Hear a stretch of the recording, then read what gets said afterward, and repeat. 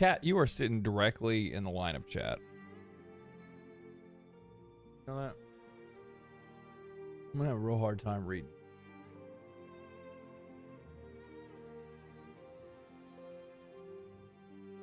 All right.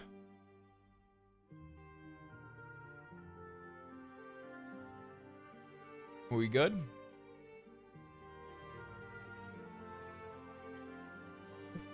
Around. You stand somewhere else? This is just the life I have to deal with. This is what it is. Here's what it is.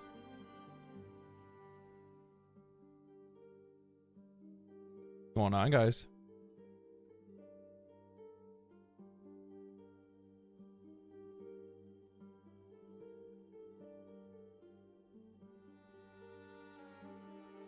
It's not even your dinner time, dude.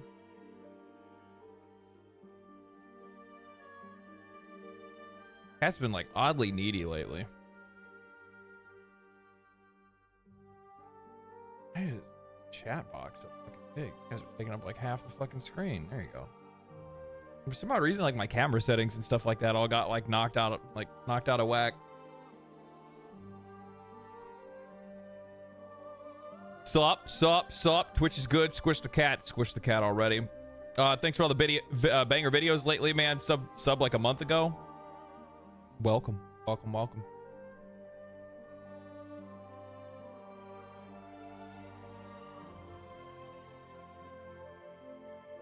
You must put a buttload of thought into your scripts. Yeah. Yeah. I like painstakingly go over them multiple times before I actually even get to like a finalized phase where I can start to record it. The funny thing is that if I had to say, well, it's the longest part in my process by a long shot, but I don't find it to be the most difficult. It can, and sometimes it can. If you get like writer's block or something like that, I'll run into some problems and get like exhausted from doing it or whatever. But yeah. Good morning, Stocky.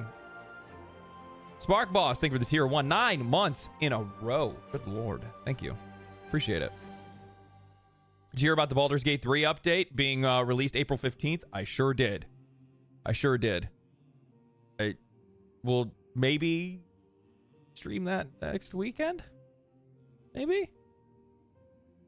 Twitch 2 video was a banger. That's only like a part 1 at this point, to be honest with you. There's still more I have to talk about with that.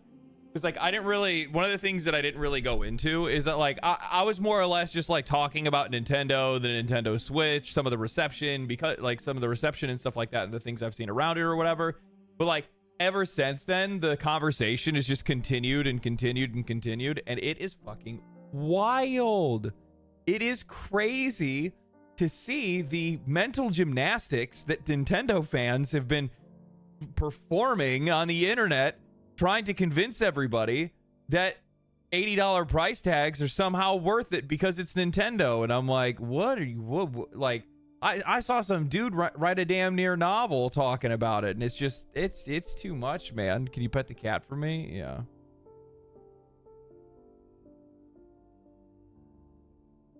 He was napping in the sun just a minute ago. Now all of a sudden he wants to hang out over here. I got 4 ads watching the new video, and half of them were skirting by YouTube TOS. Why is YouTube this way? Dude, they gotta clean that up. I don't know. Like, YouTube's crazy about that stuff now. I still have like old YouTube Premium, which I guess like they're gonna be getting rid of the grandfathered plan or whatever, but I don't really see them. Like, well, my other account doesn't. My other account has ads, and every once in a while something like that'll pop up on it, and I'm like, bro, what the fuck, man? Like, what is this? It's literally just like some chick scratching the record, and I'm like, what? YouTube, damn. This is the same YouTube that I have to every single video do my best to like dance around language and not use certain keywords, otherwise it triggers their algorithm into dumping the video or lowering whatever or like lowering the like the ad payout or something like that. I have to be like super cautious about language, but then you have but then that's so fucking funny. They're like, I have to do that, but then the ad that plays that I would then get paid off of is straight up breaking their terms of service. It's like, what? What is this? YouTube is such a pain in the butt for a content creator. Bro, you have no idea. You have no idea. It's just, man. That's why I always get really nervous about streaming on YouTube. That's why I always make sure to just promote. I only promote the Twitch channel at every chance that I get, because I would rather most of like the live stream audience be in that direction. Specifically just because of the fact that it's just like, you know, a couple of shit, a misclick could get you banned on this site. It's crazy. It's crazy. How are you today? I'm good. I'm good. I had some meetings earlier today, some really cool stuff that I'm working on right now. Some conversations I'm having in the background. Had a good workout.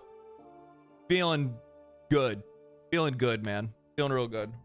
I've been trying to get my sleep schedule under control the best that I possibly can. Like slamming melatonin and shit before bed.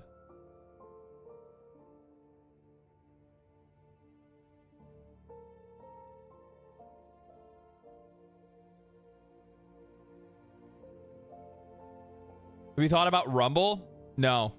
Rumble's like the fucking Shadow Realm. I'll be real with you. Like, the viewership just doesn't really go there. Like, people don't really want to go there and watch, and it just doesn't have the same kind of atmosphere as like Twitch or Twitch or YouTube does.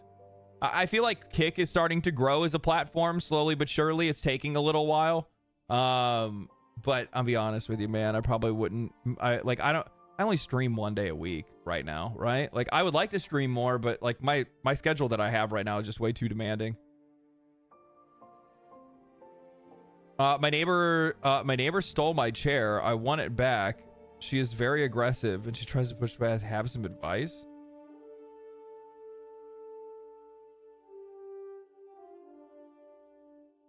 Steal it back.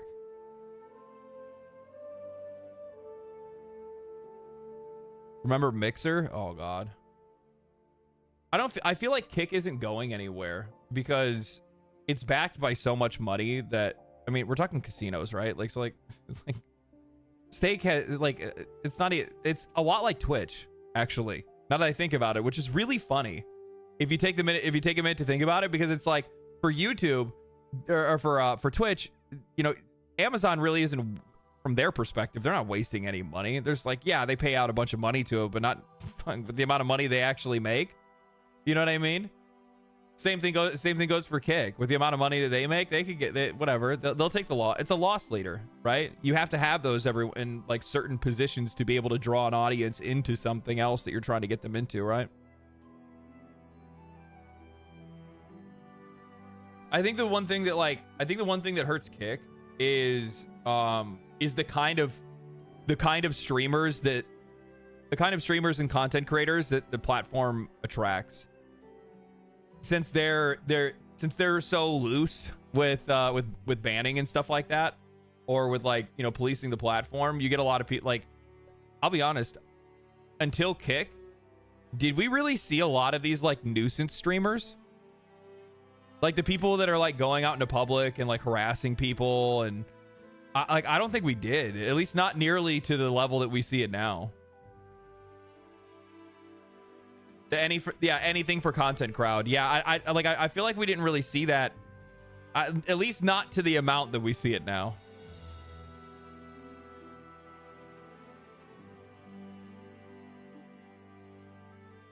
Just recently got into your content. Mainly was watching Asmongold to react to your videos. But I enjoyed them so much that I checked the channel out. That's awesome, man. That's great to hear, brother. It's great to hear. Wish they would all go to jail for a long, long time. That's just what needs to happen. I'm gonna be honest with you guys. Like, when I see people acting like that disrespectful to people that are just out living their lives. So this happened a long time ago. This happened God, I think this happened last year, if I'm not mistaken. I came across one of them. I was out playing Magic the Gathering at a card shop, and some dude and his girlfriend come in, and he just like sits down at our table and starts filming us, but acting like he's not. Like, his girlfriend is literally just sitting there holding a fucking tripod right at us. And I'm like, hey, man, are you going to ask anybody's permission to come in here and film us while we're just relaxing? What are you talking about? I'm not filming anything. Looks down, and I'm like, bro, I can see your kick chat right there. What are you talking about? Motherfucker had 0 stealth skills. Zero stealth skills. I'm like, you're pointing a tripod right at my face. What are you talking about? He's just like, then he gets like really defensive about it or whatever, and I'm like, look, man, I'm like, and the funny, and like, he had no idea, he doesn't know who I'm. Like, I'm nobody anyway, right? But like, it's not like he knew that I was a content creator or anything like that. And I'm like, I said to him, I'm like, hey, man, I'm just gonna let you know, like, that's not the way. Like, people don't really want to watch this shit that has no shelf life. If this is what you're trying to do, you know, that's just not the way to go. You know, try to make some better content than that. I think that's what I had said, something along those lines. That triggered the fuck out of him. I never saw somebody get so fucking pissed off. And I think it's because, you know, when you're that stupid, your brain can't comprehend what an original thought would feel like.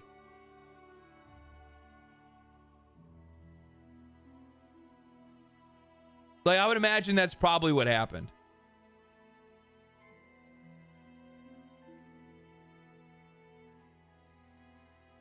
Did you see that Ubisoft tried to run back the you own your games bullshit? Well, I mean, at this point, what the fuck yes they have? Do you want to throw hands? Yeah. Yeah, he did. Yeah, he caused a major scene. It was really fucking embarrassing. It was also like it pissed me off a lot too, because basically, like, so that's all I had said to him was like, that's not good content. This is the kind of thing that I would make. And then he like looks at my and he's like, oh, so you're racist. And I'm like, what are you talking about? And then he just starts screaming that in the middle of the store. And I'm like, I don't even know how to fucking react to that kind of thing. I'm like, oh my God, this guy's actually fucking stupid. And then he looks at my like bag that I had like my decks in and whatnot. And he's like, and you have a gun? And you brought a, and he starts yelling that. So you're racist and you got a gun? What, are you gonna shoot me? You're gonna shoot me in the middle of this store? Like, I'm sitting there and I'm like, at that moment, and I'm like, you better shut your fucking mouth or I'm gonna beat your fucking ass. Like, and he was like, oh, you want to fight? And I'm like, you're fucking damn right. You're fucking damn right.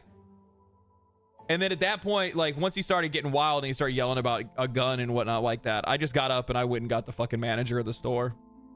And I was like, dude, I'm like, there's a guy over here. He's screaming. He's making everybody fucking uncomfortable. He's trying to say that I have a gun and all this other shit. And they tried to kick me out of the store.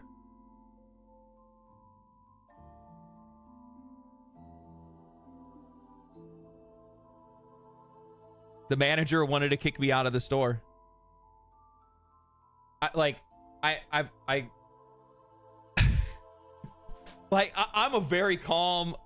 a relatively calm, I should say. I'm a relatively calm and humble person. I don't act like I'm very like reserved in public and stuff like that. They totally just like, because I don't even want to say it. I'm not even going to bring it up. I don't even want to bring it up. I don't even want to say it.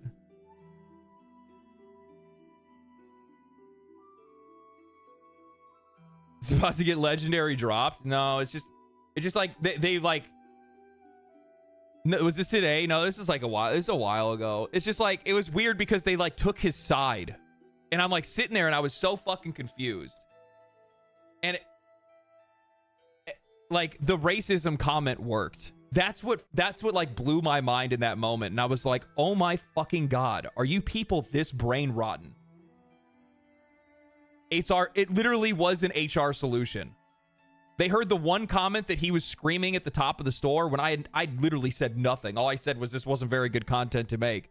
It took, and the worst part is, the fucking worst part is that I'm in a, and the reason why I stood up and the reason why I even had said anything at the time was because this is a Magic the Gathering store. Look, I'm an extrovert. I don't mind talking in public. I'm sociable, right? But the vast majority of people that are there are not. They're Magic the Gathering nerds, man. They're here to talk to people that know exactly that are into all the same shit they are. They are absolutely fucking terrified of any sort of conflict whatsoever. And none of these dudes had my back. Not a single one of them would open their mouth to the manager. When I'm like, but I didn't say, I'm like, dude, I mean, he's literally harassing the people in your store. All I just said was just get out. You're easier to handle, I guess. I don't know. So then like, the only way for me to plead my case was I had to make everybody else, I had to make the rest of those nerds look, I had to say something to them. And I'm like, are you guys really not going to say anything? And then like, you see them like, yeah, no. And then finally somebody speaks up. And then once one does, then they all do. And then they all explain to the manager that, yeah, the dude came in, he was harassing everybody. He stood up for us. No, he never said anything that was racist or anything like that. All he said was the guy doesn't make good content. Then the guy said he wanted to fight him. Then he said he would. Then the manager wanted to kick me out because I said I would accept a fight. And I'm like, but I didn't fight anybody. I just said, if you attack me, I'm going to hit you back. Right? That was it. All I said was I'm going to defend myself. Finally, they ended up getting security to get the guy out of there. But it's just like,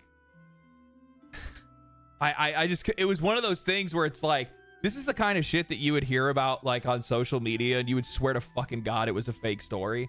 And then it happens to me and I'm like, this is crazy. This is crazy. I feel like I'm living in an alternate universe right now.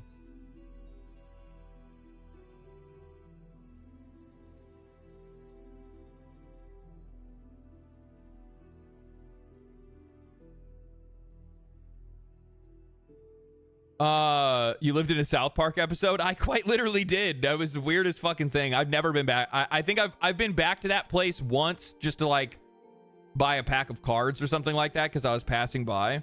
But I wouldn't go there anymore. I wouldn't go there to play. I haven't played Magic in fucking a long time anyway. The last time I went was like back in January or something like that.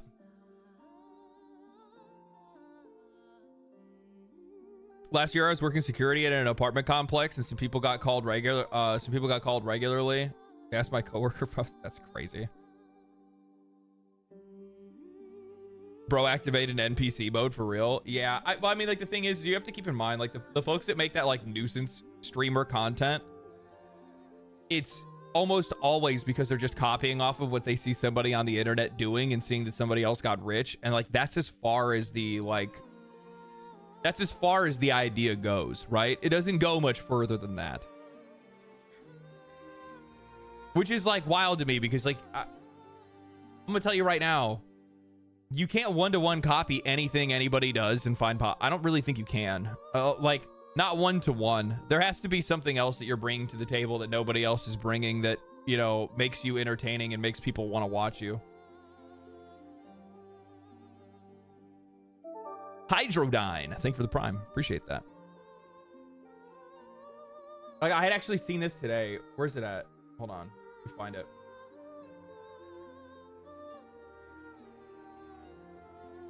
Yeah, like I'd seen this today, right?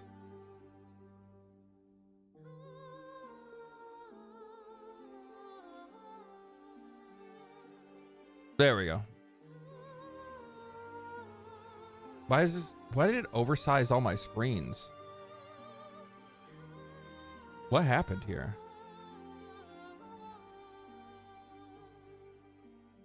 Where's chat? What happened? Everything's like all out of whack. Let me check this again real quick. Okay, I think we're okay.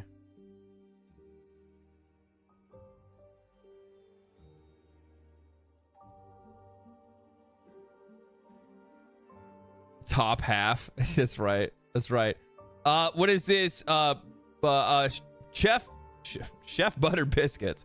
With the $5. Thank you, man. Truly a tough road for us that partake in nerd culture, but don't fit into the stereotype of a nerd from a personal and from a personality and experience standpoint. Yeah. It's actually really funny that, like, for whatever reason, and I'm not really sure why this happens, but why does it say poor? Like, what is this? Please use a keyframe frequency 4 or less. My keyframe frequency is like 2. YouTube is so weird. Why is it like this? Holy shit. Zagix, thank you for the 5 tier 1 gifted. Holy shit, man. Thank you. That is super generous of you. Appreciate that so much. Imagine if there was accountability or punishment for verbal harassment.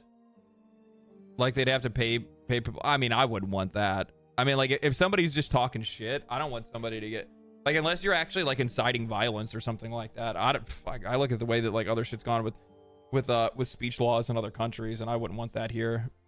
Will you stream schedule 1? Yeah, we're gonna do that later today. Stream just got started, baby. I got stuff to talk about. I got stuff to go through. Stuff to talk about and stuff to go through. Yapping first. That's right, baby. That's right. What's up, LD? Hype to catch a stream. It makes it mandatory overtime shift left sucky. Well, bud, you got me fucking all night, baby. All night. Or at least until I get tired.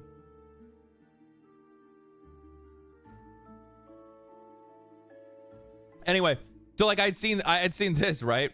Where the hidden one, he makes Assassin's Creed videos, but he had found that somebody with a YouTube channel has like 1.5 million subscribers, and this is like, I mean, I'm not gonna like fucking, I'm not even gonna look. I've already seen this channel pop up before, and it's like one of those ones where, like, they've had a pretty big fall off over the years. They had, like, you'll see this quite often where you'll see, like, channels that have like millions of subscribers, like 1 or like anywhere from like 1 to like 5 million subscribers, but nobody's actually watched any of their videos in like 5 years. They had like a big pop off, like, you know, where they had a couple of videos, or, you know, a bunch of videos that went viral for, like, you know, I don't know, a year or so, and then like people walked away from it. It's one of those things where it's like, you know, like, oh, I make timeline videos, or like, oh, you know, a bunch of people turn into like the timeline of like Red Dead Redemption or Elder Scrolls or something like that. But then once that's done,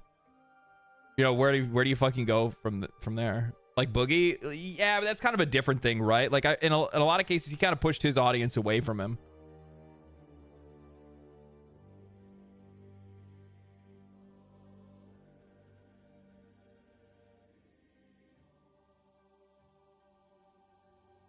But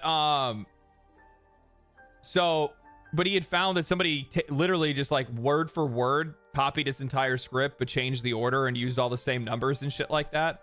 And it's funny because the thing is that, like, you'll see people that'll grab stuff, either like what a channel's doing or like what a streamer does, and then they'll 1 for 1 try to copy it and think that they'll get the same results, but that's just not how things work, man. Minecraft streamers, that's actually the crazy thing. Like, how many of those guys are actually still successful or have an audience now?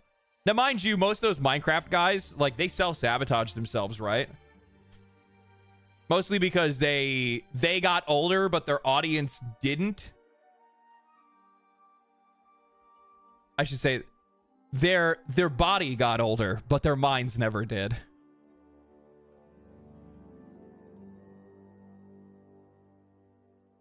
Have you seen the Ackman's new Switch 2 video? No, I haven't seen it.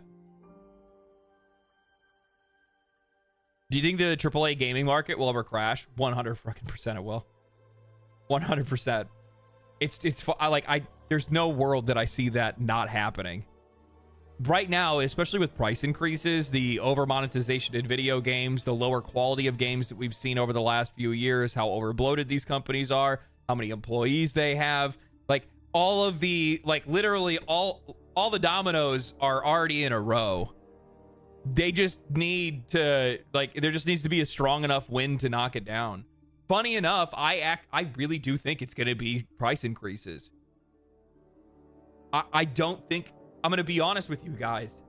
Like, even though I recognize that the people that are working at these companies, especially if I'm talking about like publishers and CEOs and COOs and stuff like that, like these are people that are experienced enough that, you know, they understand markets and things like that. They understand how to manipulate those kind of things. But I don't think that they're prepared for like what's like, I'm talking world economics here, okay? I'm talking world economics. People just don't have the fucking money. They don't have the money. If you raise your price to $80, less people are going to buy it. Your gamble is enough people buy it that either it breaks even if the game would have sold at 60 or 70, or you get lucky enough and even though it sold less units, it still made you more money. But the crazy thing is, that window is very small. It's not like, oh, you know, as long as they sell, like, it's, I mean, like, hold on, let me think about the math on this, right? So, like, just as an example, if I had a game that sold 10 million units, right? 10 million units, and I sold them for $70, that's $700 million, okay? 700 million.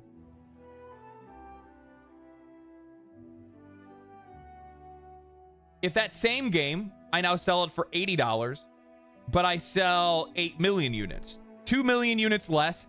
That's a lot of units, but it's not in the long run, right? That's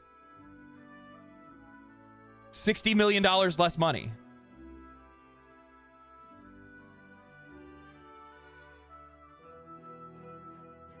And I'll be honest with you, increasing your prices up to $80 is enough to lose 20% of your sales. I honestly don't think that's unrealistic.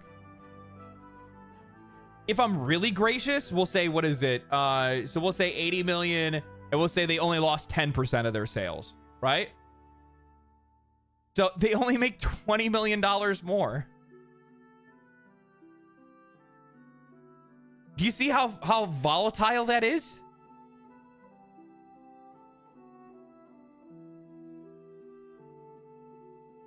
For you to make the real big money, the shit that would make them happy, they need to sell the $80 game for the same amount of units that they sold the other one. They can't do the, oh, we lost 10%. That doesn't make any sense. And they can't do the we lost 20% or more, because then that's gonna then that completely renders the $80 price tag completely useless. And then you'll see those games go on sale within a month, and then all of a sudden they're selling that game for $50, right? So it's like, what the fuck is the point? Would that technically be narrowing the margins? Exactly. It's exactly what it'd be doing. Schedule 1 sells for about $20 and it's exploding. If I had to take a wild guess, Schedule 1 probably sold around 5 million copies. Maybe less, maybe 4.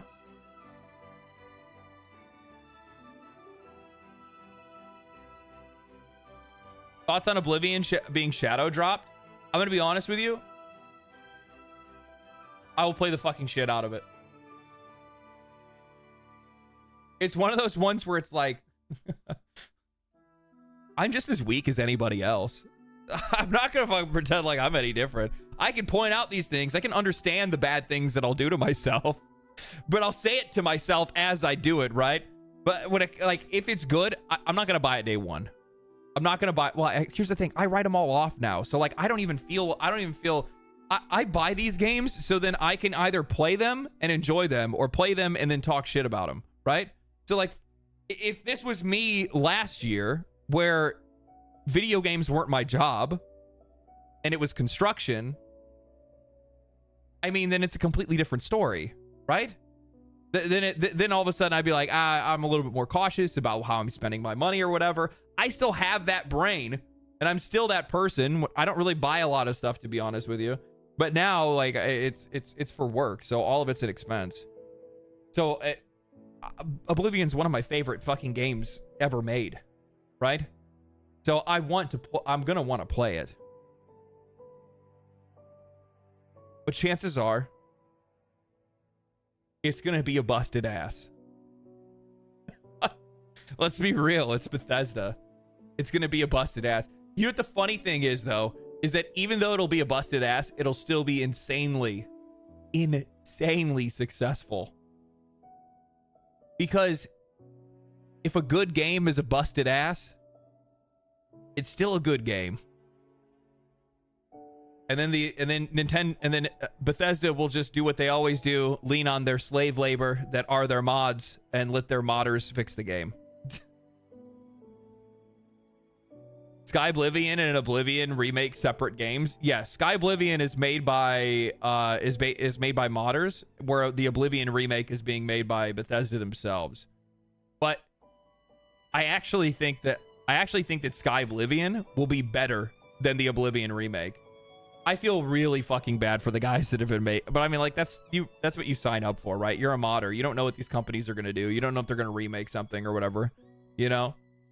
But I think that Sky Oblivion will be a better game because Sky Oblivion's adding in like a bunch of content, different areas, other things like that. Watching your Nintendo video reminded me that these games with a ton of add-ons and DLCs that are worth $500 to $700 combined. Yeah, so I still have to make another. There's another video that I need to make, and I need to make one that is, because like I really just, like I said, with that video, I mostly just focused around, the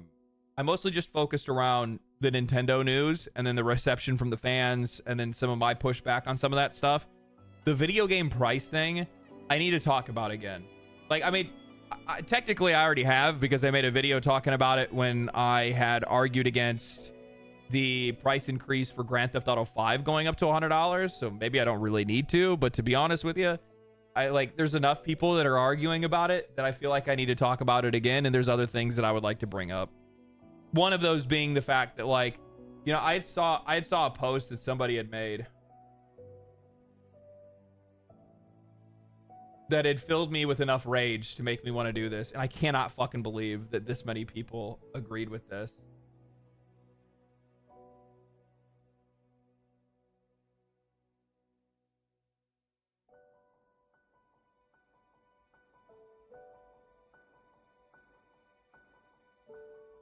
This is I mean, obviously this is coming from somebody that's named Nintendo Prime, right? But, you know, their conclusion, they said that they had talked to one of their professors, a college econ professor this morning, and asked him about his opinion on Mario Kart World costing $20 US more than Mario Kart 8 when it launched on Switch. And he says, well, there are multiple key factors. I'm not even going to go through all this shit. It's all the same argumentation, but it's shocked overall that it's not higher. Oh, where's the line that I like? Oh, this right here. Everything has become more expensive. True. It's a tough pill to swallow, but video games are a luxury item. Luxury items often hit harder than essential items. The fact that Nintendo and eventually PlayStation and Xbox, or sorry, I'm gonna reread this. No, I said, yeah, and eventually PlayStation and Xbox. Okay, hold on. I'm getting mad while I'm reading it. Everything has become more expensive. It's a tough pill to swallow, but video game consoles are a luxury item. Luxury items often hit harder than essential items. The fact that Nintendo and eventually PlayStation and Xbox haven't passed all of this onto the consumer has mostly been a great thing for the consumer, even if it's been bad for video game makers.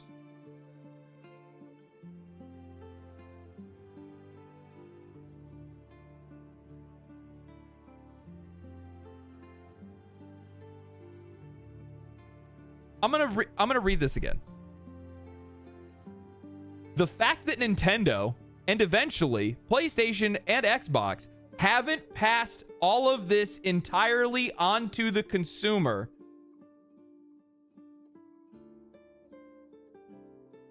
Is this only about hardware? No, he's talking about game prices. Eat my ass. Get the fuck out of here. Get the fuck out of here. I do not care. These are digital products. You're talking about the dropping of the yen. You're talking about tariffs. You're talking about trade. None of those things have to do with the development of video games. None of those things have to do with it. We are talking about digital products. Digital products do not fall under any of those economic strains. Haven't passed all of this entirely onto the consumer. Are you really? Really? They haven't, have they? They haven't, have they? Really? Interesting. They haven't, have they? Legend of Zelda Breath of the Wild Nintendo Switch 2 edition won't include the DLC.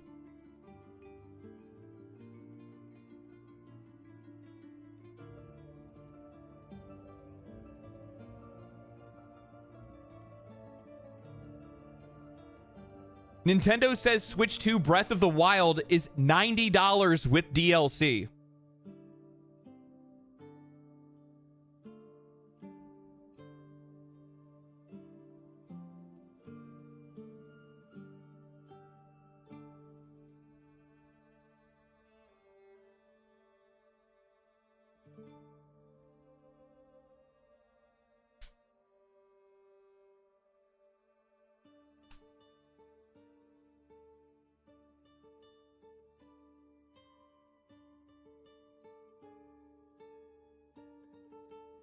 In 2024, microtransactions accounted for a significant portion of video game industry profits, with estimates suggesting that they contributed around 30% of global gaming markets revenue, which is approximately $200 billion. For PC gaming specifically, microtransactions made up 58% of revenue, totaling 24.4 billion out of 37.3 billion. Console microtransactions were less dominant, but still notable at 32% of console gaming revenue, equating to 13.9 billion out of 42.8 billion. Combining these two segments into mobile gaming, where microtransactions play a major role, the overall industry saw microtransactions as a key driver through the through exact global although exact global percentages vary by source. I'd estimate that microtransactions conservatively are at 25 to 35% of total profits based on available figures. Really? So let's go back to this again.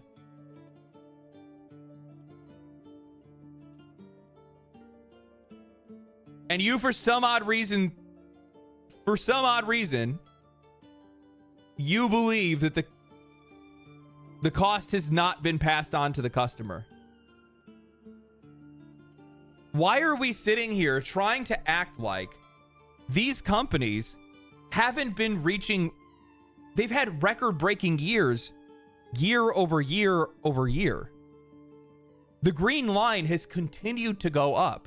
The only time that it has dipped is because these idiots overinvested during COVID and wasted a ton of money.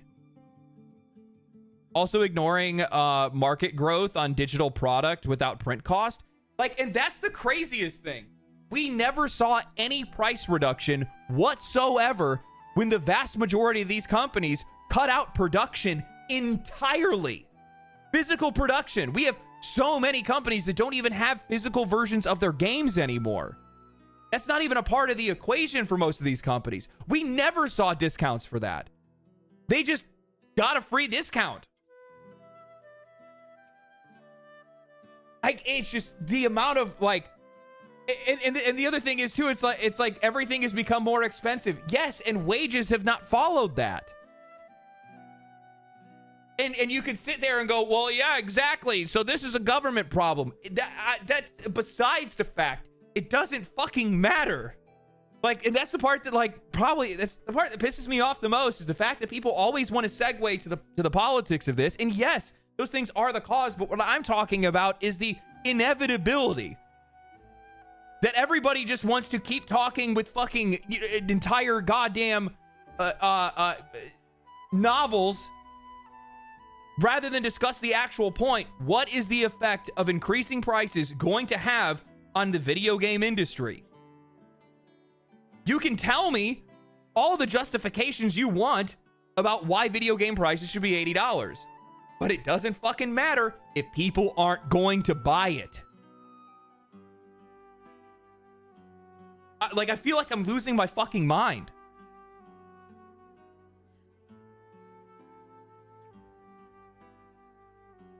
This is exactly why I said nobody gives a shit. It doesn't matter. It doesn't matter. Customers decide how much they're willing to pay. Companies need to build games around that. Well, exactly. Then you start getting into things like supply and demand, right? And like, we are in a consumer market right now. For the video game industry, this is a buyer's market. How many video games released in 2024? 19,000.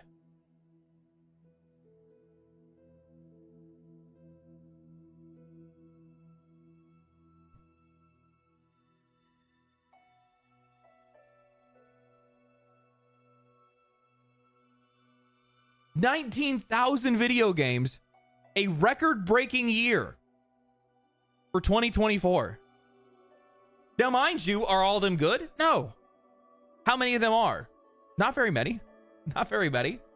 But there's, I would guarantee that there's probably, you know what, guys? Look, 19,000 games. I guarantee there's 1,000 really fun, interesting indie games that are in there. There's a dozen or so, really, and you know what the funny thing is? We don't even need 1,000 games. I don't even need 1,000 games. What did I play last year? What did I play last year? Helldivers 2. 115 hours. What else did I play last year? There's a bunch of old games that I played as well. I still need to play Outer Wilds.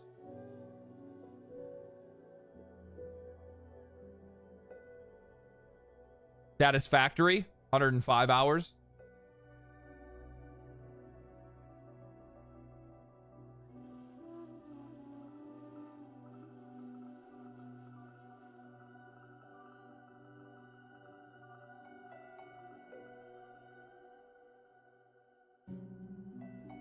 Warframe, that was free. That's free to play though, so it doesn't really count, but that's 390 hours.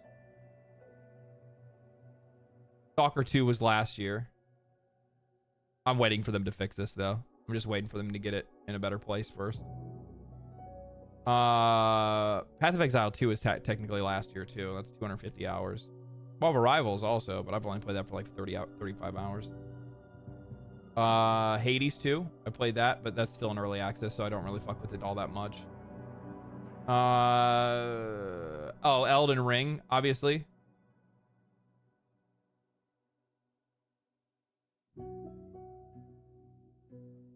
So, oh fuck, I hit the wrong button. I hate when I do this to myself.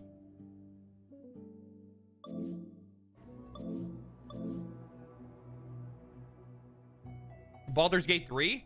I don't think I played Baldur's Gate 3. I mean, I probably played it a little bit last year.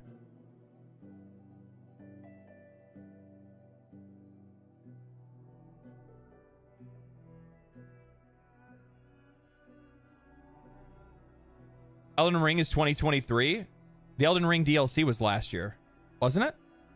Yeah, Elden Ring DLC was last year. Shadow of the Erdtree. Black Myth Wukong. Space Marine 2. New releases that and here's the funny thing is that I played more new releases because I make YouTube videos, right? So it's not like I'm playing them like a casual player. How many games does the casual player buy and need every year?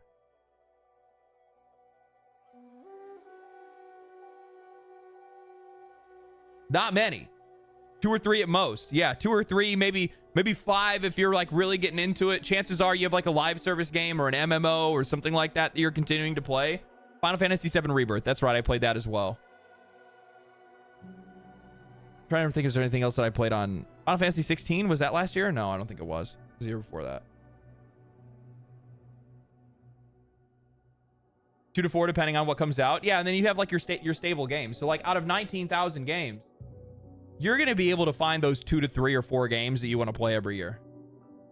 And they don't need to come from somebody that's trying to, I need to play Pacific Drive. I have it downloaded. I bought it when I was on sale, but I still haven't played it and finished it yet.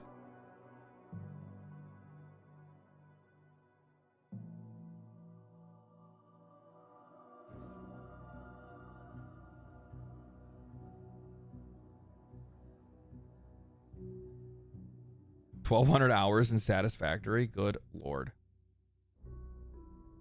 I don't remember. I can't remember what happened. I think what it is, I quit playing Satisfactory because I had ran myself into, either I ran myself into a wall because I didn't like how my factory was designed, or I recognized that I was losing too much time playing the game and not doing anything constructive like writing.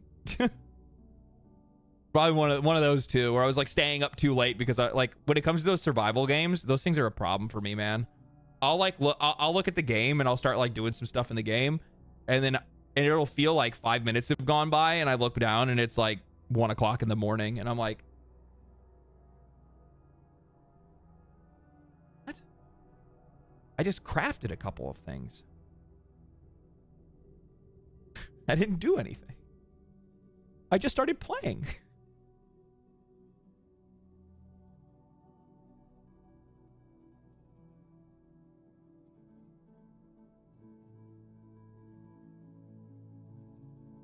Dying Light 2 still got DLC. I didn't like Dying Light 2. I really liked Dying Light 1, but I don't know what it was. Actually, no, I know what it was. When I started playing Dying Light 2, it made me feel like I was playing a Ubisoft game.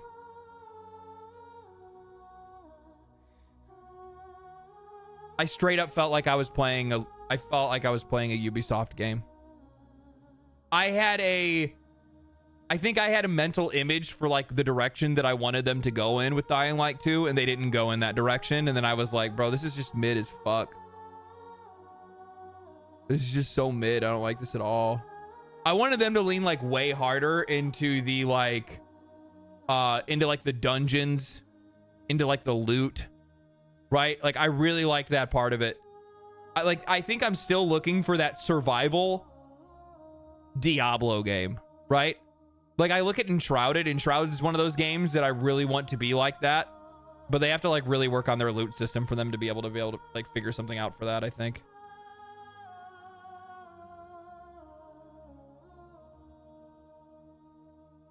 You hungry? Food? Yeah, exactly what it is. Let me feed the cat real quick.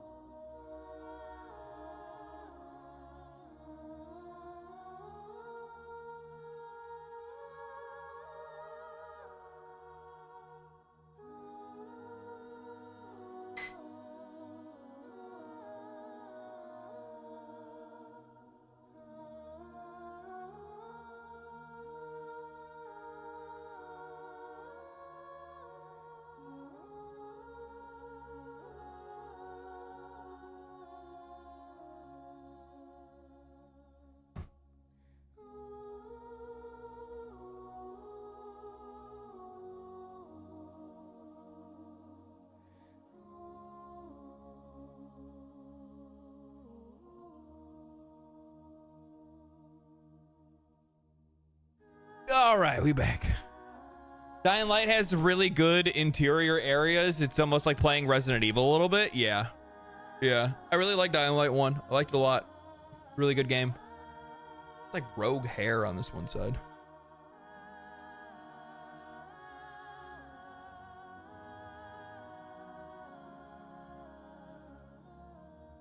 In one of your videos, you recommended a game I can't for the life of me remember, and you said it was criminally underrated.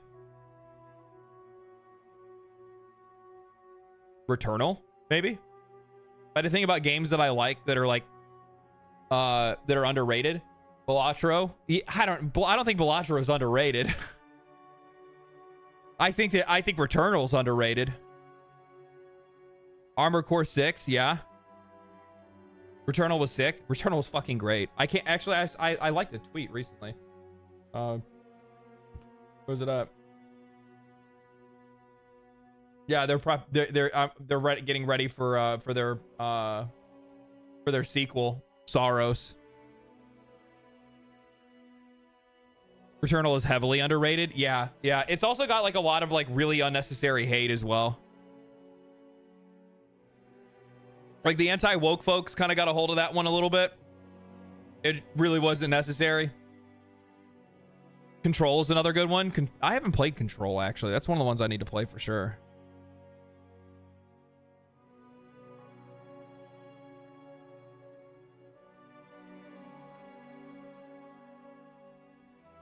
You got to keep your cat's bowl full. That way you don't got to get up to feed him. No. I feed the cat half a can of wet food every day. It's one of the smartest ways to keep a cat hydrated. People don't actually know this, but cats are kind of well, actually, people do know that cats are stupid. They'll trick you into thinking that they're smart, but they're actually really dumb. And they only drink water when they're on the verge of like dehydration. They don't drink water regularly. They only drink water when they're almost dehydrated. So the way for you to be able to get around that is by feeding them wet food. So then that way they're getting water.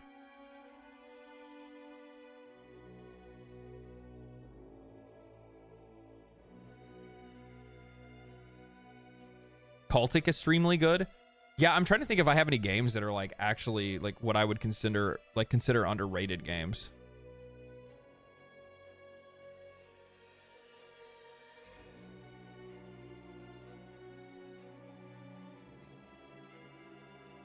Never do that. Keep water in the bowl, but you never want to overfeed a cat. I'm not overfeeding the cat. It's half a can. It's part of his. People feed their animals different ways. My cat's not overweight. He's fine. I've had him for 5 years. He's doing just fine. All right, let's see here. I only played this for like a little over an hour. I really like this, but I feel like I want to play it with people. It's really fucking cool. I like it. I can see why other people like it. Balatro is just kind of like an obvious one. I really like this one. Dungeons and Degenerate Gamblers. It's basically Balatro, but it's blackjack. Not a lot of people have heard of this one.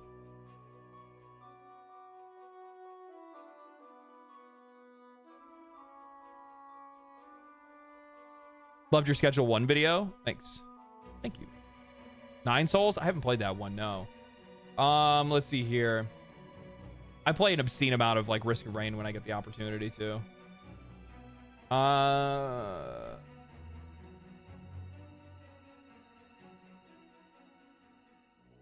I'll leave it on. See if I can find anything that's on here that would be like a lot of people haven't played Code Vein. I'd play Code Vein if you like Souls games. Dredge? I like Dredge a lot. Dredge is really cool. It's much more of a Steam Deck game, though, for my opinion. At least for me. Like, I like it as a Steam Deck game. I haven't played it on my PC. I should probably try that at some point. I have certain games that I leave for the deck. Have you played Kazan at all? I played a few hours of it. Yeah. Yeah, I like it.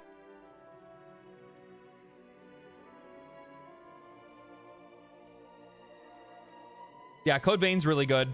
It's really good co-op too, by the way. Core Keepers. If you like Terraria, you like Core Keepers. Top-down Core Keepers. That one was really good. Other underrated games.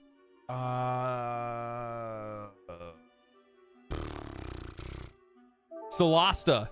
Crown of the Magister. I played most of my time on Xbox. ドレッジ、レーブ・ザ・ダイバー、ORBOs オデッセ、アニマルウェル、ポーションクラフト、ジャズパンクキャノットリコメンドテーゼイナフ。Oh, yeah, Animal Well's a really good one. Thank you for the 5, Sunstreaker. Yeah. Animal Well's a really good one. Dredge is a lot of good. I haven't played Dave the Diver. I know that a lot of people really liked it, but I played Dredge instead. I would imagine that the game that I was probably talking about, if I think in my head like 2 underrated games that I don't think a lot of people have either played or have been interested in, would be Solasta, Crown of the Magister. I most of my time on this is on Xbox. It's a CRPG. It's like Baldur's Gate 3. It just has like not as good voice acting or story or graphics. It's just more of like if you really, really, really enjoy combat, like D&D style combat.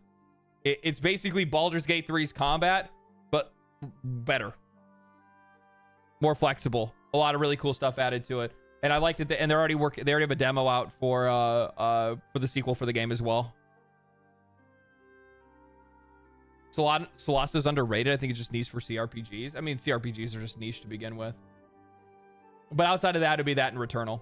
I like Returnal a lot. It's a lot of fun. Very interesting game. Very interesting way to be able to do a story.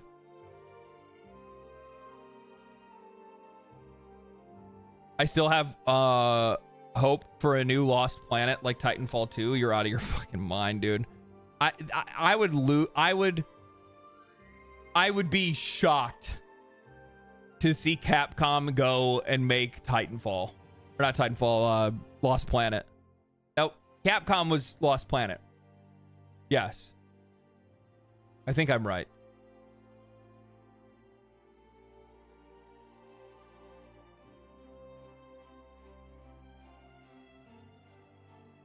How you doing? I'm doing good.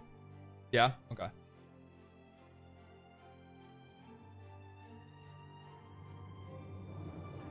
Yeah, Capcom lost the planet. I guess Balatro was in an episode of Black Mirror. Kind of fitting, to be honest with you. It's one of those games, it's like it's such a sneaker. They're like once it gets under your skin, it's really hard to stop playing it. So the Amazon Tomb Raider series is done, apparently.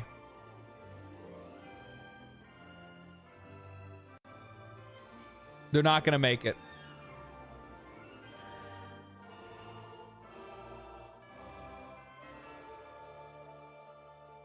Good? Yeah, that was actually my thoughts.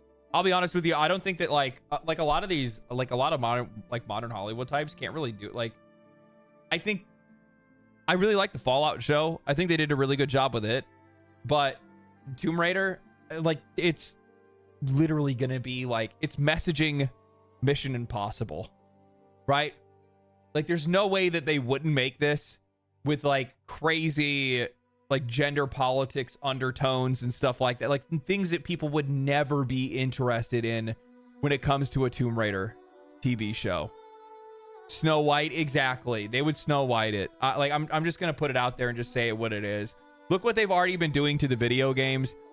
A lot of people in the video game industry share the same mentality and the same, belief structure as a lot of people that are in Hollywood.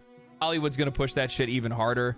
Like I've already saw this stuff for Fantastic Four.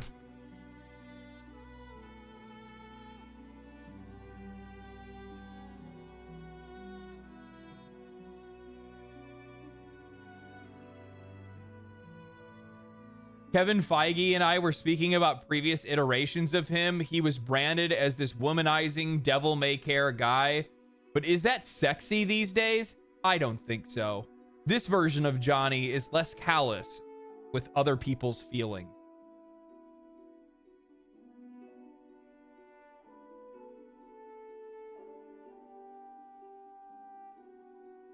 The leak story is not good. It's not good. Here we go again.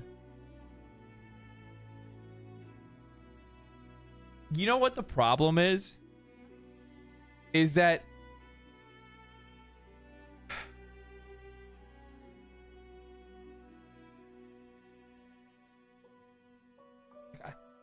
it's narcissism.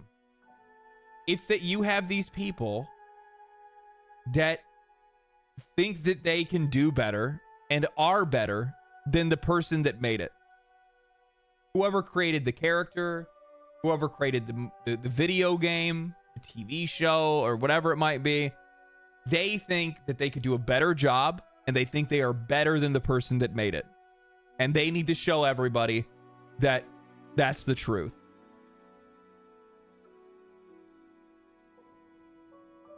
Fantastic Four was already fighting an uphill battle as is. And like the thing is that like I was kind of excited for them to just like, especially because they're like doing like the kind of like the retro turnaround, right? Where the whole idea was them supposed to be like going like back to this like alternate like retro universe or whatever. And I was like, well, that's really cool. So you guys can basically dance around all of the like modern Hollywood, you know, politics that they want to like shove into all their like media. You could go right around that and just say that it's like a period piece, right? Where you can actually kind of like dial things back or reverse things back a little bit to something a little bit more tame and a little bit more normal. But no.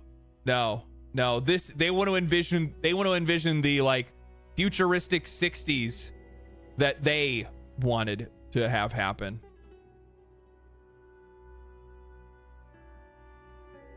Johnny being a womanizer and a narcissist is what makes him Johnny? Yes. Theater kids? That's exactly what it is. That's exactly what it is. That's just like, man. Cast-wise, I mean, I forgot Cap was... Why did I forget that Cap was Johnny? Fuck, that was a long time ago.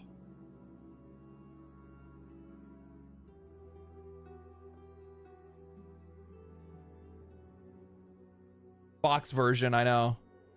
Jessica Alba, though.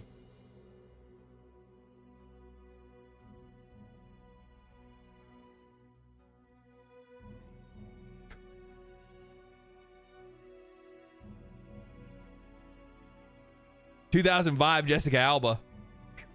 Woo! Hello.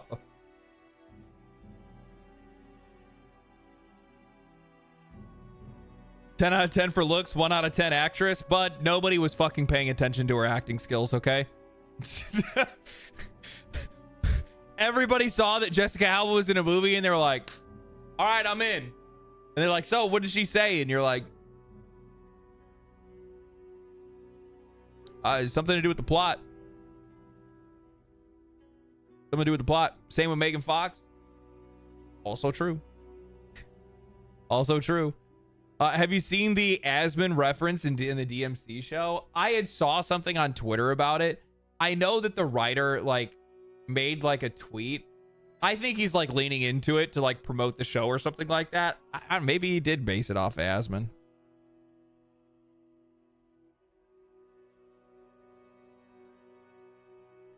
The theater kids writer are better than this. No, I fucking believe that. I believe that. It's just fucking sad to see them do this, man.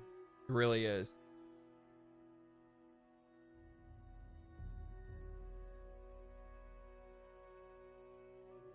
Also, my question is too, is it like,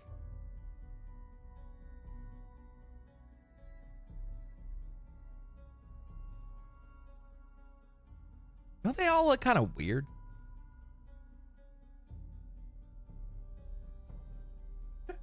This motherfucker says it. Johnny Storm looks like the Returnal lady. It's fucking true. Fucking true. Sickly? Yeah. It's yeah. Like, the one thing that I've noticed is that there's like this like much larger push in like common media for people that do not fit into like the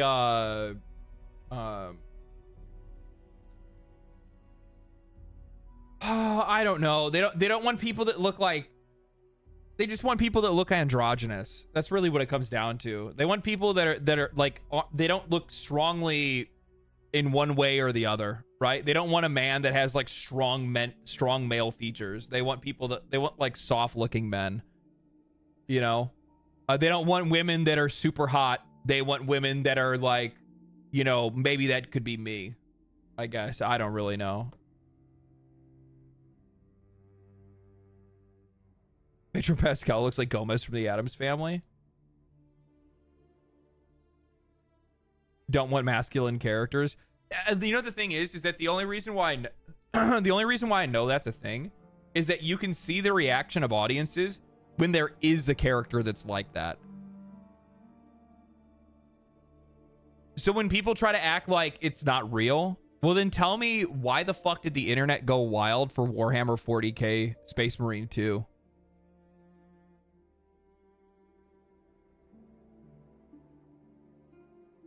I love when people are like, well, PlayStation has Kratos. Who else do they have? Who else do we really have? Like, when I'm like thinking about like strong male characters in video games that have like stayed updated, right? Like even Gears of War 5 turned away from the original cast.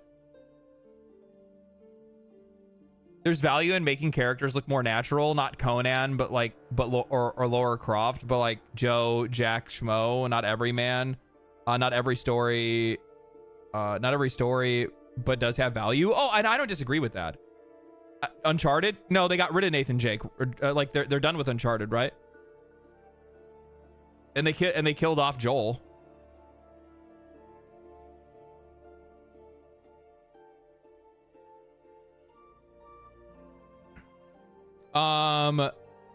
But no, I fully agree with you that like not every, I think I brought this up last year on a live stream where I was kind of talking about like men and women in video games.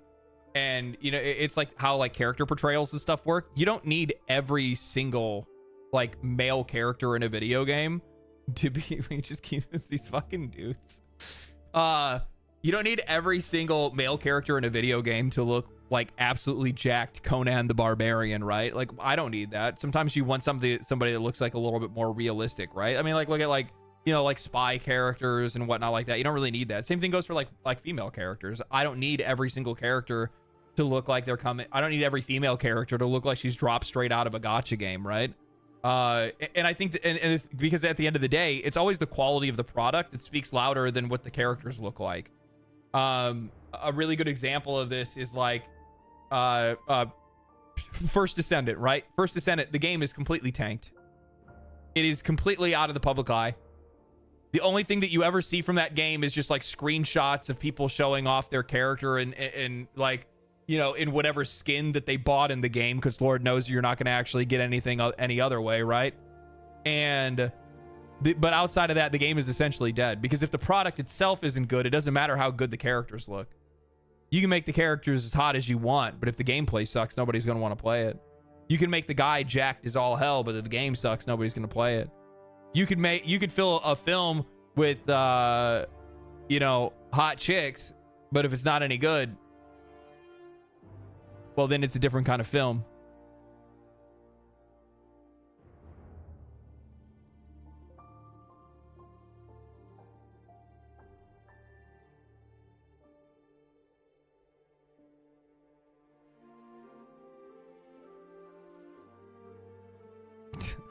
I'm being honest.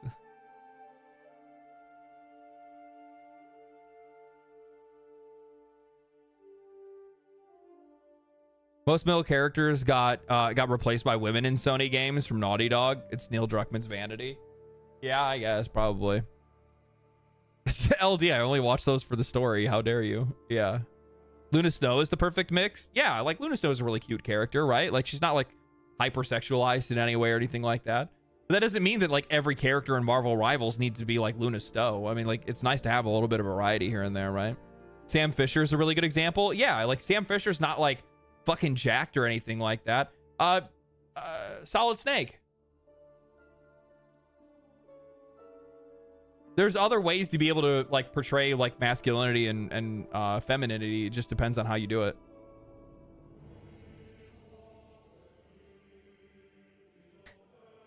I don't know how this happened or why this happened, but I like that like Ben Starr and Neil Newbon have just become like the faces of the video game industry, at least so far as like voice actors.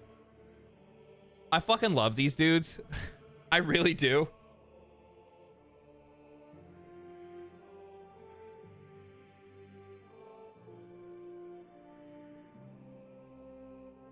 Nathan Drake was a great character. Yeah. Yeah. Did anybody even watch? Nobody watches BAFTA. BAFTA is a straight up like industry circle jerk. Ben Starr is great, awesome personality, and feels like super grounded. Oh, I've met him. Yeah, I've talked to him. I had breakfast with him last year, during the summertime. Super fucking nice guy. Super nice guy. And Neil is just like a fucking all-timer, right? Like, the dude is literally the fucking goat. Breakfast? It was at TennoCon. We were like in the media room, and they served us all breakfast. What do you think? He served it to me in bed? Ben Starr is the Jimbo, and nobody can convince me otherwise. Like, look at this fucking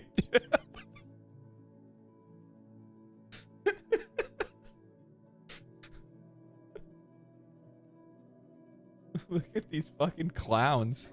I'm Ben Starr. This is my +1. And this is me feeding a banana to Neil Newbon. I mean, come on.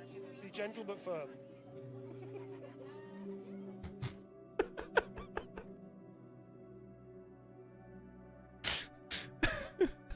Fucking so stupid. Oh, man.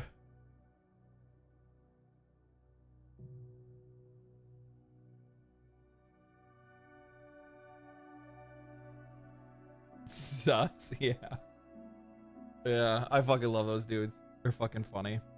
They're also like stellar voice actors as well. I think like that's the other thing too, is that like not only have they become like big personalities within gaming. I mean, Ben Starr blew up out of one role, right? Like he just popped off out of one role. Like all of a sudden he's like, "Hi, I'm, Clive from Final Fantasy 16," and all of a sudden the dude's everywhere. Now everybody wants him in every fucking game. And he's an actor. Like he was like I think he's like a TV actor or something like that, but now he's like absolutely just like he's just all over any video game role he can take, because he's like such a big he's in Warframe. Yeah, he is. Well, both of these guys are in Warframe. Neil's in Warframe, and so's Ben.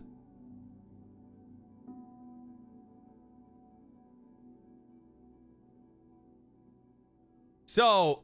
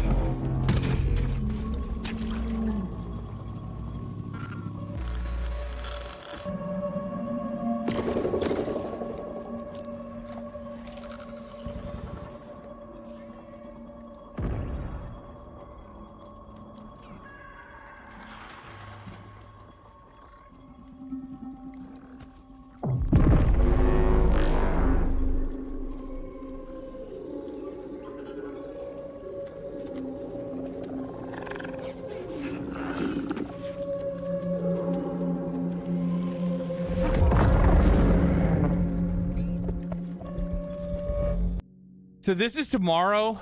I sadly enough will not be around to be able to watch this. I will not be able to watch this. Where's the gameplay? It comes out the gameplay is going to be tomorrow.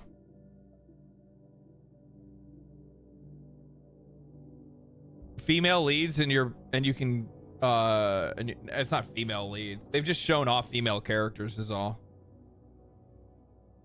Are you really sad? I mean, it's a new game from a well-known studio, and even though I mean, like, I'm sorry, man, I still get optimistic. I still get optimistic. I'm not just like sitting here being a fucking doomer all the fucking time, right? Like I even though like I very rarely will ever sell a game upriver before I ever see what the game actually is first.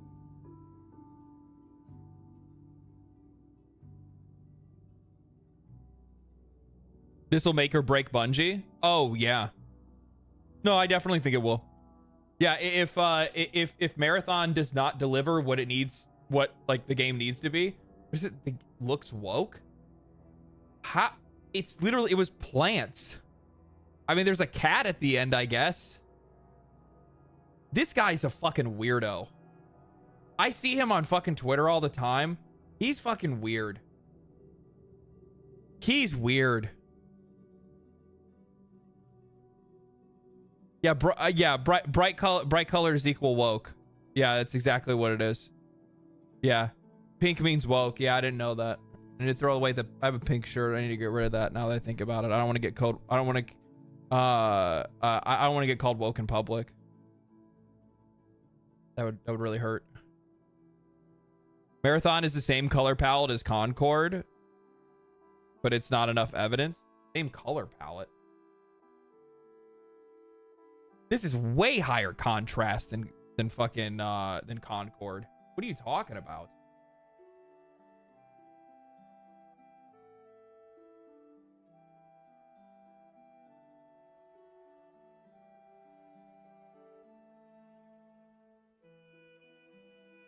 Concord seemed muted. Yeah, Concord had like a weird like filter over the front of it too.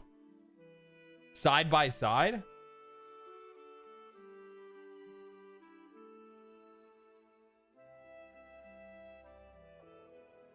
Okay, this game I'm going to play is the bin. Because he's a giant bin. The industrial vacuum. How is that a weapon? You gain charges by filling your industrial vacuum. It doesn't say that, does it? Does it actually say that?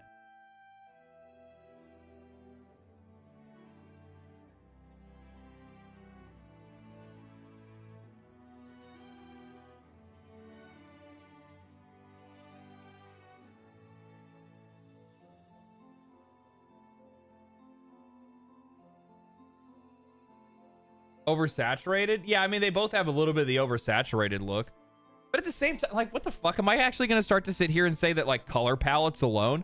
The only, like, color palette thing that I've noticed in games that have been, like, a bit of, like, high saturation and high color doesn't mean fucking shit to me, to be honest with you. Even if they do share any similar colors. I mean, I don't think that this is going to look anything like a Concord. But, it's also a completely different universe, and it's also an established universe as well, right? And a universe established by Bungie. So, I mean, we'll see where they go with that.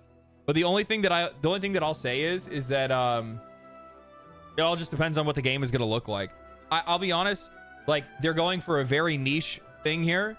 They're very obviously trying to they're trying to compete with Tarkov, it looks like. And I personally think the only thing that can kill Tarkov is Tarkov at this point. I've been kind of a little flabbergasted that somebody hasn't been able to make something that's like fun and engaging and like keeps you coming back for more, that's based on that Tarkov loop. You know what I mean? But I also kind of feel like for extraction shooters specifically, that like... thing that bums me out is we probably will not get a marathon story mode because I would love to see the trippy story of the original brought back like Doom 2016. Oh yeah, that's true. Thank you for the 10, by the way. Yeah, I would actually really like to see I would like to see a new take on Marathon or something like that. I think that would be really cool. Thank you for the 10, brother. Thank you for 10. Steel Bones. It's just that Delta Force tried. I don't think it was enough, to be honest. So it's not just that. It looks like the Cycle Frontier. That was a fun extraction shooter. Yeah, like the Cycle Frontier, but Cycle Frontier went through some weird shit, right? Was it like their monetization or something like that ended up like sinking them, or was like lack of content or whatever it might be? I can't remember. But I think the biggest issue that these extraction shooter games face is that so like Tarkov is good because of how deep Tarkov is, right? The game feel of Tarkov is fucking good, man. And the stakes are super high. And I think stakes matter in a game like that. But at the same time, did you get into this? It's one of those things where I just don't know if a game like this can even make it in the like casual audience, because casual players don't want to they don't want to have their progress removed. Unless it's like a roguelike, right? And then they have to start over fresh regardless. So in that case, they don't really give much of a shit. Arc Riders or Arc Raiders, is that what it's called? That one's not out. That one's not out either, is it? Immersion, too many cheaters and they refuse to fix it. Yeah, like that's the worst part for Tarkov, right? Is that they just resell the game to fucking cheaters. They ban them, but then the cheater just goes buys another game and they don't really do much about it. It's a very niche game, but it's as intensive as it is. So like that's the thing with Tarkov is that like extraction shooters, from my perspective, any of the elements that you would tone back to be able to make it palatable for a wider audience, for you to be able to get a bigger audience than what Tarkov has, would completely remove the reason of why you would play one of those games in the first place. Like it is actively detrimental to the DNA of an extraction shooter to not do exactly what Tarkov does. And removing even one part of it, the whole thing just falls apart. That's how sensitive of a genre and of a niche that is. Because like, say if you simplified the loot system, well, now loot's not all that interesting. And loot doesn't feel that rewarding. And it doesn't really feel that cool when you find anything, right? Say you take out the PvE elements, right? Or you make the PvE elements really easy. Well, then that completely removes stakes from the situation. Say players don't lose everything. They just lose some of their things. Is there a reason the stream quality is set 720p max? It shouldn't be. Should be 1080. I'll have to look into that. Is it 1080p on YouTube? It should be 1080p on YouTube. 720 for me too? 720 across the board? What the fuck?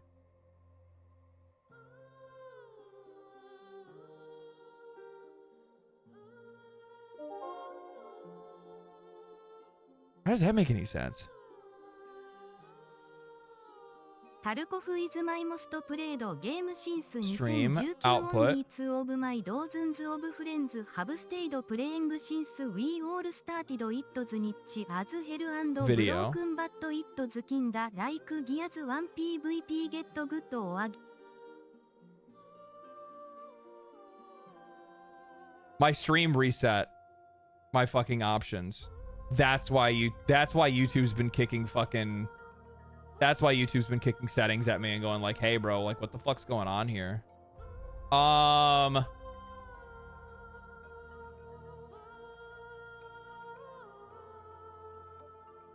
damn it. Okay, it's YouTube and Twitch. Okay. I mean, I could fix it, but if I fix it, stream goes down for like 2 seconds. And then you guys have to refresh the page.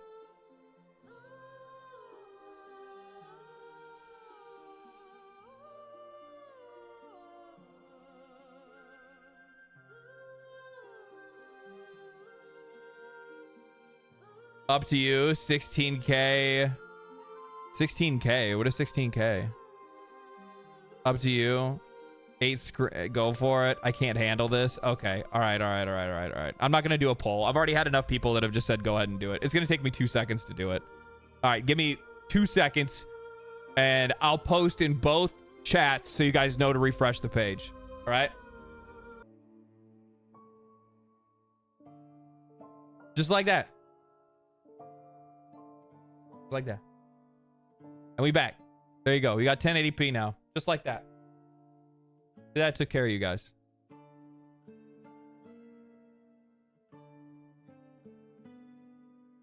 We back. We back. Now I'm gonna watch in 420. Shut up. Shut up. We need 4K 60 HDR.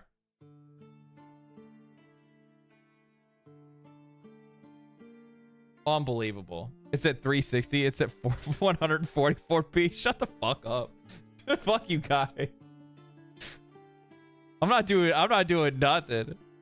I'm not doing nothing anymore. 144p guy. Fucking gang rise up. Oh man. So here's the thing. I do think that I do think what's gonna work to the advantage of Marathon is that people are looking for more like cooperative experiences. But I think it probably would have been a little bit better if this was actually like a fully co-op experience game rather than leaning into the PvEVP side or whatever they're going to be trying to do.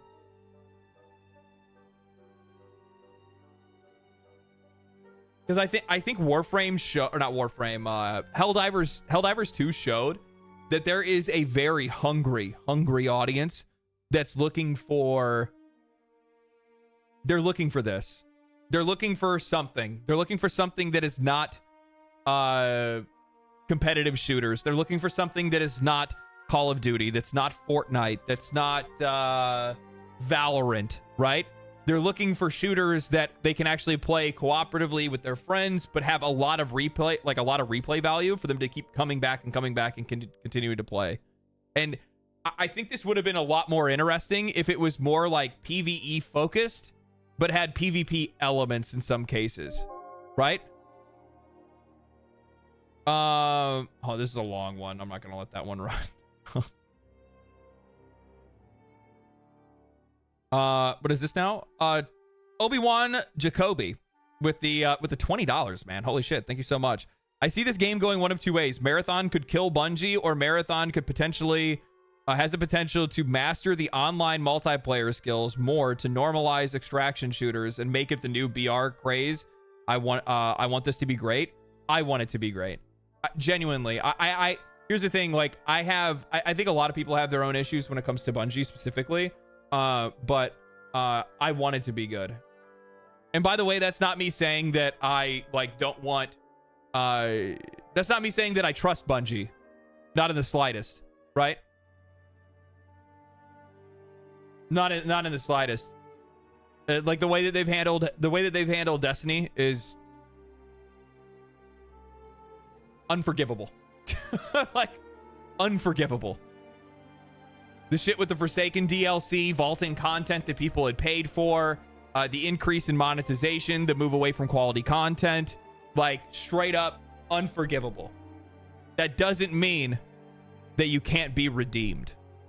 I'll never forgive, but you can still redeem yourself as a publisher or as a game developer or as a studio. I'll always remember what you did to me. And I'll never forgive you for it. But if you make something good, I'll still play it, right? Actually, you know what? Speaking of, now that I've talked shit about Bungie, hashtag ad for a second. They sent me a box. I forgot.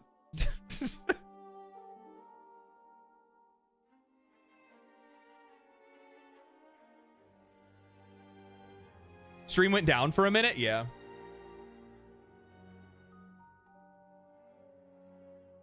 Probably a bomb. Yeah, I was actually thinking to myself, I'm wondering when some of these studios are gonna start sending me shit, so that I maybe thinking that I'm not gonna talk shit, but I'm gonna talk shit.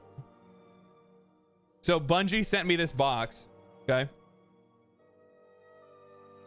It says legendary. It says legendary.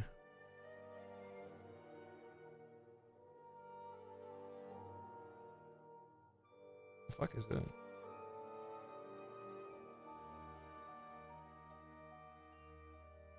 What the fuck? I'm trying to look to see what's in the box. You guys need to fucking chill. There's like a steel card.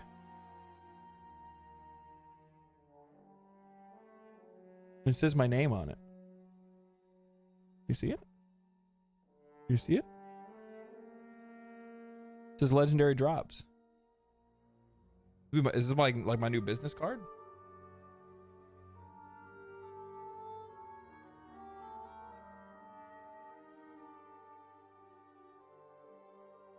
Trying to buy silence. Yeah, they're not going to be able to get that from me. I have a, when I first got into making YouTube videos, I didn't realize how hard it was. I'll be honest with you guys. I didn't realize how tough it would be, like when you start getting sponsors, right? Like sponsors come to you and like they have their own expectations and whatnot. And I think I made like one video where I was like, I made it within the confines of what they asked me to do. They said, hey, you know, this is what we want you to talk about. You can't mention this. You can't mention that. You can't mention this. So I went ahead and I made it, right? I made the video for them, and I just felt fucking dirty. I felt so dirty after I posted it. It wasn't until after I watched it back and I was like, holy fuck, dude. I'm like, this doesn't sound like me. This isn't me at all. And then after that, I told my my sponsorship agency that I will no longer compromise when it comes to doing like sponsored content. So if I do like a sponsored video or anything like that, my main demand is that I cannot be censored. I have to say Delta Force flashback. Yeah, that was the one. My thing is now that like I cannot be censored. I have to say what I want to say. Like I'll show your game in a positive light if I like your game, but I'm gonna tell you beforehand, before you pay me or before you ask me to do a video, if I like your game. If I don't like your game, I cannot make a video talking about how I like your game. That's it. That's it. Video still up. Yeah, it's the one that I did for what the fuck was it called? Somebody just said it. Delta Force. I did it for Delta Force. It just felt fucking weird. Like you have to keep in mind, I'm still a new YouTuber, right? I haven't been doing this for like, yeah, I got 300,000 subscribers. Yeah, the videos are popping off, but I only started doing this last year. Right? I only started doing it last year, so it's not like, it's just one of those things where like you're not used to it, you don't know how to navigate it. It just takes a minute. The smash hit Delta Force. Yeah, the great game Delta Force. They give me a hat. I don't think I'll wear this, to be honest. I don't like dad hats. I don't really like dad hats. I'll be honest.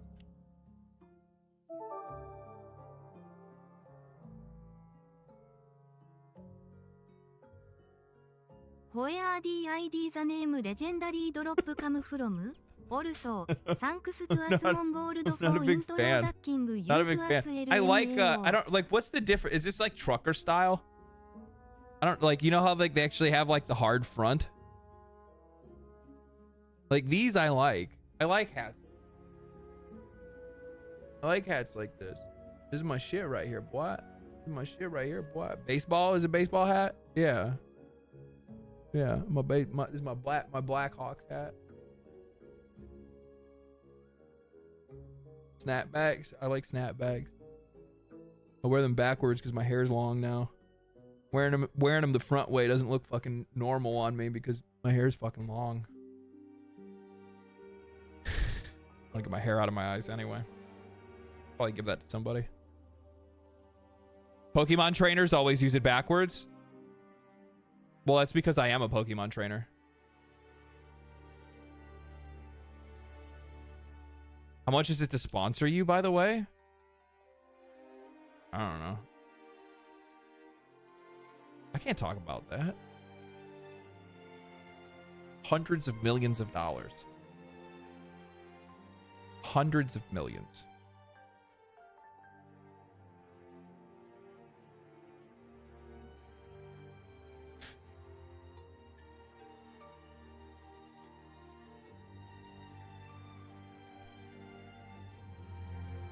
A whole different person. What the fuck?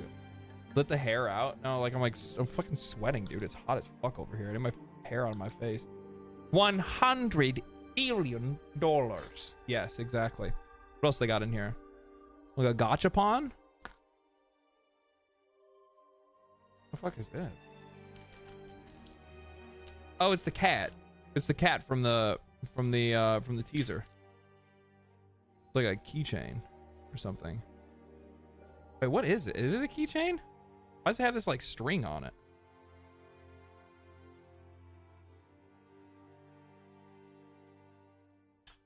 Half the time I get this kind of shit and I just give it to other people. A phone thing? A phone thing. Oh, it's a phone charm. I don't even know. I like how I say that. I like how I respond to you guys in chat, and I'm like, oh, it's a phone charm. And then like 2 seconds later, I'm like thinking to myself, I'm like, what the fuck even is that? What the fuck is a phone charm? Zipper on a backpack? Backpack, I'd probably put it on. Yeah, I could do that. That's not too bad. I'm like sitting here, I'm like, why would you need a... Oh, stop.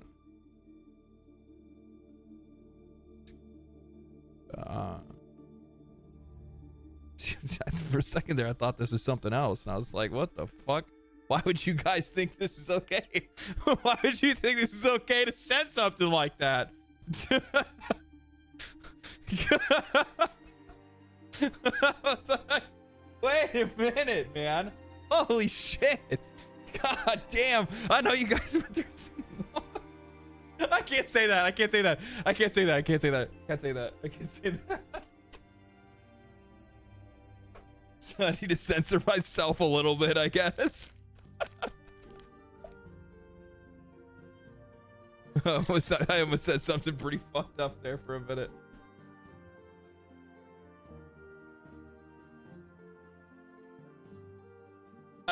It kind of reminds me of... It kind of reminds me when I saw Blizzard put out that put out that ad, right? Like they put out like a World of Warcraft ad that showed like it was like talking about like, look at the grippers on this character, and it was like it basically made like foot fetish stuff about a character, and then they put it on and they put it on fucking Twitter, and I'm like sitting there and I'm like, Blizzard, you're not allowed to do that. You're not allowed to do that. You guys lost that card. You guys lost that fucking card. It's actually really cool packaging.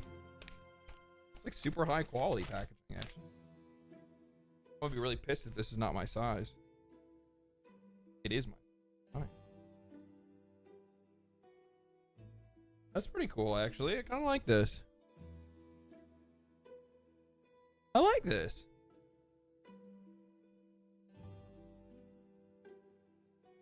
It looks small. It's a large.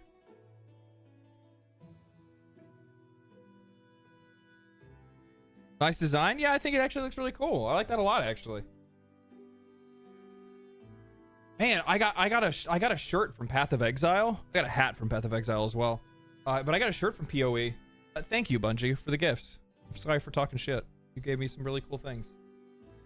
Well, there's some stickers here, I think. What they look like? Yeah, I think those are stickers. W Bungie for now. You know what the thing is that maybe it's because it's Bungie and like it's the reputation thing, and it's been a long time since they put out like a brand new game. But I will say this. They've been very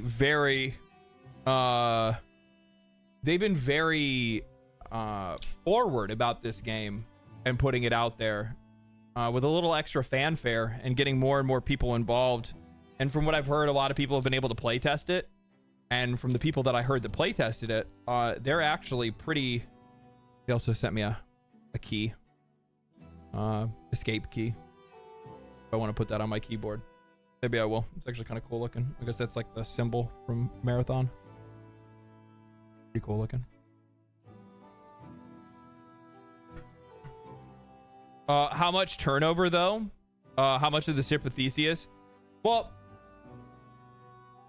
I think the ship of Theseus is definitely a worthwhile comparison to make for like a company like like Bungie, right? Like they've lost a lot of talent over the years. They've lost a lot of people, right? But who fucking knows? I always like this is my code, okay? I hold out until I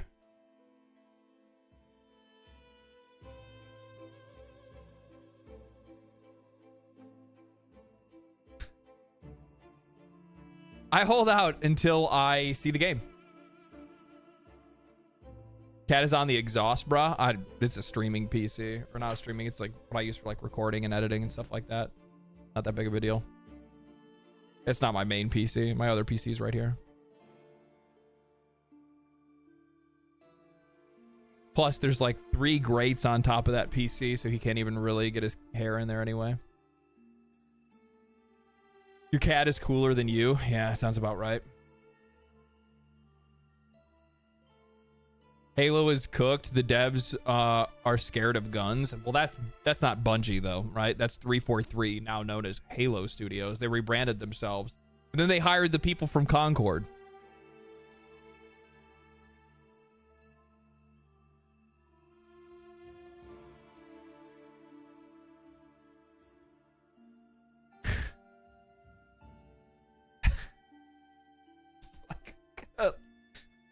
Like, what the fuck? Wait, they did? Yeah. They hired a couple people from Concord. Genius move. Xbox is... That's Xbox. That's Xbox. Fail upward? I guess that's how this fucking industry works nowadays. Oh, I see that you completely ran a game into the fucking ground and it only took a week. We were wondering, maybe you could help us make it where our next Halo game dies within 2 days. We're trying to break a record here. We're trying to mix things up. You know, Halo has always been a record-breaking brand. We got a new goal in our sights. It's fucking crazy that like the release of Halo 2 and Halo 3 broke world box office records and were the highest selling media pieces of all time at the time those games came out. They were global phenomenons.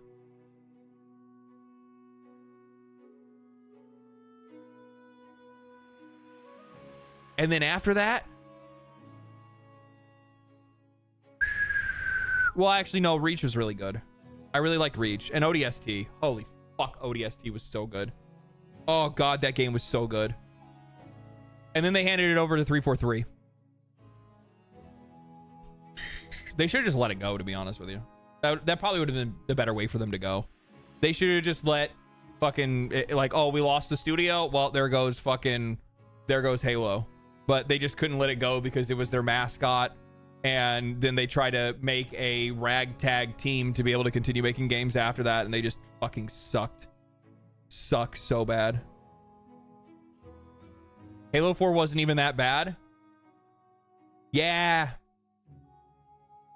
You know what's crazy, though? Every single game before that was a fucking masterpiece. Do you realize the massive difference between Halo 4 wasn't that bad and masterpieces?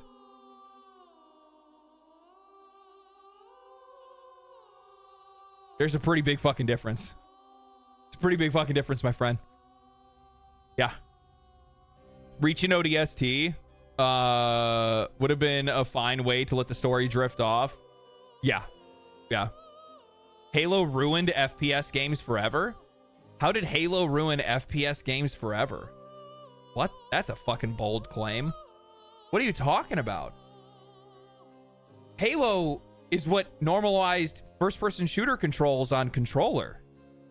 It's what popularized first-person shooters on console.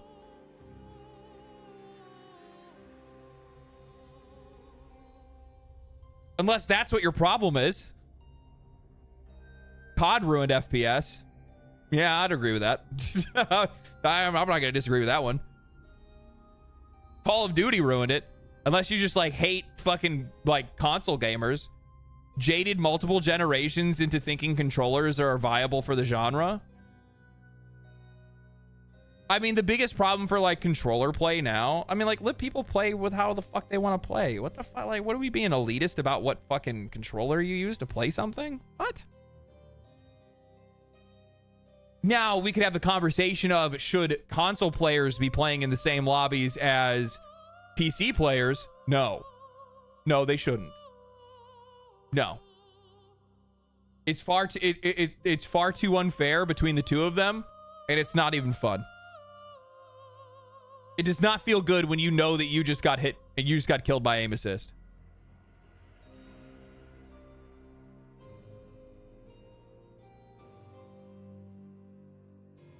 Yeah, I don't think that PC players, I shouldn't say it like that. Mouse and keyboard players should not be playing in the same lobbies as controller players. It leans way too fucking heavy into the into the like aim assist and all that shit. Like as a PC player, like you are so fucking crippled if you get into like a short range, like close range, like fucking, you know, nuts to butts gunfight, because their aim assist just takes over and you're, no matter what you're doing, there is no aim assist for you, right? But you have the benefit as a mouse and keyboard player to have more control over distances, right? Controllers drastically hindered FPS game design. I mean, I guess. I don't know. How? I've got aimbot. That's cool.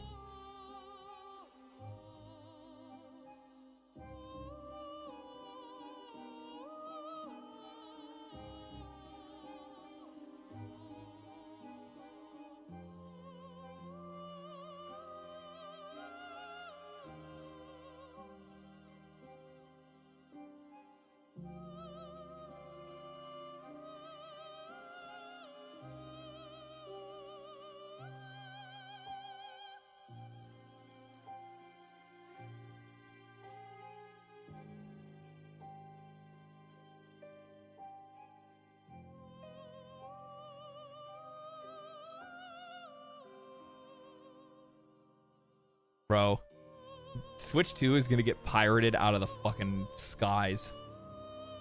Switch 2 is gonna get pirated out of the fucking sky. Like, it's gonna be crazy. I mean, like, don't get me wrong. Basically every game on Switch was pirated, right? But this is it, dog. Like, you're gonna price so many people out of it that, like, the amount of people that are gonna be searching for pirated content for Switch 2 is gonna be fucking through the roof. And the funny thing is that for the most part, I would imagine that a lot of the like existing emulators that people have developed are likely going to be able to have no problem updating to like what the Switch 2 is going to do, right? Because like it's literally just a switch, like a fuck. You know what's really annoying, actually, now that I think about this? So like they're talking about how Breath of the Wild is going to be $70, okay? So, you know, that's cool. 8-year-old game, $70. Okay. Right. It's also not going to include the expansion pass content. Whatever. Who gives a shit? All right. Do your fucking thing, Nintendo. You know what's really fucking annoying about all of these like Nintendo Switch enhanced editions is the fact that these games, to my recollection, didn't really require any modding. They only just unlocked the ability in the game for you to be able to change the resolution to a variable resolution, whether you wanted to put it at, you know, 4K or increase the frame rate or whatever. Like, there wasn't a lot of modding. It was already in the game, from what I understood.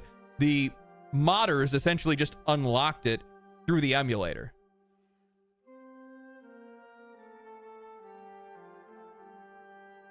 So, like, you're going to be paying, like, a $20 upgrade fee if you already own Breath of the Wild.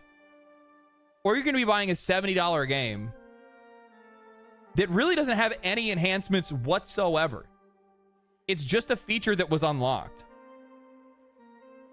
It's already existed in the code, but got released in a resolution that is safe. Yeah, that's what I was saying. It's already fucking in there. Like, it's already existing in these games. I think that's what's fucking crazy, is that like the resolution and the frame rate is already it's already an existing feature in these games. Are people trying to make me believe, like, is Nintendo really trying to get us all to believe that while they were developing this game on a PC, that they were running it at like 720 15 FPS? Why do you think the game ran like shit once they put it on? Why do you think the game ran like shit once they put it on a fucking Switch?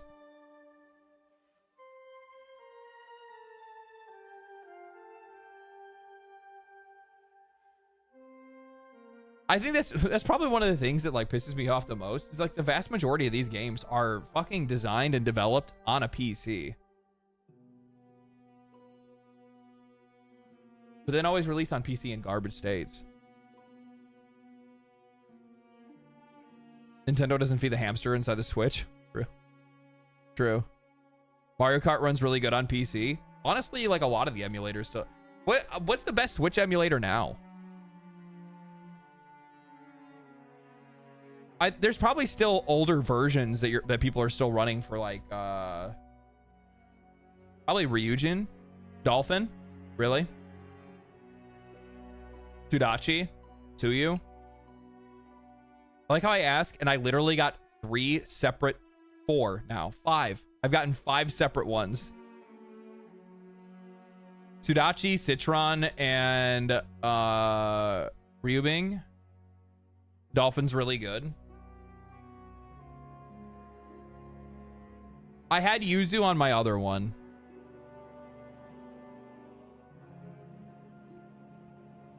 Hamster chasing the food. Yeah, I used to have the other you know what it was? I remember what did I do? Oh, because I was trying to get footage for like background video, like shit. Like this is like last year. I was trying to get some like B-roll footage of playing like Breath of the Wild, right? And I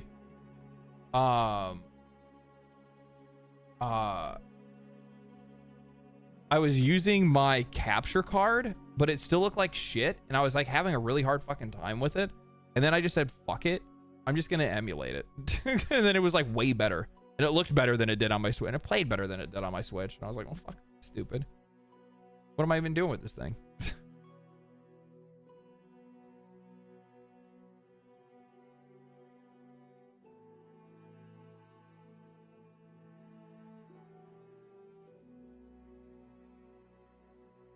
Isn't Dolphin good at everything, though? I guess it is. A lot of people say that they like it. Modded Wii is awesome. I've never seen that.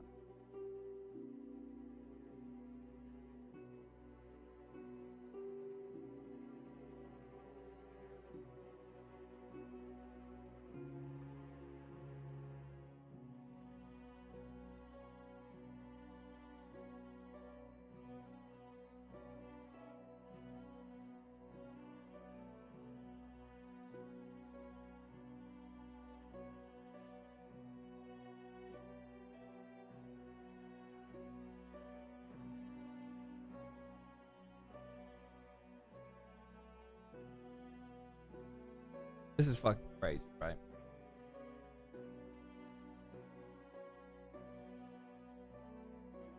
They had a good day today. We're up 4.6%. Hey, looking on the year.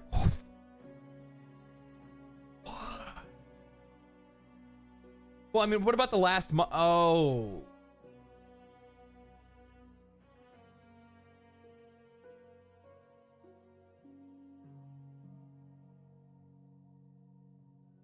Yikes. Yikes. I guess if Ubisoft stock goes under $1, they're removed off of the US stock exchange.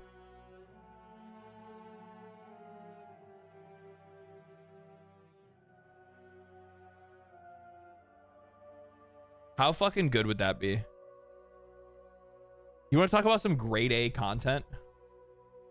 Ubisoft going under $1, that's not far off. You have some idiots that are still like, I'm buying at the dip. You guys, I'm buying at the dip. Don't get me wrong, man. Hey, like say like Ubisoft, say like, I mean, say they get back to like, you know, 2021, right? I mean, like, just turn the clock back 4 years. That's not that big of a deal, guys. They can totally do it, okay? They just need to have a really good Assassin's Creed game to come. Okay, well, maybe not Assassin's Creed. They need something. I don't know what it is, but they need something. But I mean, like, buying the dip right now, guys. I mean, we're talking under $1, right? They could totally get back to 2021 numbers. You could 20x your fucking money. That'd be 10x. You could 10x your money.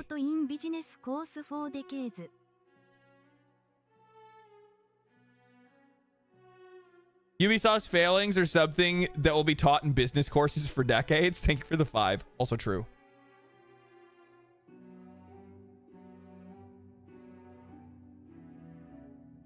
Now tell me you're buying an investing program. Yeah, this video is, hey, by the way, this stream is brought to you guys by I don't use any of those apps.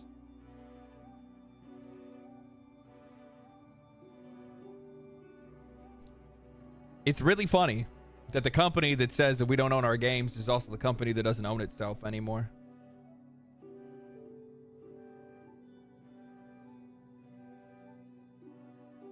Is that ironic? Crazy how that flipped back on him, huh? God damn. Karma's a bitch, huh? Karma's a bitch, huh? Yeah, we don't own it. Neither do you. That's actually fucking true because they handed off what, like 25% or 30% ownership of like 4 of their biggest IPs or 3 of their biggest IPs. Rough. Ubisoft, man. That sucks, dude. You know what?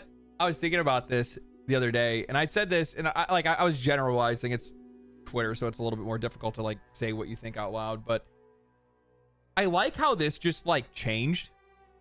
Like our ownership rights. Just the EULA, the legal rights that they have us sign when we make a purchase and we sign in and we play one of these games for the first time.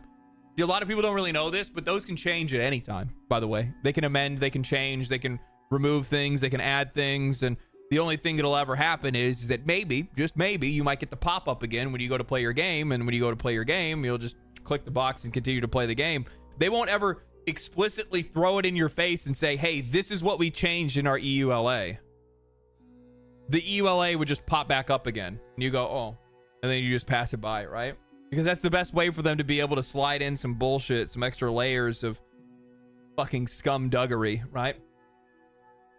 And I like how, you know, back with PlayStation 2, right?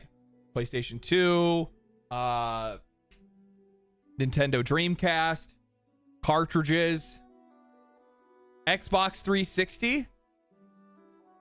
It really was only until like the Xbox One era that all of a sudden everything really shifted into digital, right? And I'm not just talking about digital sales. I'm talking about like the game's not on the disc. Part of the game is on the disc. The rest is on our servers, right? Day 1 patches. No game is ready to play out of the box. Gotta get that day 1 patch. We won't even let you into the game without downloading that day 1 patch because we shipped it unfinished. We sold it to you unfinished. But we just need to, it's like a kid turning in his homework at the last second. Yeah, it's done. I swear. And they're still like writing it as like it's fucking due. It's already been due.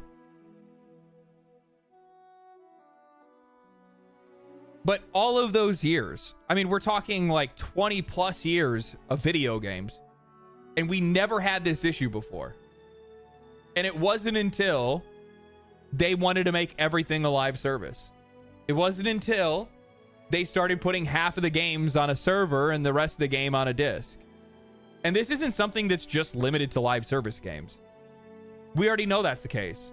There's Assassin's Creed games that have lost playability because of the fact that they have shut down some of these things. That's in part with some of this.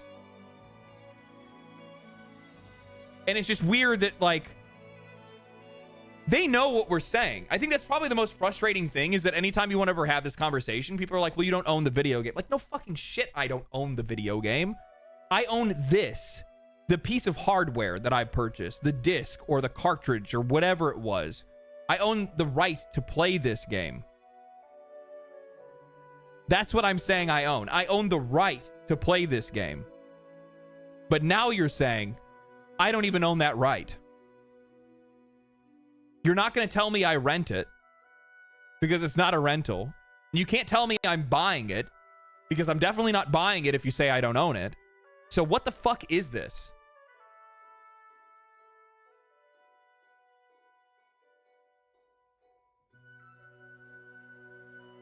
A copy should be your property. Yeah, it should be your right to, like, I bought this. You're letting me use that language. You've used that language for fucking years, but you've altered the contract. And there was never really a discussion about this. There was no argument. There was nobody fighting on our side. There's nobody that was standing in between it. And then when it goes to the courts, like, this case needs to fucking, like, I really fucking, like, I know this is going on in the EU. I know that they're also working on some other really important stuff over there in the EU. We have to win this. Like, this is the first opportunity that we've ever had to be able to actually fight against this kind of thing. And I'm not saying that these companies need to have servers online all the time for games that they no longer support. That's not what the point is.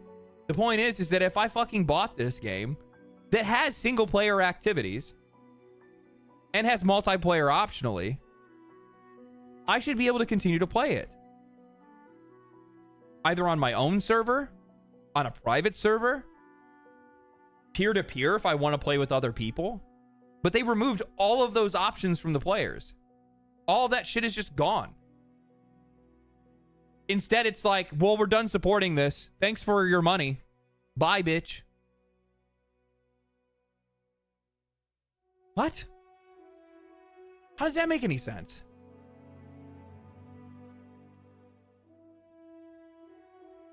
I think, like, you're welcome to have the argument for MMOs, right? You're welcome to have that argument for those kind of games, but I'm talking about, like, there's regular games that they're saying that we don't own the right to. Honestly, I am sick and fucking tired of online-only games. Regardless if they're single player. And there are a ton.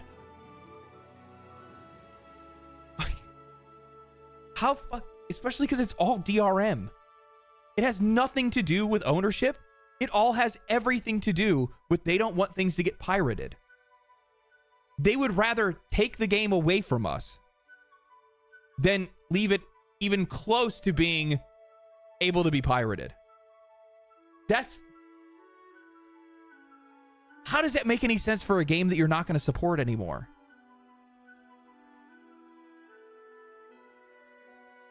How many games need to be online? They just want to cram them with a bunch of microtransactions into it. Assassin's Creed. Assassin's Creed, right? Look at Ubisoft games. They've done it for years. Of course they're the ones that are fighting for this shit. They're the biggest perpetrators of it. And you know what's really funny, Ubisoft? Your stock wouldn't be in the fucking dumpster if you actually treated your audience and your customers with respect. But you don't. You don't give a fuck about them. You never did. And now you're losing everything because of it.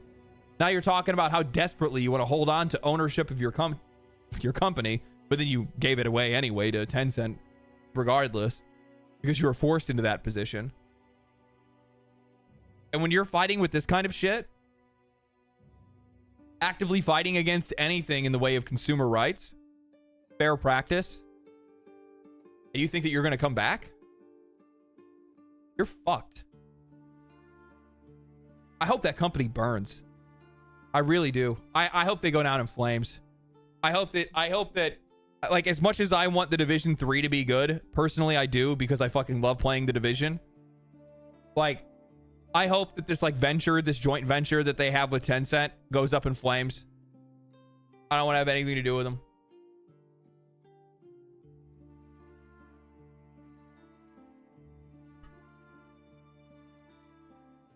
They're such a plague on this industry, and they always have been.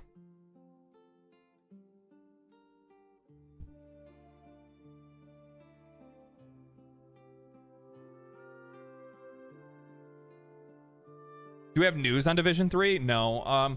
The only thing that I know is that it's in pre-production right now. It's rough because I want to support Massive doing something good, so I'm hoping that the Division 3 is good, right? Because if the Division 3 is good, I have no problem supporting. I have no problem supporting Massive. Ubisoft has been pushing those guys to be making garbage over the last couple of years, but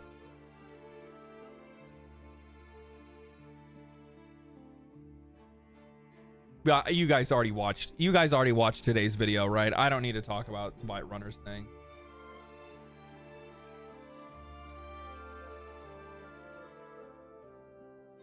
I just want good games. We all do.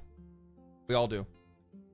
But I think that like a company like Ubisoft specifically is it's an example that needs to exist. And I want their downfall to continue to remain slow and painful. So that it gives enough time for all these other companies to watch them. And watch it happen to them. See what it looks like. Understand why it's happening. Anthem was one of the first big flops, right? Anthem was EA. That was BioWare.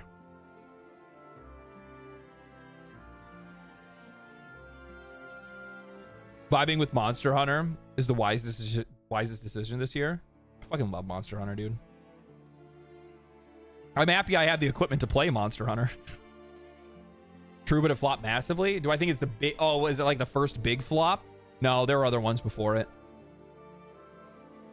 Indie games are where it is, honestly. Well, I mean, like you guys saw, like I showed you guys my fucking list. Like, look, indie, indie, indie, indie, indie, indie, indie, indie, indie, old games, indie game, indie, indie, indie, indie, indie, indie,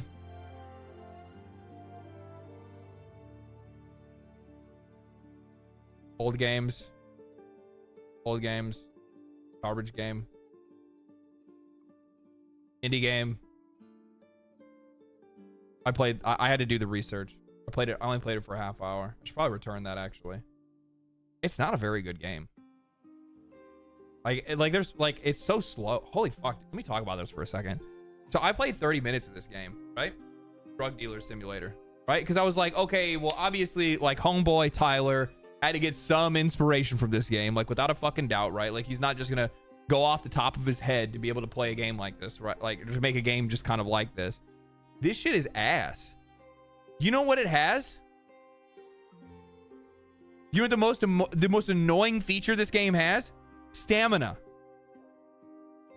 So if you sprint for like a few seconds, your character gets tired, and then you have to stop, and then wait for your stamina to fill back up, and then you can start running again. And you're running around this big ass island, so it's like constantly just like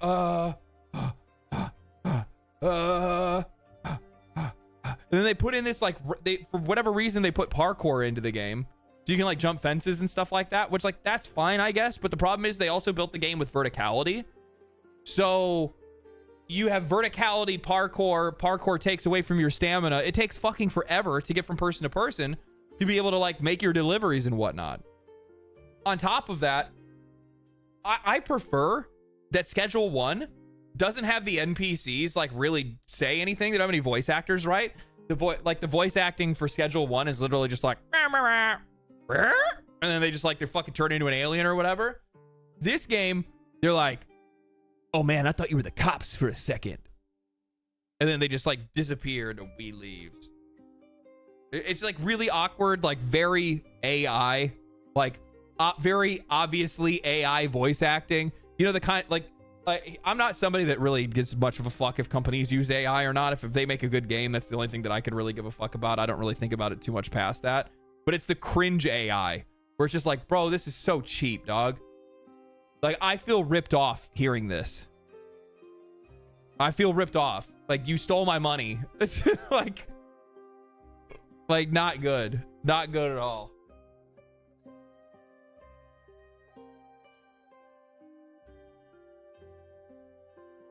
I wish Schedule 1 had more cops to make it more daring. Schedule 1 is in early access. This is the first build of the game that we're playing. Homie already within a week or two of the game launching. It's been like 2 weeks since the game came out or something like that. And he's already added in like 2 stores. Like he opened up 2 places. Like there's like the jewelry shop and then the pawn shop. He's gonna add more shit into there. There's gonna be more to come. There's still more drugs he's gonna put into the game. or areas to unlock. Yeah, Pawn Shop is the first update that he made. Yeah.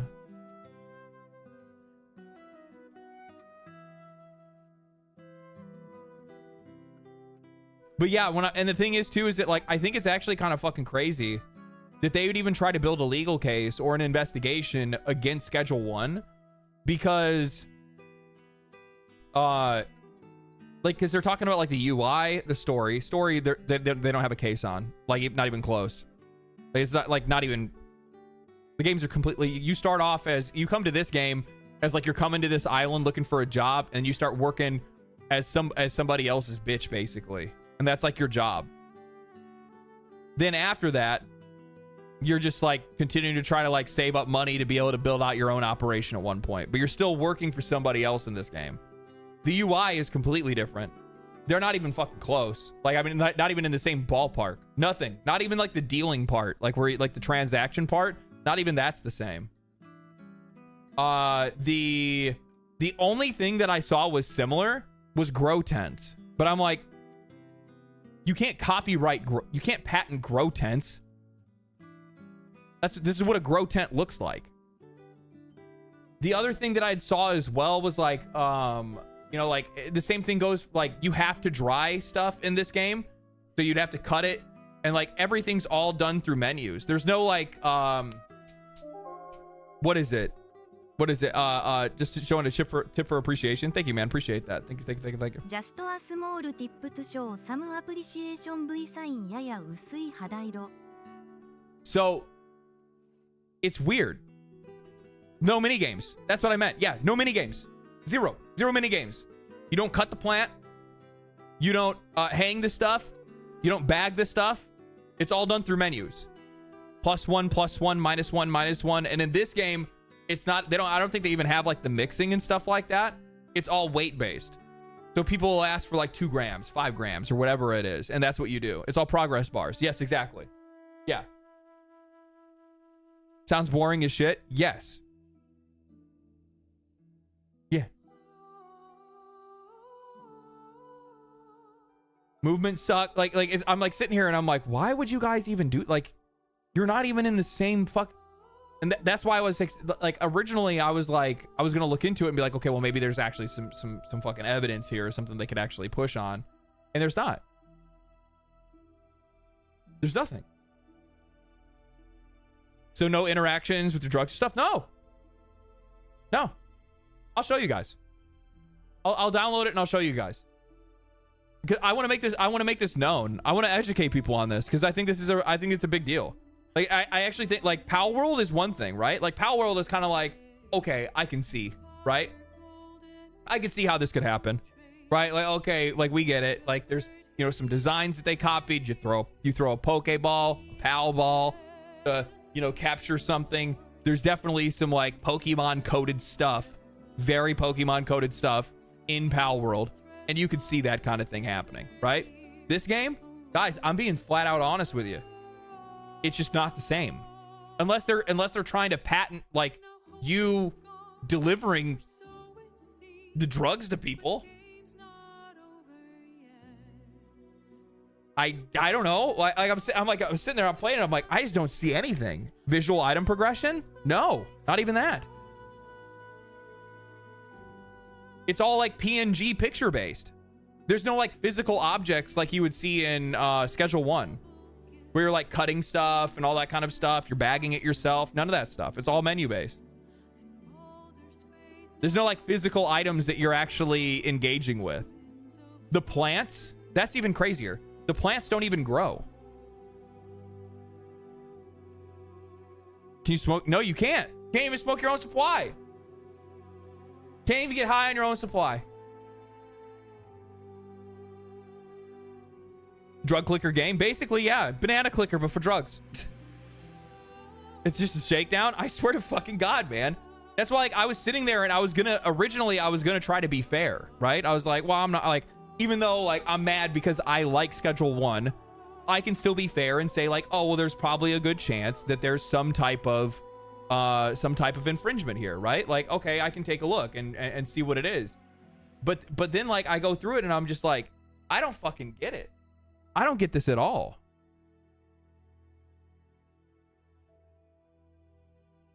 And I'm gonna be honest with you. I don't buy this either. I don't buy it.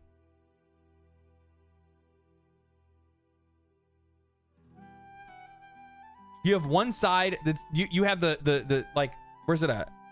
I closed it down, right? So like, this is fucking crazy. So they put this out, right? There is no lawsuit. It is not our intention to prevent TVGS from selling or developing their game. There is an investigation into the nature of the similarities between the game. Primarily, legal analysis indicated that there might have been an infringement. The analysis and investigation were necessary in the light of repeating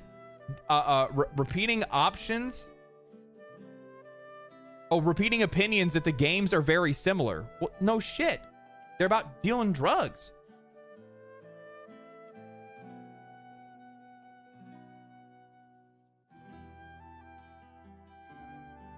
That's like saying that's like Mario and Sonic. You got to go right.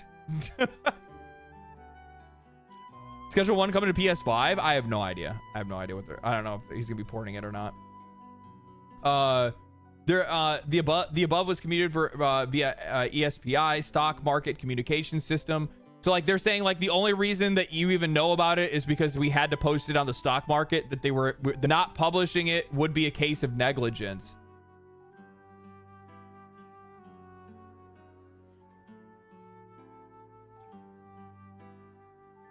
Yes, it would have been if you were secretly behind closed doors doing an investigation. Not publishing it would have been a case of negligence. Yet this dude right here says that, where is it at? Actions taken by our publisher are part of an internal policy and business progress we have no influence over. We were not informed of their actions or their plans or surprised by the action. Where is it at? Okay, maybe it's in the original post.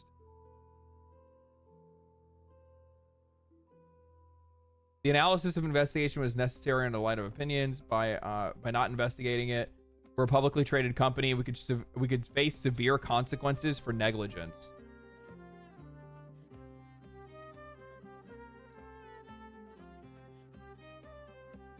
What are the consequences for not investigating IP on your product? Financial penalties, legal actions, reputational damage, and even loss of intellectual property rights.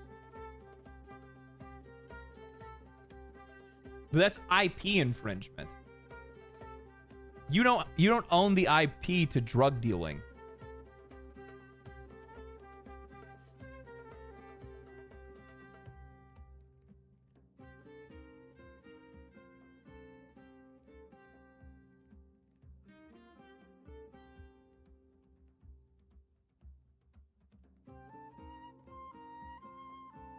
People can make games like yours.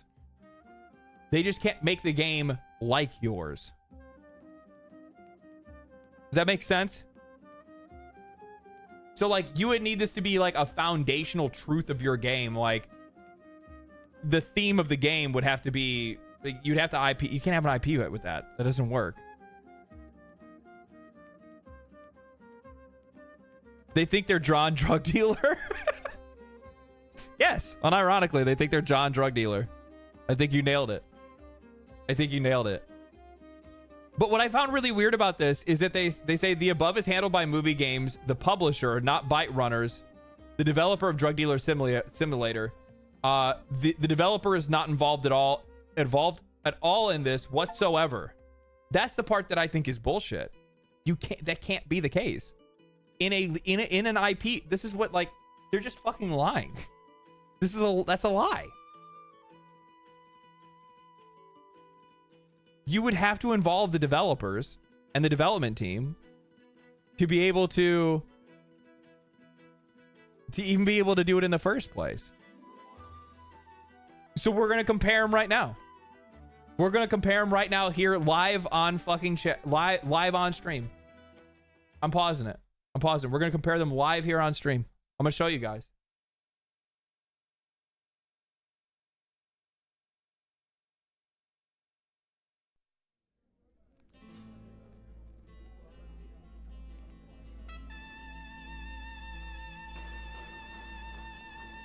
Man, this looks just like Schedule 1.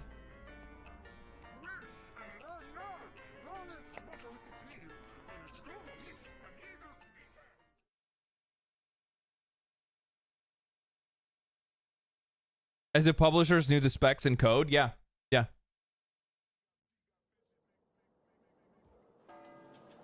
GTA might want to call these guys. Rockstar might want to give these guys a shout.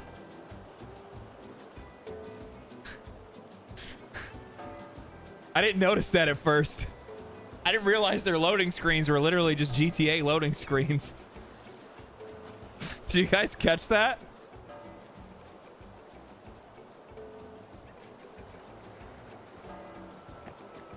Look at how... So, okay, so do I have any deals to do? I do have a deal. I want you guys to experience how fucking annoying this is, by the way.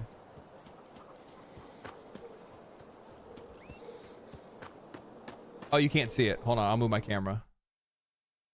Okay, there you go. So down below me, you can see my stamina bar.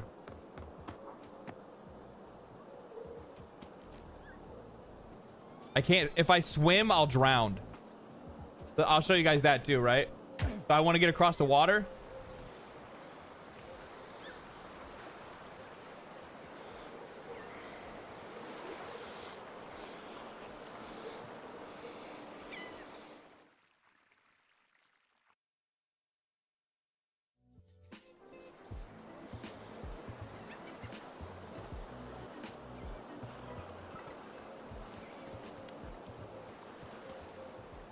How do I do these again? I have to accept the deals. So this is okay. I'm gonna show you guys everything. We're gonna look at it all. Okay, this is the cell phone. This is the cell phone UI. Here's my text messages down here. You don't even bring up the phone. You're just using like a Nokia. Okay. Schedule. And this guy wants 5. Okay. I need to get over the fucking water. How do I get over the water?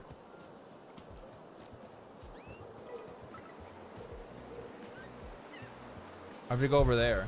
Can I just do this? Maybe I won't die.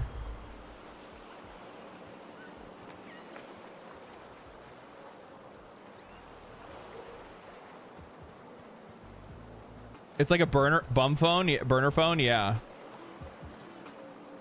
That's a modern device there, yeah. And then I'll show you guys the I'll show you guys the other one really quick too. I'll show you guys what the plants and stuff look like.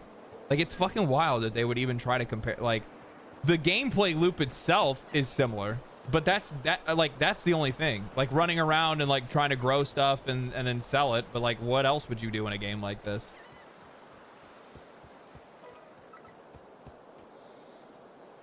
I'm just trying. There's nothing even. What the fuck did I even get caught on? Come on. Can I not jump up this?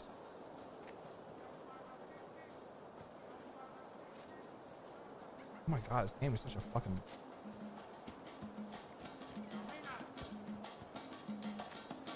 Okay, here's the guy over here. Where's he at? Where is he? And they don't tell you where the guy is, so you don't actually see them on the map. They don't give you their location. You have to like search for them, which makes this even more annoying. There he is. So this is the dealing animation, right? Again, UI. Does the UI look similar at all? No. He wants 5 grams. I don't have 5 grams. You get 4. You get a little extra, I guess.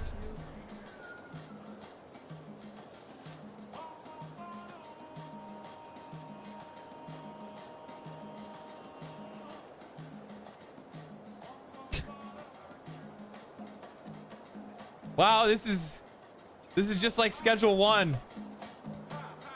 Like even just the basic UI. Like even just looking at the basic UI, look at the camera, look at the mini map in the bottom. We don't have a mini map in Schedule 1. Don't have stamina in Schedule 1, I can tell you that. Thank fucking God. And on top of that, like with all the verticality and stuff like that, it makes it so like difficult to like have to navigate. So now like hear me, this is me going back to my base here.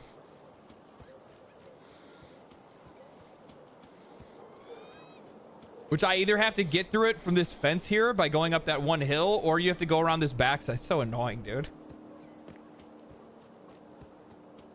Did that poof into the weed fairy? I guess he did, yeah. So your plants here are static. This is how you grow. You don't actually interact. They're already grown.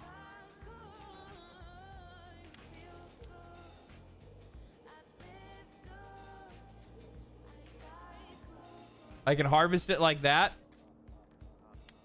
And then I take it and I put it here. No. I do this. No. Do this. There you go. I've now crafted the weeds. And if I want to like package it, I go here and I just have a pound, I guess. And then I just rip off the shit that I need, right? So if I need 5, I say I need 5, add, and then I just say pack and take. And now I have it in my inventory.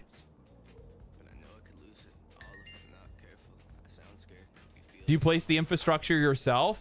No, you start off, because you don't even start off the game the same way, right? Like you start off working for this guy here. And then you work for another guy as well.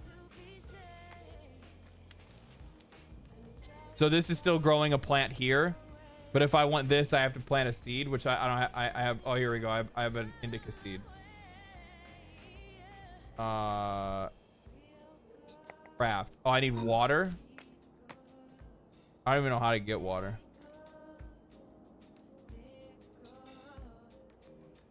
So you can move this stuff around, I guess.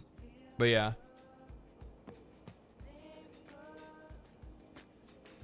Like none of this stuff is the same.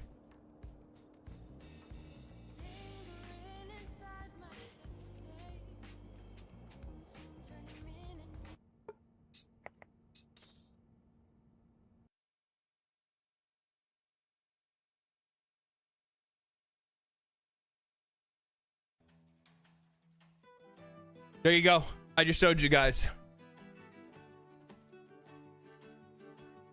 Yeah, this is nowhere close to Schedule 1. That's what I'm saying. I can actually see why this game has an issue with Schedule 1. How can you see how it is an issue?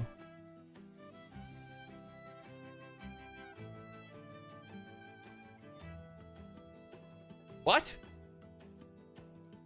It looks like the things that they're investigating them on are the UI, story, and mechanics. Oh, because it sucks and they made no money.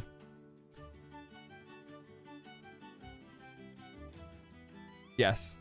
You fucking got me. I'll give you that one. I know. Schedule 1 is more fun. That's the issue. Yeah, that's probably what they're trying to Can we patent something that you already made? Menu navigation, the game. That's exactly what it is. That's why I think I had said in the video that I made, I'm like, it's literally a chore simulator. Like you don't interact with any of these physical objects. It's literally just like number balancing and then going out and then dragging the item into a drop menu. So like you don't even like, yeah, even like the way that you like deliver stuff isn't even the same, other than like traveling to the person.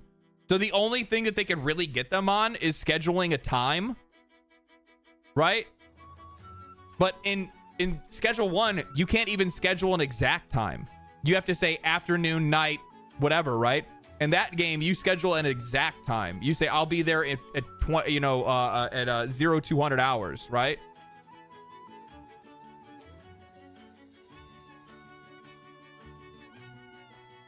Typical Unreal Engine UI game. Yeah, it's like a fucking Far Cry ripoff.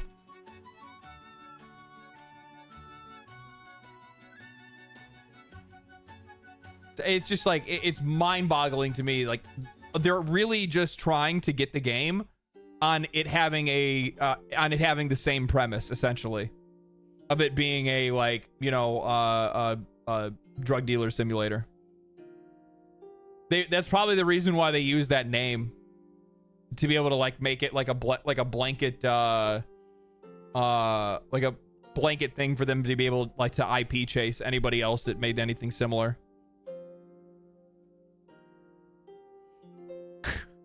That'd be really funny if they were like, no, you automatically infringe on us. Our game is called Drug Dealer Simulator.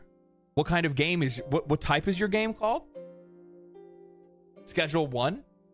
The Drug Dealer Simulator? See, we already gotcha. You owe me all the monies now. Exactly.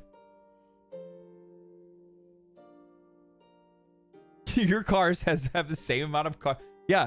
Oh, so you use your car to drive from point A to point B? Just so happens so do we. Give me your money.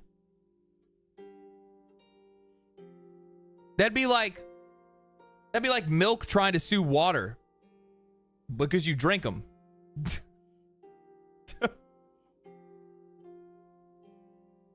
Do they have any of the source code copyrighted? That is public information, right? That I'm not really too sure, but Tyler wasn't using the source code, so that definitely wouldn't be it.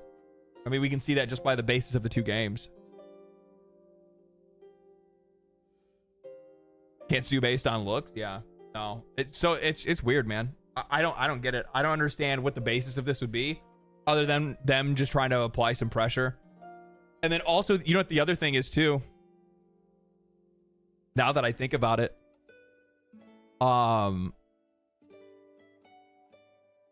so I'm not a game developer. The funny thing is that if I did work in the video game industry, do you guys know what job I would be best suited for? Publishing. That's what my degree, like, I have a business degree, I have a marketing degree, like that's what I would be best suited for in that industry, would be for publishing, legal matters, those kind of things, right? Monetization director. Yes, exactly. Right. So if I was in their shoes, what is my tactical advantage in this situation with this indie developer? It's that he likely does not have any legal representation. At the time when making this decision, he didn't have the money to be able to afford a defense. And if we could mount a legal task force or a legal case before his game took off, he would have to settle out of court. He would try to settle out of court. But now, I wouldn't doubt if we're going to see them back down from this, because now he does have the money to be able to protect himself, even though he likely wouldn't want to have to try to get into a legal battle to begin with. There's a lot of cases in which people will sue somebody knowing that they'll just try to settle out of court because they know that they know that that person can't afford a long and drawn out legal case. That shit happens all the time. It happens all the time. That's probably one of the most common reasons as to why people settle out of court in the first place.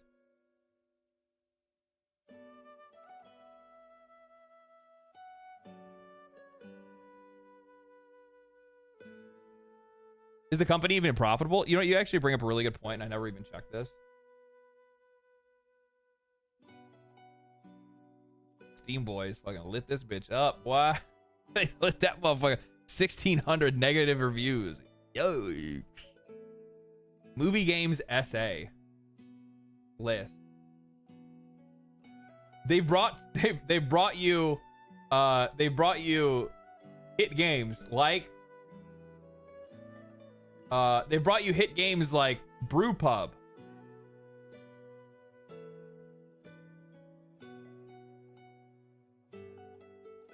Alaska Road Truckers. Alaskan Road Truckers. What the fuck kind of name of a fucking... What?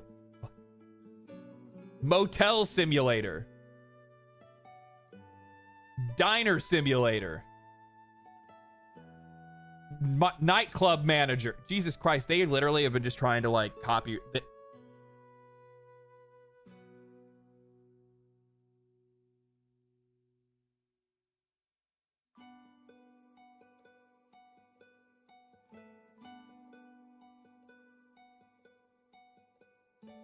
Oh my God.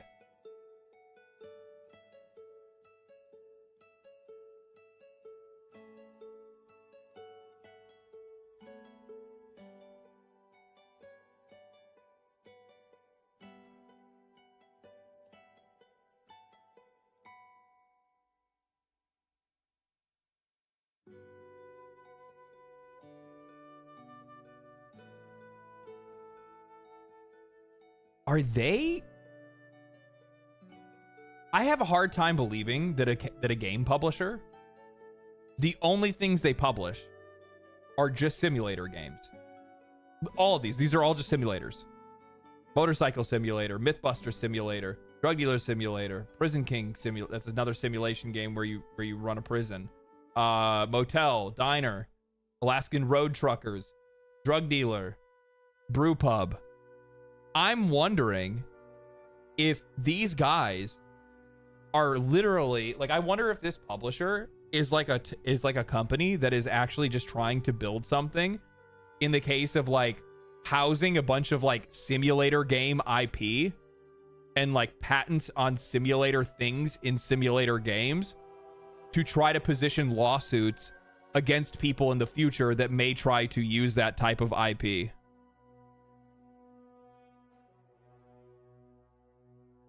You think? I do, actually. I'm like, I can't say it definitively, right? But it's really weird that a publisher, the only thing they publish is simulators. They're a video game publisher. That's really weird that the only thing that you publish is simulators. And they're all like super generic. None of them have any good ratings, it looks like. Most of these are to be announced, but they have like a ton of them that like, there's one, 1, 2, 3, 4, 5, 6, 7, 8. Well, this is a DLC. So 7 of them haven't even been released yet. They're just coming soon, right? Mixed ratings. This one's mixed ratings as well. I think you might be right. I literally hate companies that publish simulator games. It's so unoriginal. No, like, so I'm wondering, so like, this is something that you'll actually see. There's a lot of companies that get in business to do this. There's also scam companies that are on YouTube that also do it, where they go and they like they'll go and copyright content on YouTube, and try to claim, like revenue share, right? And the reason why they try to revenue share is because they know that there's no recourse for the person that made the video. Either I'm going to be lazy and I'm going to say, okay, well, revenue share. I don't really feel like editing my stream or my video or whatever because it already has all these views. Or I take it down. Well, if I got views and it made money, I'm not going to want to take it down. I'd rather, you know, take the loss and just keep the video up, right? And they know that there's not a lot of recourse, and it's really difficult to be able to fight that within YouTube's system. But that's also true for the legal system in general. So if you have these, you'll have these game publishers that are out there that are literally just trying to rack up a bunch of patents, and that's the way that they build value. Because patents don't depreciate in value over time. They only gain value over time. Especially as different types of like genres and things like that grow. IP is the same way, right? Like IP and patents are incredibly valuable things. And you'll have companies that like, they just make it their sole purpose to just gather IP and gather patents. A really good example of gathering IP so that that IP grows in value is Embracer Group. Embracer's really, really bad about that.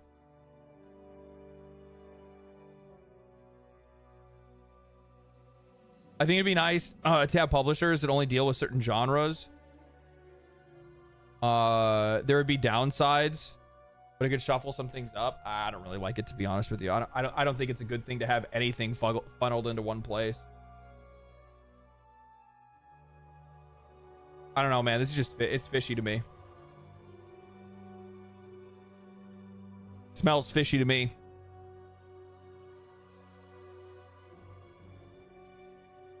They also published other games. You were just in the simulator category? Was I really?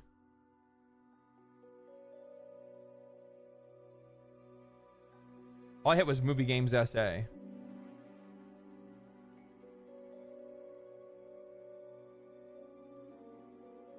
Oh, okay. Well, no, this is simulator. Can't look at that. Never mind. Okay, they do publish. They do publish a couple. Okay, so they have published a couple of other games. Okay, you're right. I take that back then. It's only 99%. No, okay. So what do they got here? This is they got some mystery games. Okay, so they do have some other things. I was just looking in the wrong place. Thank you for pointing that out. Action, simulation, adventure. Some of their games also fit into that as well. Action. Beyond Sunset.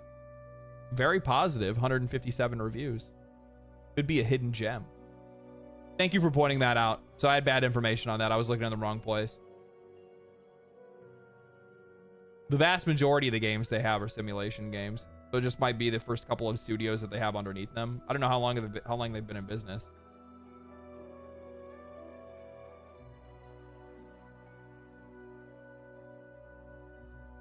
Heard great things about Beyond Sunset. Really?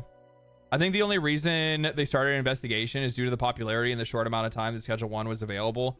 They don't have a viable reason to file a lawsuit. I'm gonna be honest. I've played it. I've looked at it. I checked all of the different things it would be like really similar to Schedule 1, and nothing comes close. Other than the gameplay loop itself, that's the only thing that's growing stuff and selling it, and directly taking it to people. And then obviously just the general premise. They want a piece of the pie. Yeah, that's why I said I do think in this case, they looked at it, they saw that the game was already immediate. Keep in mind, here's the thing. So they said that they started their investigation on the 24th, which is the day the game launched.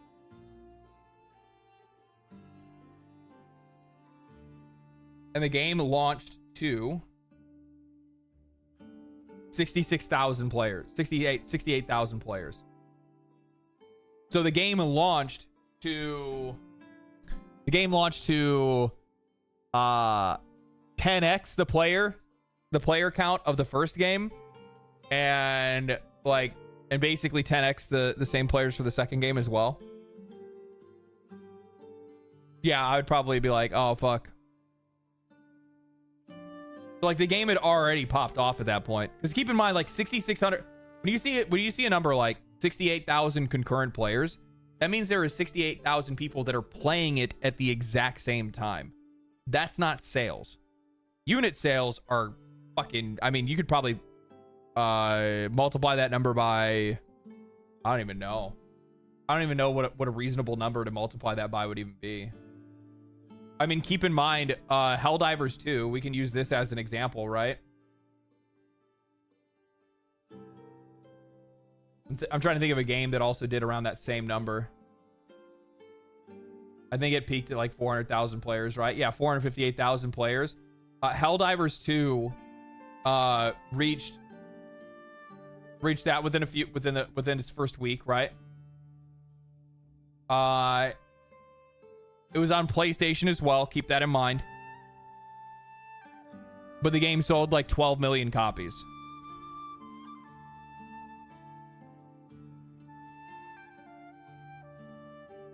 I heard it sold 1.2 million. I would imagine it's much higher than that. I would imagine this is much higher than that. You're not going to see 459,000 players and it only sold 1.2 million copies. I would imagine this game probably sold Probably in the ballpark of like 4.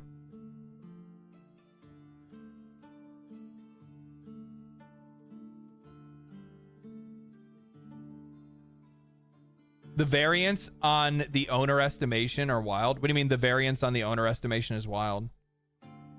There's an owner estimation underneath? Oh, fuck. Owner estimations? Play tracker's a fucked up one. This is one of the, this is like the dumbest one that you could ever use. So yeah, they're saying 2.8 to 3. Okay.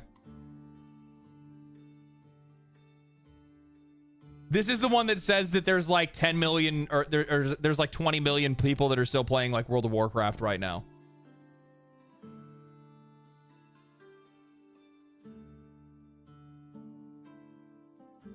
Okay. I'm sure. Yeah. Yeah, sure. Okay. Whatever you say.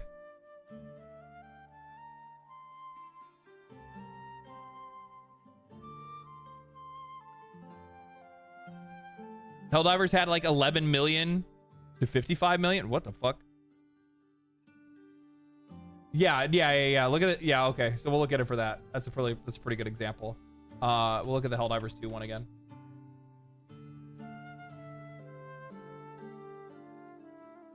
This motherfucker. Look at these motherfuckers right here. Gamealytic is like pretty much fucking, I'm gonna be honest with you. Gamealytic is damn near almost always right on. They're almost right on. They usually have their own metrics and then they also have insiders. But Gamealytic is almost always the one that's like the closest, right? Like if I go to Gamealytic now, look at something like Black Myth Wukong, right?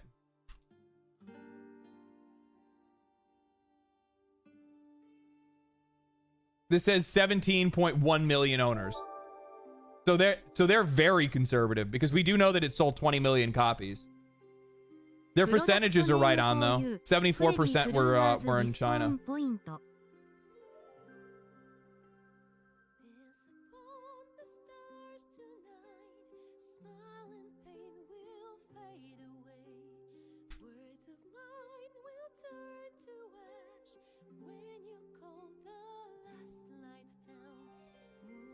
$13 million copies.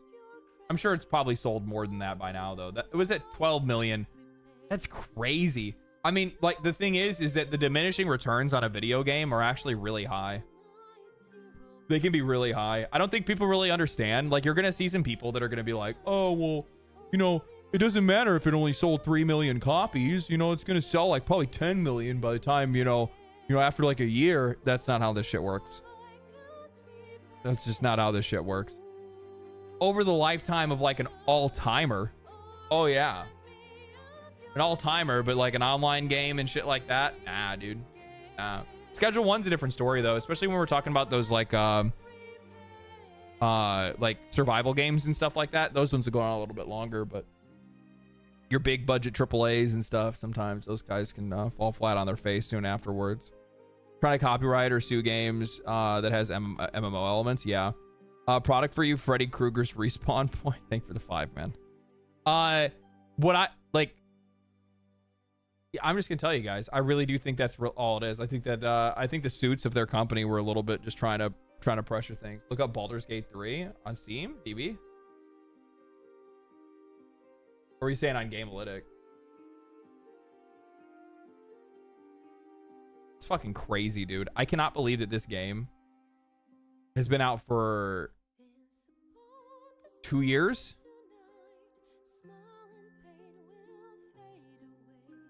And it's still just fucking doing its thing.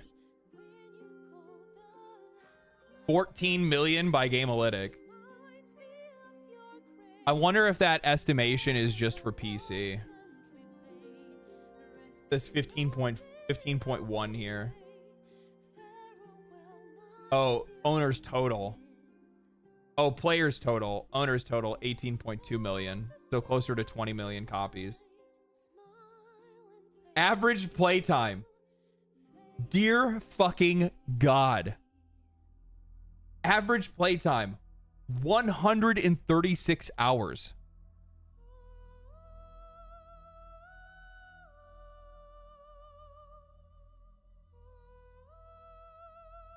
Yeah, patch 8 is coming. No, you don't understand. Fuck patch 8. This game has been still at its same fucking... Look. Look at this.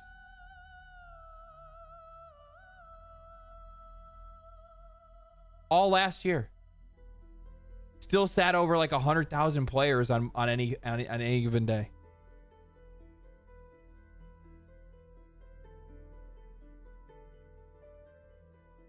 You got 450. I know somebody spent 1,500 hours. How many do I have? I played a little bit of Baldur's Gate.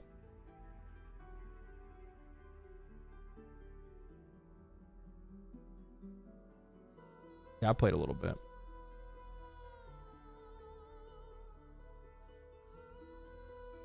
I played a couple hours.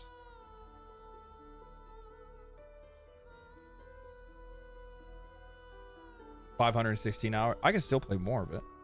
I'm waiting for that update, baby. Waiting for that update, baby. Give me some new shit to do.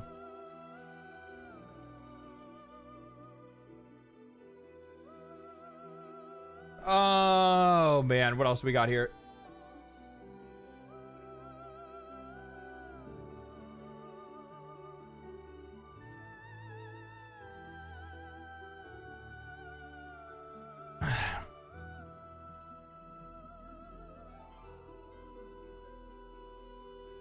Hoping Exodus becomes Traveler knocks at the park. Oh, knocks it out of the park. I don't know what that is. Let's check that out. 868 hours. It's just such a fucking good game. You just like the story so good, the voice acting so good, the music is so good, the fucking atmosphere is solid, the gameplay is really fun. The environments and exploring things and experimenting and trying different builds and playing with friends and like it's the only thing that's not the only thing that was not perfect was like the state of Act 3 at launch. Outside of that, it was fucking great. It was great. I like, it's really like, it's the most like holistic, just good game. Like across the board. It's what AAA games should be. Yes, it's exactly what they fucking should be. But remember, that's not a standard that they want to live up to. You can't hold them to that. You can't hold them to that. Act 3 is weak. Act 3's, it's not that bad. I'm like, if you're talking about, like, here's the thing. I'm going to be honest with you guys. I think with a game like that, I don't think anybody's going to be happy about the conclusion. Act 3 had some really good shit, man. Act 3 had some really good shit. Act 1 is so much better than 2 and 3 combined. They also spent a lot of fucking time on Act 1, but I agree with you. But here's the thing. Every single one of the acts, like, I will say Act 1 is far, far better than all of them, but it's not like Act 2 and 3 didn't have anything that I didn't like. Or it's not like Act 2 and 3 didn't have some really fucking good moments. Like Act 2, like if I'm thinking about Act 2, like obviously the whole thing with the what the hell is it? The Shar Temple. That shit was really good. That place is really fucking fun. I felt like there were some unfinished ends in there that they could have pushed a little bit further. And I also felt like that could have probably had like another dungeon or something like that in there, maybe. But like, I really enjoyed the secrets, the secret quests that you could get. There's like 2 like secret quests that you could go on there. What else?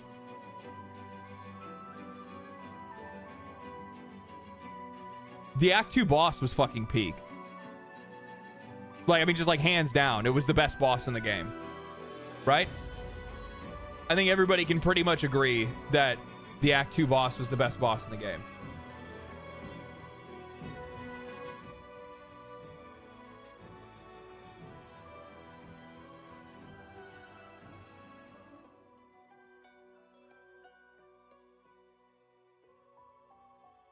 Final boss vibe? Yeah, I felt like I got a final boss already, yeah.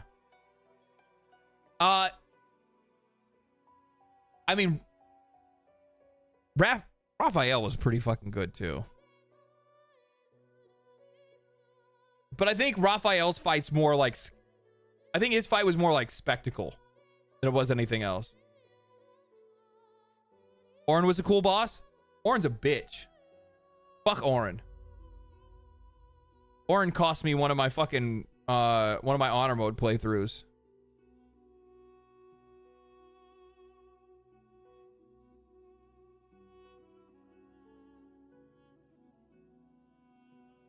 Raphael music slaps. Yeah. Yeah. It was a really fucking cool moment. I did enjoy the environment for Act 3 the most. What did I like about Act 3? I liked the continuation of the Bog Witch. That was really good. Raphael was really good. The underwater prison was really good. I didn't really like the ultimate conclusion of that. I felt like there could be a couple other ways for them to go with that. The shark thing. Yeah, fuck this. No, I'm not even gonna get in this conversation now that I think about it. Act 3 was actually really fucking good. So like, what am I talking about? Like, then you also have like the fucking the end part with Shadowheart, like her storyline in that section as well. It was just really fucking good. There's also the part with fucking like if you romance Lae'zel. By the way, best romance in the entire fucking game. Shit's peak. You also get a really, really fucking busted weapon because of it.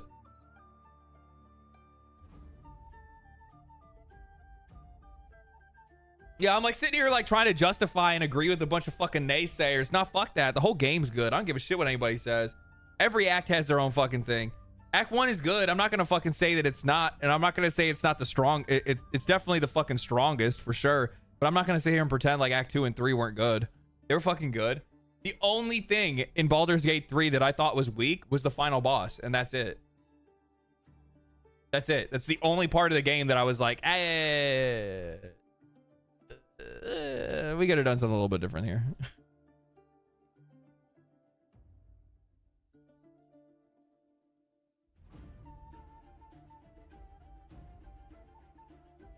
In Act 3, a bunch of shit is happening and the citizens don't seem to care. At one point in time, my friend, we got to draw a fucking line. Like, if we're going to start bitching about the NPCs not reacting to some of the shit that's like, what is this shit that's going on? They don't even know anything that's going on.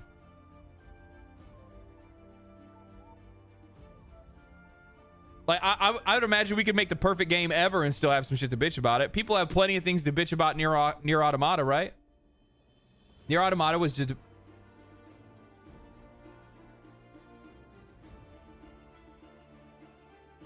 I clicked this just because I saw that the game had sold over 9 million copies. I only read that last part. I did not realize that it was developed in a little over 2 years with a limited budget from Square Enix. Did you play it again with the new endings? No, I haven't. No, I plan on, once they do the update, I plan on doing like a stream series where we'll sit down and we'll play it for like a month or so. And I'll play it and I'll try to get like new endings, at least like on one playthrough, and I'll play on honor mode. So if it ends, it ends. If I die, I die.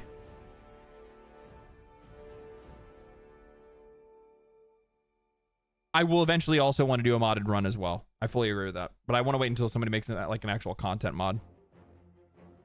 That's crazy though. I can't believe that. I didn't know they only took 2 years to make the game.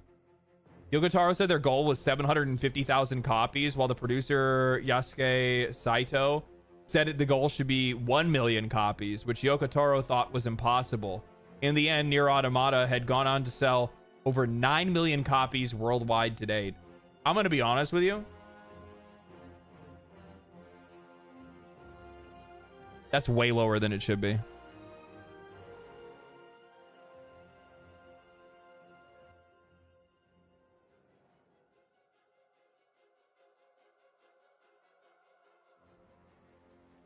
That's way lower than it should be. 9 million copies for a like I'm gonna be real with you guys. Nier Automata is a fucking masterpiece.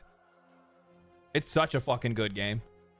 And it's not just because 2B is hot. Though that does add a lot of value. Character design and story were really good. Character design and story were really good. Combat was really good. Environmental design was really good. Movement was really good. Controls were really good. The way that they used the like changing of perspectives and camera angles and stuff was really fucking cool. Like it felt like 1 minute you're playing a bullet hell, and then you're playing Devil May Cry, and then you're playing something else, and then I feel like I'm playing like, you know, Bang.io or something like that, you know, like the spaceship games where like you're shooting the stuff on the side and whatnot like that. That shit is just really fucking good. Really good. True art. Oh yeah, for sure. Yeah, changing genres out of nowhere. You have the other playthroughs too with the other characters, where then all of a sudden, like, now it's not even perspective shifts, it's actually like gameplay shifts and genre shifts and stuff. Oh dude, it's so cool. So cool. On keyboard and mouse, it's unplayable for me. Well, I don't know anything about that. I play action games on controller. It's always more comfortable. That, and I get to like sit back and relax and just kick it. You know what I mean? I know there's a lot of PC players that are like that fucking hate controllers. I like controllers for certain ones, certain games.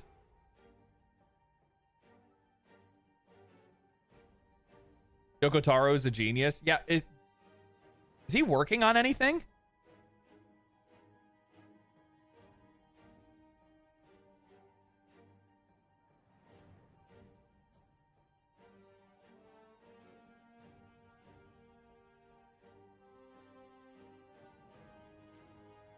Yes, Yoko Taro is working on a new game, though it's not confirmed to be a near title. And Yasuke Saito said they hope to reveal it next year.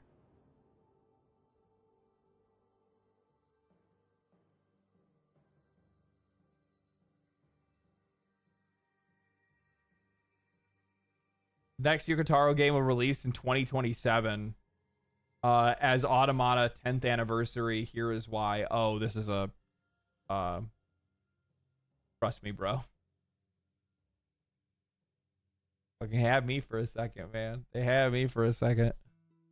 I was like, what? What?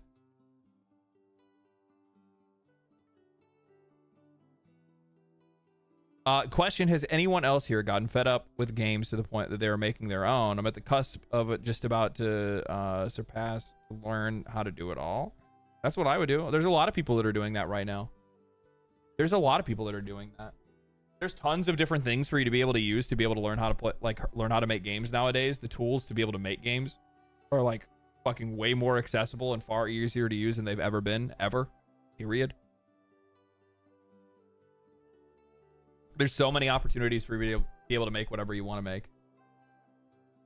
I saw this. Like, this isn't really anything. I'm not really going to, like, be... like, I saw people kind of getting pissed about this. It's really just the fighting game players that were upset because they wanted to be able to use the GameCube controller because they prefer the GameCube controller. I don't blame them for that. It would have been really cool if you could have continued to use the GameCube controller for the other games. Like, does the GameCube controller have all the same buttons as the Switch controller? I don't know if it does. I don't know how much Nintendo controllers have changed over the years.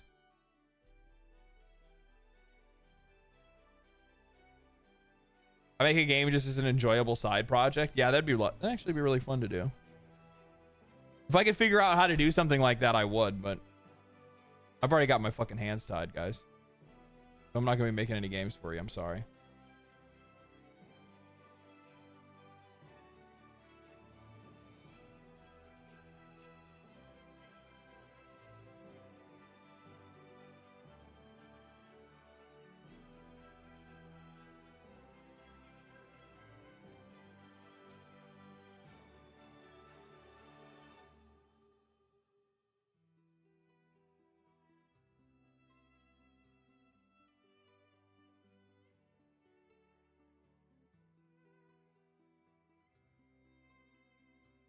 A GameCube controller has analog triggers, so it's better in that way. Yeah, I could see that.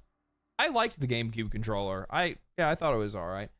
For some odd reason, like, what would I want to play on GameCube? Crystal Chronicles?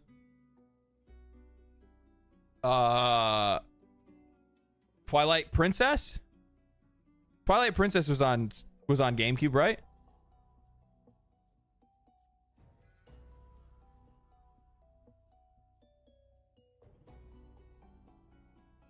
Smash? Yeah.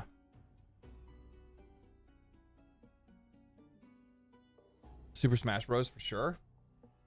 I get where you're coming from, but I actually I like the N64 controller.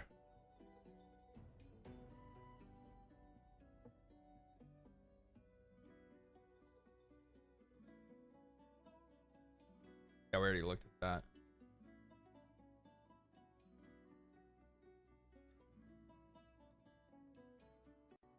I see this, and I know exactly what this is. This is literally PlayStation being like, so how would you feel? So how would you guys feel if our games were $80?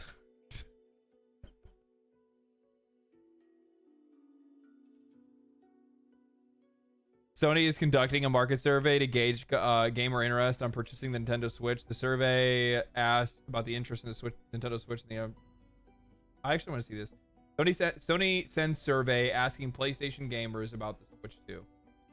Sony sends survey about Nintendo's.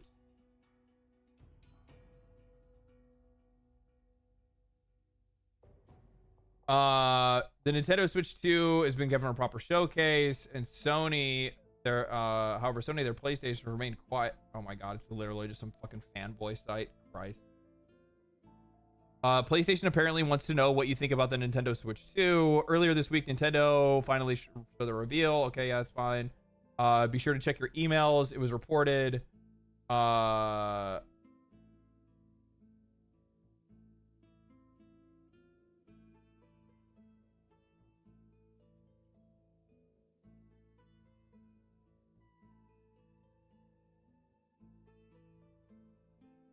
Holy shit, that's literally what I thought.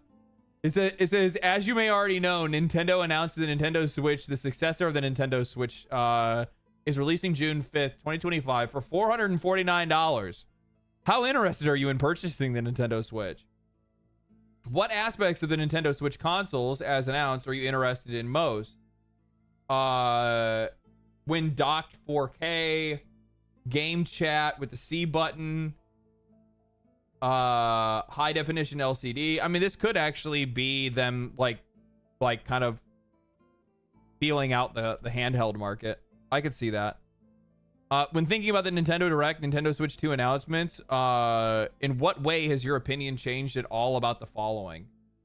Oh, so now they're seeing like, are you more favorable? Broader gaming market. What does that even mean? They don't even want to put Xbox even in the conversation.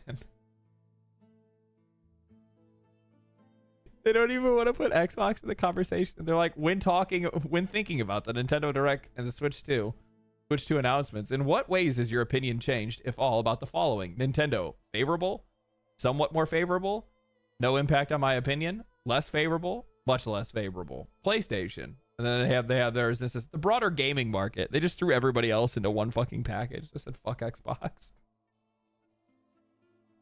I guess you don't really need to think about them. They're so far behind in console sales compared to every other platform.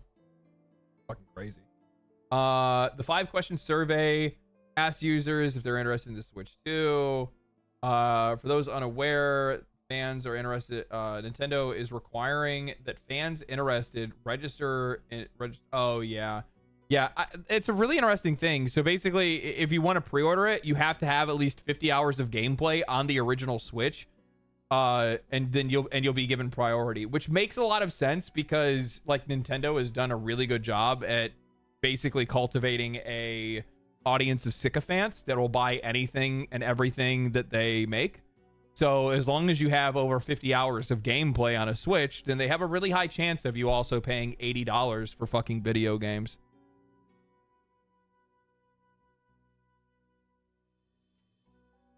I mean, it's not like if you have 50 hours on a Switch, that's like a lot of time by any means, but they just want to make sure that it's the actual Switch players that are the ones that buy the console. They don't want the people that aren't used to it, right? It is to counter scalpers. It's actually a pretty solid strategy, to be honest with you.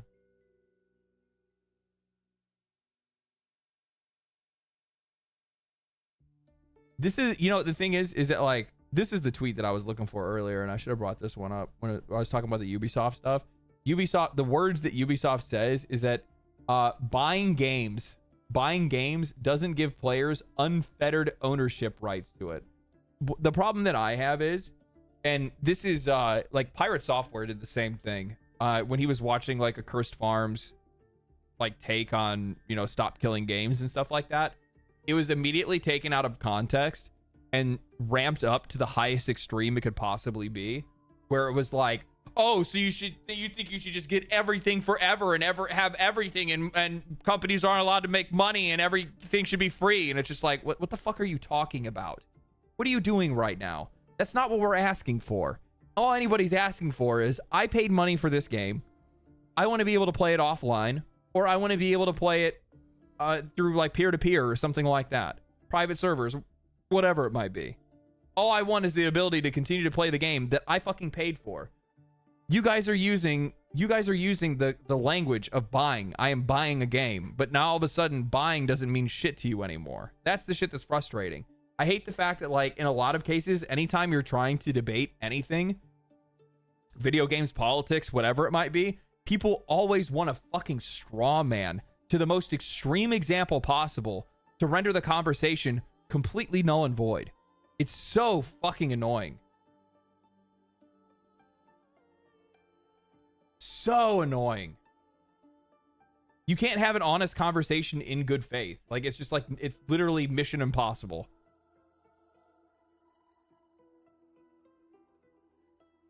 If purchasing is not ownership, then pirating is not theft. Ain't that the fucking truth?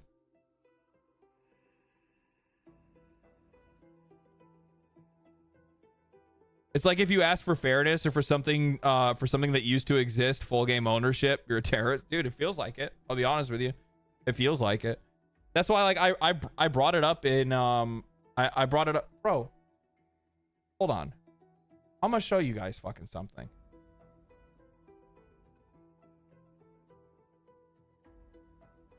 This shit fucking blew my mind.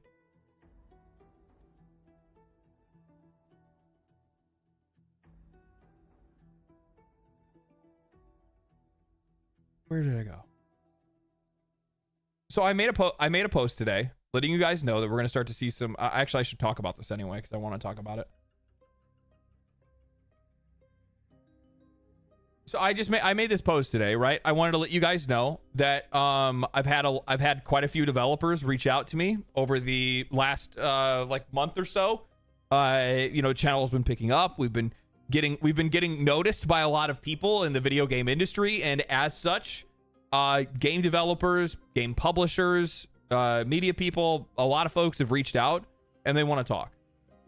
They want to engage in some way. They want to have somebody ask them real questions. They want somebody to show their games and show their ideas and things like that in a much more holistic way, a much more natural, a much more real way. And yeah, so you're going to start to see those kind of things. I'm going to start to have some I don't think I'm going to get in trouble for saying any of this.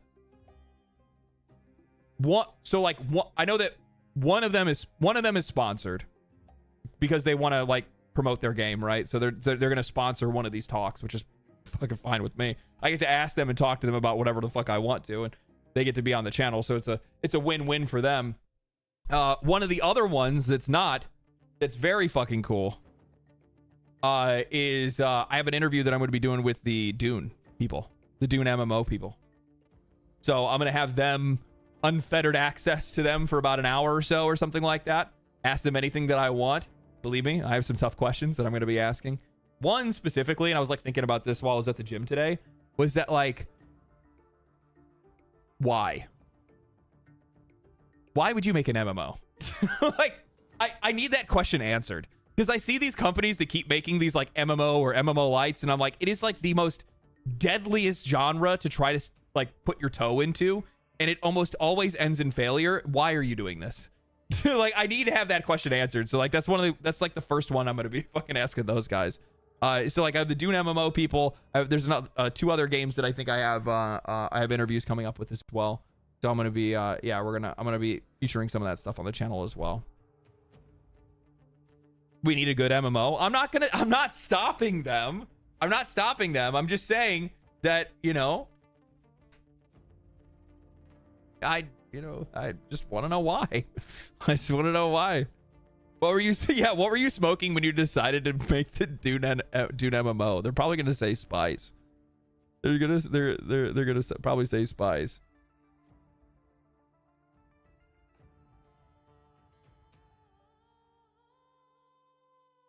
Just like the engineers, we can make it. We should, but should we make it? Yeah, that's really the question, right? That's really the question. But anyway, I saw this comment. I'm giving them way more attention than they deserve, by the way. Wonder if they deleted it. No, they're shameless. I'm sure they didn't.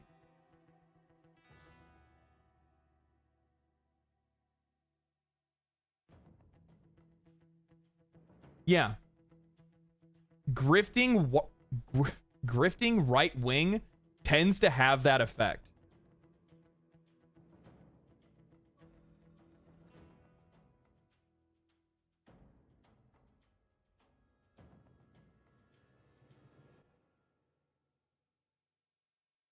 Do you guys have any idea how often I see this? Anime profile picture checks out, buzzword. Well, like I'd imagine they're probably subbed to the channel. I'm not gonna hit that to like bring any of that stuff up, but it's just like, I just said to them, people like you accusing people like me of grifting is the exact reason why that word has no power or meaning anymore. Bot comment? I don't think it's a bot comment. It's just, I'm just fucking blown away. Like I see that shit. I see that shit all the fucking time. And you want to know what it's based off of? It's because Asmongold watches my videos from time to time. So then people are like, "Oh, you're a right-wing grifter," and I'm like, "What the fuck are you even talking about?" And like, I don't think people like that understand the amount of harm that they do. Right? What's really upsetting about that, what genuinely pisses me off, is the fact that like in multiple videos, in almost every video, if I ever talk about anything that is like social justice commentary or anything like that, one of the things that I always make sure to bring up is that the only thing that I want is for developers to stop caricaturing people's races and gender ideology or their sexuality, whatever. I'm sick of people caricaturing it for profit. That's what I don't want. Like, if you're going to make a character, make it about the character. Stop making, you know, like, oh, here's my character. What's your character about? They're gay. Like, that's it. Like, that's as far as the fucking thinking goes. Why? Well, because we need to have gay in there. Like, that's not why the character should be.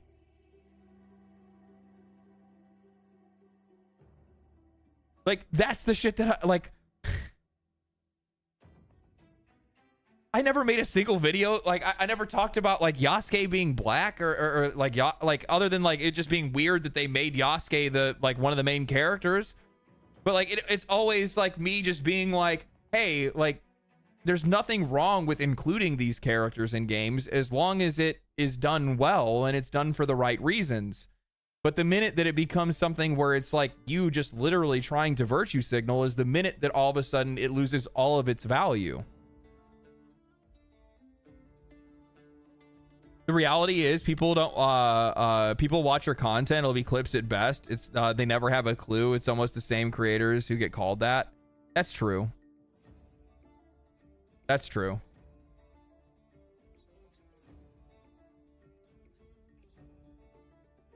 They make characters gay, trans, etc. First compelling, second. Yeah, well, like that's the thing. Make a character compelling, then just character writing should not start. Like, I saw somebody posting something today. They said like something like, God forbid there's a black female lead in a game. That should not be the reason why you make a black female lead, though. Like, it should just be the root of the character or the root of the story or whatever it might be. You shouldn't feel like you have to make it because it doesn't exist or you don't see enough of it.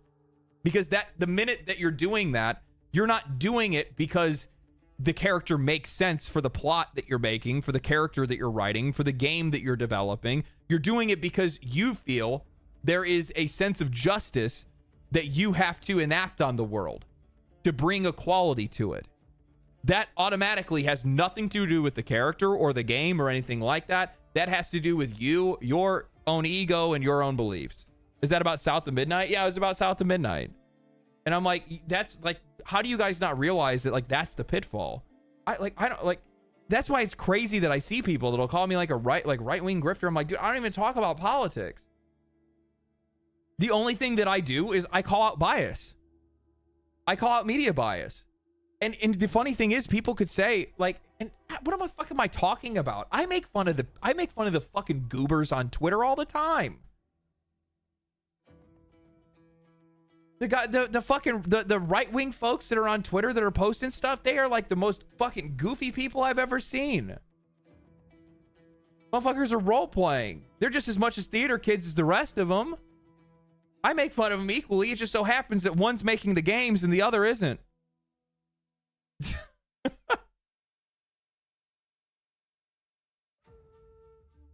That's the difference.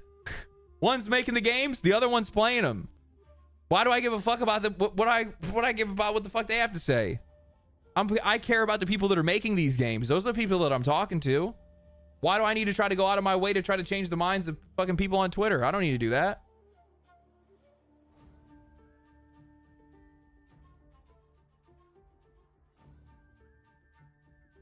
Explain to me, like that's the thing, like that's the shit that probably pisses me off the most. I saw somebody like, well, you know, you don't talk about grums or anything like that. Explain to me how I get better video games if I try to tame fucking grums. What is that? What the fuck are you talking about? It's so stupid. So stupid.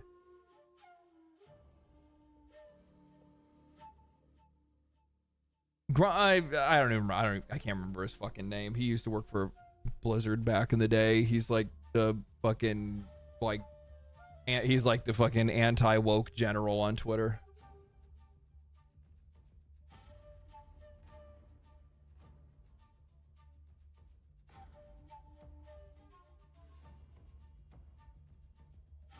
You're the Lex Friedman to Asmon's Joe Rogan. I don't know if that's a compliment. I'm gonna be honest. I don't know if that's a compliment or not.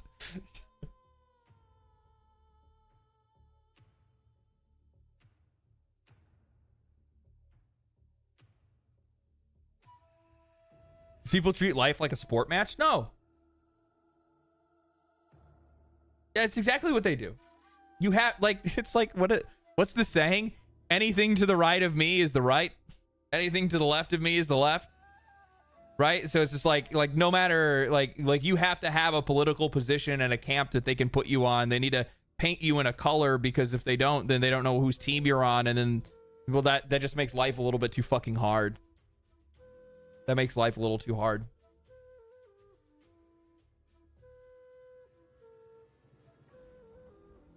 I honestly think a lot of that stuff just has to do with just general intelligence and the vast majority of people being fucking stupid.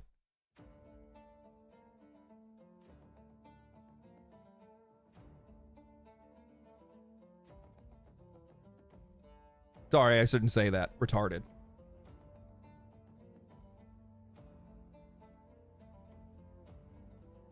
Bro, I play as an alien with 10. Jesus Christ, what are you talking about? Oh, I would play as an alien with yeah, I would too. I would too. I rather like what you do. I just saw your schedule one video today and it gave me the final push to get it. Let the trolls go hungry. FM. FM. God damn it. Never change Japanese voice TTS. Never change. FM. Nightwolf, thank you for the membership. I appreciate that.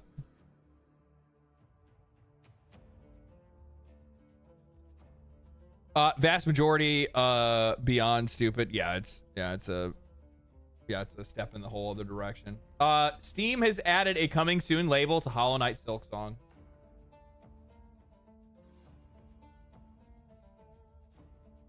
I haven't beat Hollow Knight.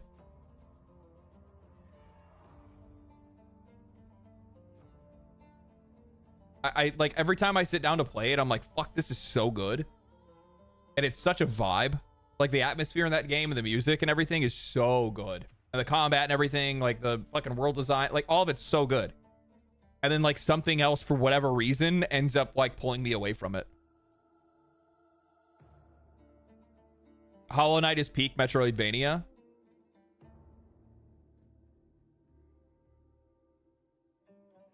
Better than Symphony of the Night? Better than Castlevania? I mean, like, yeah, for its genre that it's in, that Metroidvania, I guess I could say that, yeah. Yeah. But I feel like the Castlevania games are in a peak of their own.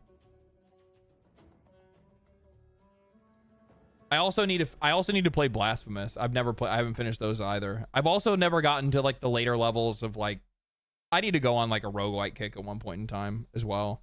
Metroidvania or whatever it is. I'll find myself in that run at one point in time for sure. Because like I've been like what's the other one? Like Dead Cells. I need like ever since they did that Castlevania update, I'm like, fuck, I need to play that game, dude. Like I only have like 30 hours in it, and most of those 30 hours. So this is the problem with roguelikes. I'm sure you guys have the same. I know everybody goes through the same thing. You know how it takes you like 30 plus hours to understand the roguelike? Like to know what things that I'm looking for at the very beginning of a run to give me a good run. Where I know this run is actually going somewhere. It takes a long time to learn the mechanics and understand. Like it honestly, I don't think I found a single roguelike that I've been able to sit down and just like know immediately when I start playing, like this is what I want. Risk of Rain 2 is looking at you.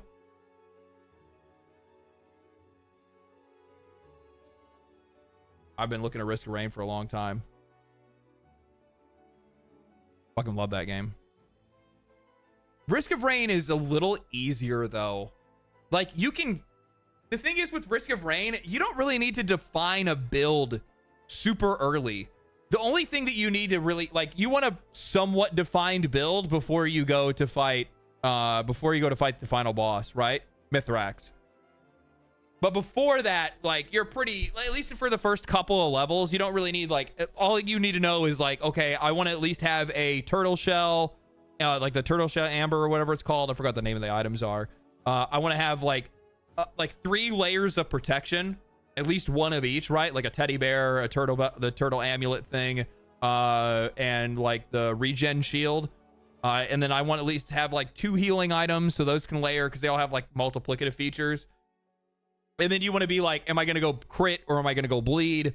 Am I like, what kind of build am I going to go bomb? Like, that all depends on like the character that you're making. But even still with like damage, it's like the same thing. Like I want to like layer the things. Like I'm looking for, you know, I want a, is it goat hoof? Is that what it is? Is it goat hoof? I forgot what the name of the items are. It's been a while since I played. Actually, not really. I just played the other day. It was footage I had in the back of a video. Hades 1, I would argue you can make almost anything or nothing work. I mean, once you go up into some high heat on Hades, that shit gets rough. If you're not like dialed in and getting something fucking going, you're having a bad day. You're gonna have a bad day. You want to know one that I'll tell you guys one. You want to know one that I've really fucking struggled with? And actually the one that maybe stopped playing roguelikes for a while?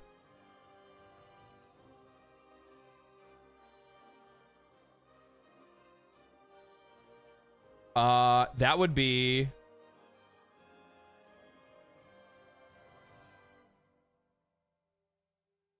Slay the Spire.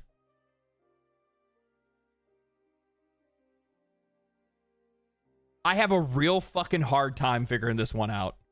Like, I think I've beaten the first boss like once. Maybe.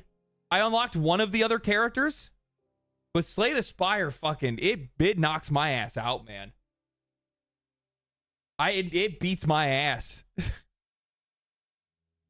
It beats my ass. I have a hard time. I have a real hard time with that one. How many games you got on Steam? I don't know, actually. 200 games.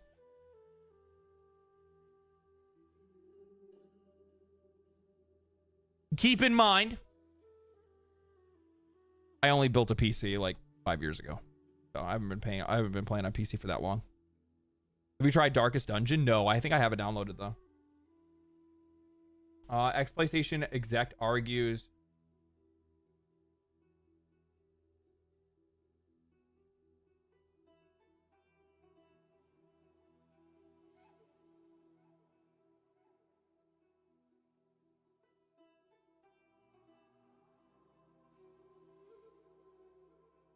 I'm going to read this out loud. Ex-PlayStation executive argues, only the dog can hear differences between console and gaming PCs. They're all quite similar.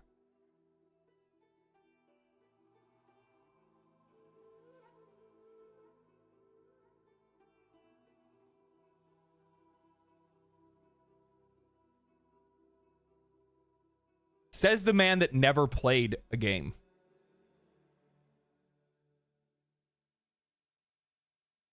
What the hell does that even mean?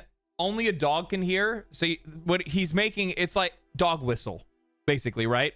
So like a sound so high that a dog can only hear it. So basically what he's saying is that the difference between it playing a game on a console versus playing the game on a gaming PC aren't even noticeable. You'd never even see it. Only somebody with a trained eye could actually see the differences between playing a game on the PlayStation 5 or the Xbox and playing a game on PC. Hell of a cope. It's a crazy cope. Dude, like, I know console Andes that'll be like, yeah, no. Like, everybody knows the PC's better. Like, it's literally built for that. The fucking graphics card is the size of my console. Like, everybody knows. Like, it's literally, like...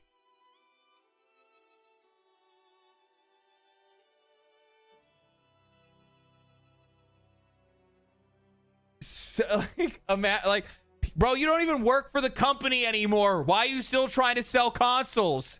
The human eye can only perceive 30 frames per second. Yeah. You know what else the human eye can actually perceive, though? Frame stuttering. You know what you see a lot less frame stuttering on? Games that have consistently high frame rates.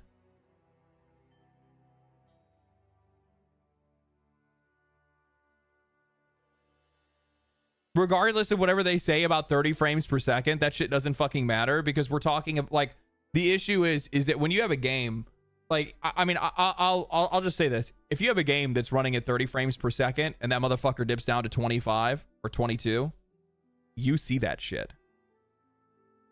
You're like, ooh. Ooh.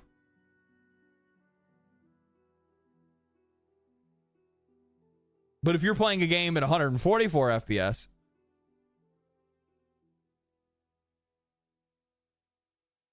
you don't have that problem. Yeah, the human eye can also detect pop-in. Yeah, there's a bunch of other shit. The problem is that people will try to use the 30 FPS thing as like a way to be able to like excuse the fact that like there's nothing wrong with not being able to afford a fucking PC or not even wanting one, to be honest with you. You don't have to justify why you play it or why you like a console. It's okay that PC is just better. There's nothing wrong with that. Not everybody, like, that's like me being upset that I don't have a fucking Ferrari. I don't need it. But I'm not going to sit here and say, well, you can only drive 60 miles an hour on the roads. You know, like, what the fuck are we doing?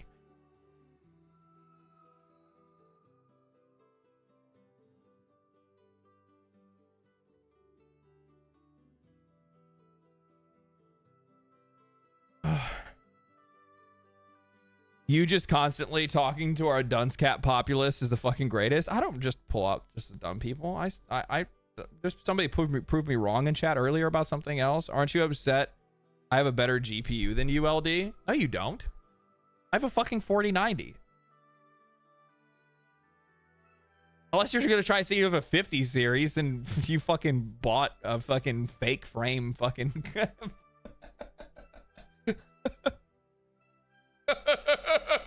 fucking fake frame piece of shit 50 series. Hope you like your AI.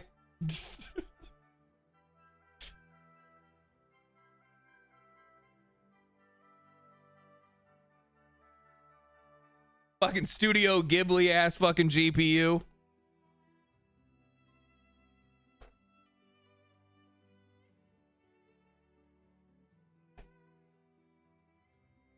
The salt is real. Fuck off.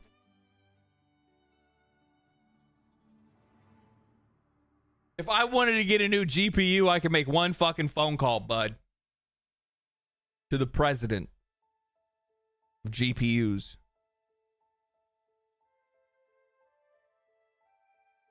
I don't know what his name is, but I could get his number.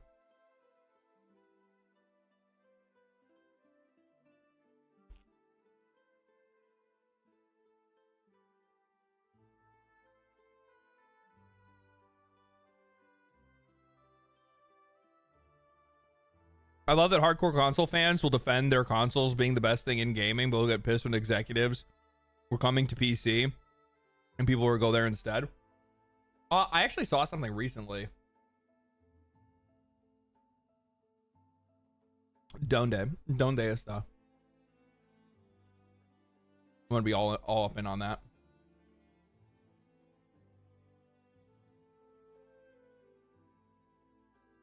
Okay, before I get to that, I'm sorry. Insider Gaming, this is the most bitch-made article I've ever seen them post.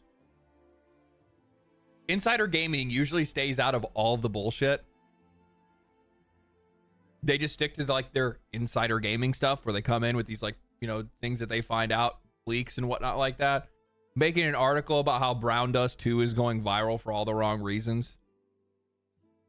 Because they showed off a fucking character intro where the girl like she's wearing like tights and when she pulls at the tights it like smacks her ass or whatever. Talking about like, oh well, you know, it's you know, the publisher's getting too much, like they should be paying attention to Liza P, but instead they're looking at these super hot chicks and crazy like stuff.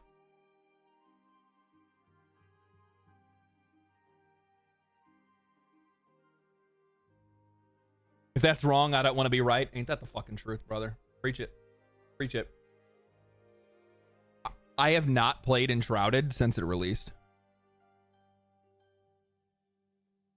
Where do I find this supposed video? I'll show it to you guys. I'm not afraid.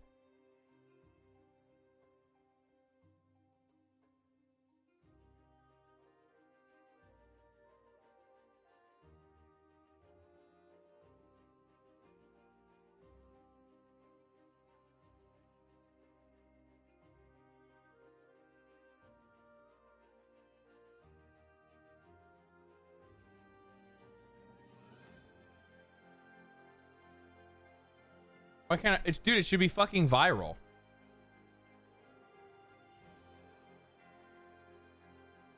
What if I just do this?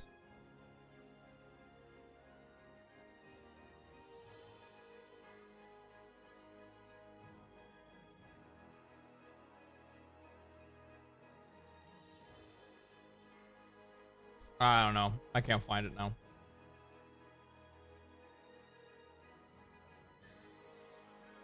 I would have shown you. I have Enshrouded, but I haven't Enshrouded, but I haven't touched it yet. It's really fucking good. I just haven't had the opportunity.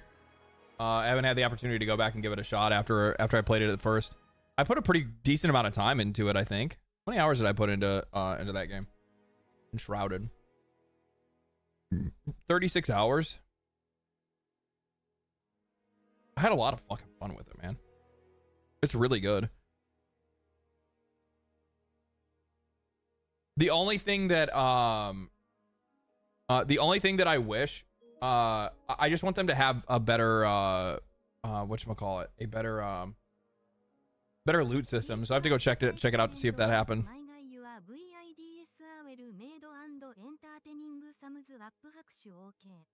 I'm gonna say that your name is Vermin Infested because that's what it looks like it says. Thank you for the fucking 50, man. Holy shit, what a massive super chat. Thank you so much, brother. Appreciate that. Holy fuck. Crazy generous of you, man. Keep up the excellent work, my guy. Your videos are well made and entertaining. Thank you, man. Thank you. I make them for you guys. Hope you know that. I make them for you. Special made just for you. No, literally, like, the thing is, it's actually kind of fucking crazy. So this is like, just like, so I hit 300,000 subscribers and I haven't taken the time to talk about it or even really think about it. And it's actually the exact same feeling that I had at 200,000 subscribers, which really wasn't all that long ago. It was only a couple months ago. And I'll be honest with you guys, like, the wild amount of support that I get from everyone, all the like kind comments, the positive comments, the feedback that I get on videos, more and more people that continue to show up to live streams and everything like that. All the people that support everything that I do, and like the only thing that I can do, and I think I said this around like 100 subs or whatever, 100k subs, is just all I can do is just continue to try to entertain and do my best to stay me and get better at doing what I do, right? And that's what I try to do. But I'll be honest with you, it really hasn't like fully sunk in, and I just keep my nose down and just keep working. Like, I was talking to a couple of people, like a couple other content creators, like I was talking to Darth Microtransactions. He called me the other day, and when I was talking to him, I was like, he's like, yeah, how's it feel, man? And I'm like, I don't really fucking know. It's like, I don't know, man. I'm like, I just keep doing my thing. I'm like, the numbers are numbers. I just keep making videos, and as long as my fucking bills are paid, that's all I really give a shit about. Outside of that, you know, I'm just talking about stuff that I'm interested in, and I just keep playing games, and I just don't think about it outside of that. Like, yeah, that's pretty much it. Like, I remember, I think I talked about this like I talked about this not too long ago, I don't think, but like super Eye Patch Wolf had a video where he's talking about like how much he like obsessed over like the numbers and subscribers and how many views you get on a video and stuff like that. And like views, definitely, I could see myself like I mean, no matter what, when your livelihood is directly attached to how many views you get on a video, like, you're going to be in a position in which you're going to be like, fuck, I hope this thing does well. And it doesn't feel good when a video doesn't perform the same way as everything else does or whatever it might be, but you're going to just kind of have that kind of shit happen. But I think that a lot of people kind of like, they tie themselves and their like personal worth to like the content too much. And then that's when they find themselves in a position where either their ego gets like way out of control and they think they're actually somebody that they're not. I'm going to tell you guys right now, I'm going to permanently have imposter syndrome. I've always been that way. Like, I've always been that way. Every job, no matter how good I was at doing that job, I felt like I didn't deserve it. And it's probably not imposter syndrome. It's probably more just like being humble more than anything else. It's how I was raised. And that's just kind of the route that I'm going to take and continue to take, is just remaining humble, because that's just a better way to do it. Defied to none. Thank you for the Prime, man. Appreciate that. Thank you so much. Fake it till you make it. Yeah. I was waiting for your Hassan arc. I like, don't get me wrong. Like, I thought like one of the things that I was thinking about like recently, where I was like, you know, like, should I ever like have to think about evolving at all? Like, evolving the content in some way? You know what I mean? Talking about other subjects, maybe going into other things other than video games. And then I thought about it, and I was like, bro, I don't really give a fuck. I don't really give a fuck about anything other than video games. I watch anime. I go to the gym. I eat fucking food. I'm not an expert in any of the things outside of business and video games. Those are the two things that I know the most. Those are the two things that I enjoy talking about the most. And yeah, it's about as far as it goes. Doesn't go much further than that. So I don't really see any point in me trying to make videos talking about anything other than what I do. Do I read manga? A little bit. a little bit, but I have a it's gotten a little better because of script reading, but I have reading issues because of ADD. So I skip around too much when reading, and I blur words together and shit like that. It makes it really fucking tough when I'm trying to read things. Like, I've gotten way better at reading things out loud by repetition, right? But yeah. So I always, like, if I'm just trying to read something casually, like, I almost never get the full meaning of what I'm reading because I skip around too much. My eyes skip. It's not like I can, like, I try to focus and just, like, dude, hold the fuck on, like, one at a time, but it is what it is. Had something similar. It took me a while to be able to focus while reading. Like, I can if I fucking medicate myself, but I try not to have to take any type of medication for anything because I just don't really like having to fucking, I don't know, like just the idea of medications in general just makes you feel like a piece of shit. It's like, oh, like my body can't fucking handle this. I can't handle this. My brain can't handle this. I need some fucking assistance to be able to get my brain to work. I don't like that. Live action shows or only anime? I'll be honest with you, man. Like, there's a couple of live action stuff, but like I go back and watch older stuff for like, you know, like live action. Like I've been watching fucking Battlestar Galactica over again. Absolute fucking fire. Admiral Dama is literally one of the fucking, you know, Edward James Olmos, fucking one of the best actors ever. Show is fucking insanely good. But I just don't like, I'm gonna be honest, man. Like, the best movie in television, for the most part, usually comes out of the West, and it just fucking sucks, dude. It fucking sucks. Their storylines suck, their characters suck, the actors suck, the fucking plot sucks, there's constant fucking social messaging and shit like that. So say we all, that's right, baby. So say we all.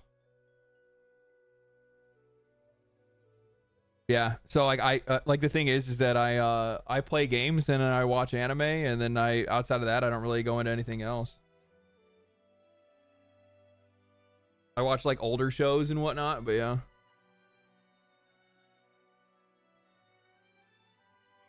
Movies are content now, not cinema. You got a really good fucking point. I mean, if I did start watching like movies and television, then maybe I would want to make commentary around that stuff. And just talk about how fucking shit it is. No wonder fucking Critical Drinker gets so many fucking views. or has no problem making any videos. Have you watched Apothecary Diaries? Absolutely fucking fire. Absolutely fucking fire. This show is so good. Writing for that show is really, really good. So is the art style.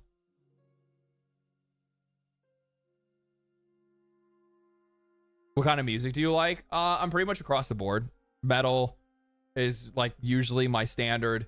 I still go back to like post-hardcore and pop punk and stuff like that, emo days and whatnot. So I still go back and listen to that. Free Ren, yep, of course. Journey's End is absolutely fantastic. Grab your gun and bring your cat. That's right. That's right.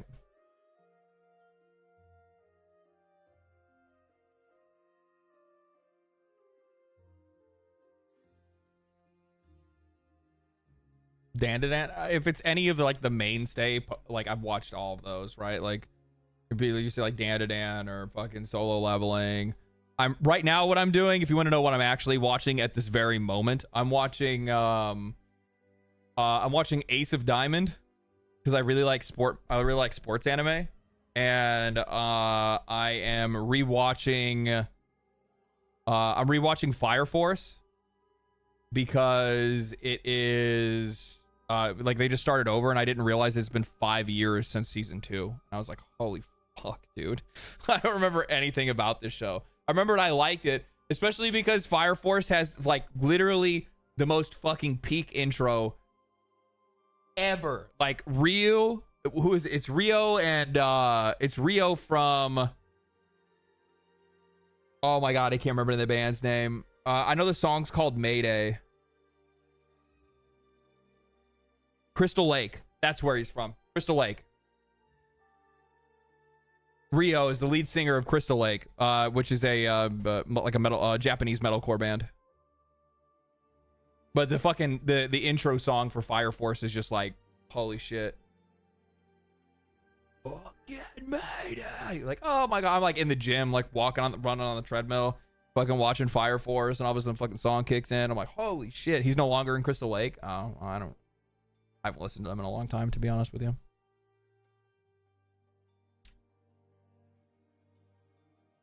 That's the second opening. Oh yeah, you're right. It was like during the second core, right? Second core.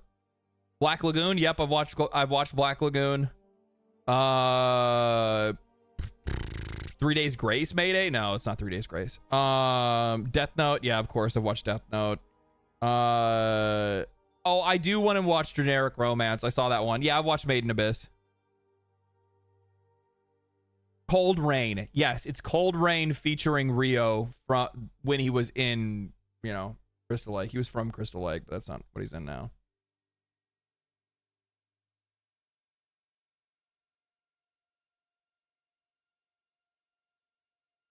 Have you checked out Title Update 1 for Monster Hunter? I fought Mitsutsume. Got my fucking ass handed to me. I fought what's the other one called? I can't remember what the other one. I fought both of the two fights.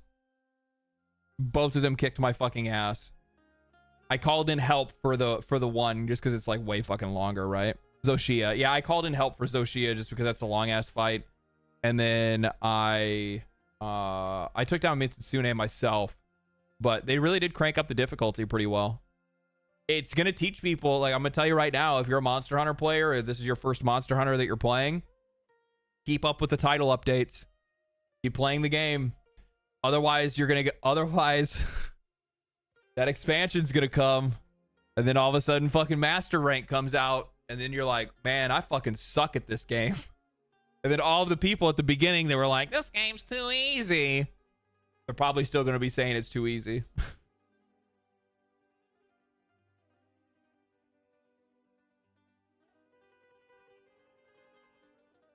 Charge Blade is king. I still want to do another playthrough on a different character, just to like start from the bottom and work my way up with like a weapon I've never used before. I don't really like the idea of using a weapon that I haven't used before. I mean, I could always just like take a weapon that I know how to use and then have the like as a backup to like bail me out if I need to. But I don't know. I feel like I'd probably learn better if I just like went from scratch with a brand new character with one weapon.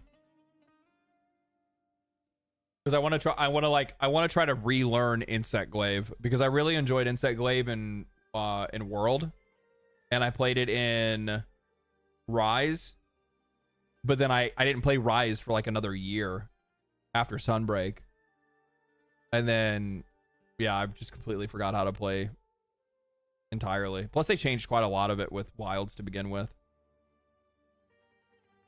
Isn't there people who beat every monster with beginner gear? I'm sure, but do I look like one of those guys? I saw somebody like judging judging my gameplay in like a competitive game at one point, and I'm like, bro, where on my fucking YouTube page does it say that I'm a pro gamer? I just like video games, bitch. Who am I competing with? What the fuck? We already talked about that. Hit that up already. Oh, this is really interesting. A PC gained more players than console in 2024. I wanted to read this. I like that Insider Gaming does not write like fucking massive articles. They keep it pretty short and sweet. PC gaming is outgrowing console gaming when it comes to total number of players. In 2025, PC and console gaming report from Newzoo. We'll bring up the report. Global data indicates that more players started playing games on PC than they did on console. According to the report, PC player numbers rose by 3.9% year over year. That's a lot of fucking people. From 873 million players to 907 million players in 2024. Console player growth, on the other hand, while still up, only grew by 2.3% from Yeah, see, like, people don't understand this. Like, I don't know why console players think that they're, for some odd reason, like, the major part of the market. This is one of the things that, I don't understand why. This is the most frustrating thing as a PC player, is that we're talking about year over year. You now have 907 million PC gamers.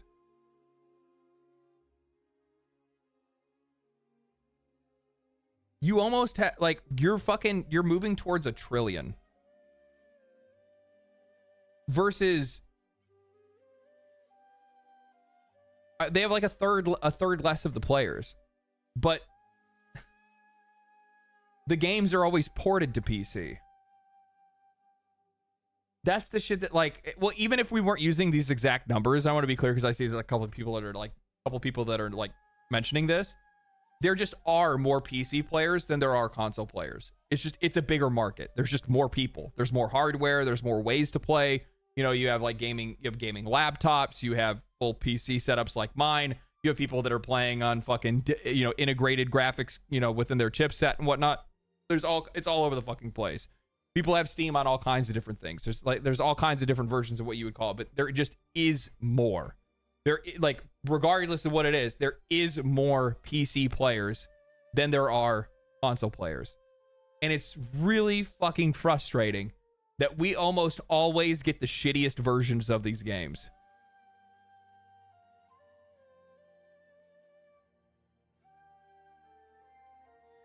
It's really fucking annoying.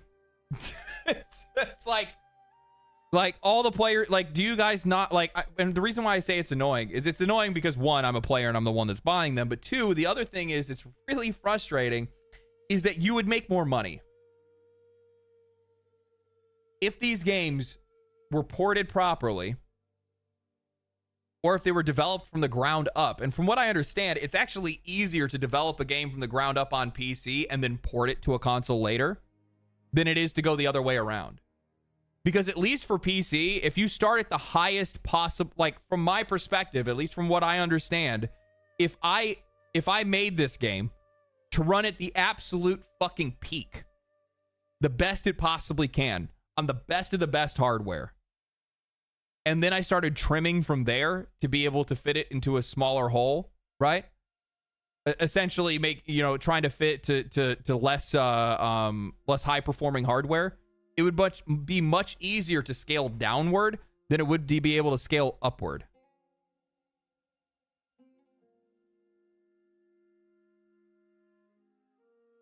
Xbox is joining Steam, right? I don't know. I mean, Xbox already puts their games on Steam. Unless Xbox is trying to put Game Pass on Steam. That'd be the only thing that I could think of.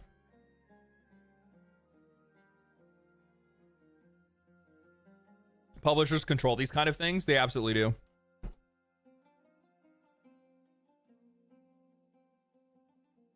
The funny thing is, I wonder why they do that. I need to look into that a little bit more.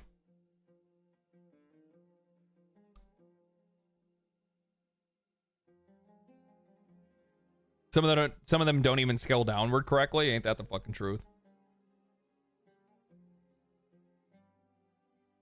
Optimizing for a variety of hardware on PC is tougher and a longer job. So you're going to sell it to a fraction of the audience then.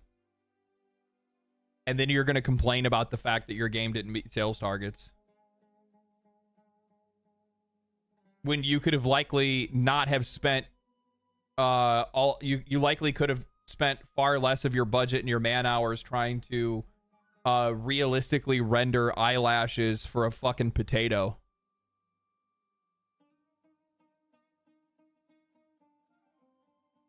Like, let's not act like these guys aren't wasting development time on bullshit that nobody gives a fuck about, right?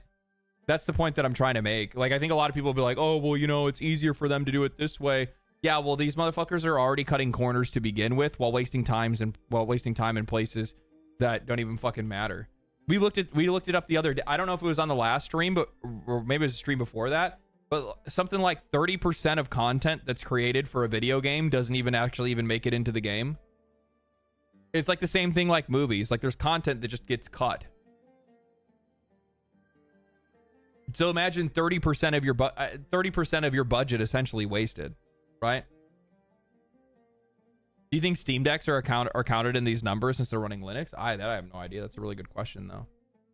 Looking to the future, Newzoo projects player growth steadily continuing to rise for 2025 and through 2027. It projects PC numbers will increase to around 930 million this year, while console players will jump to an estimated 653 million. By the end of 2027, Newzoo suggests that PC and console numbers will be around 970 million and 698 million respectively.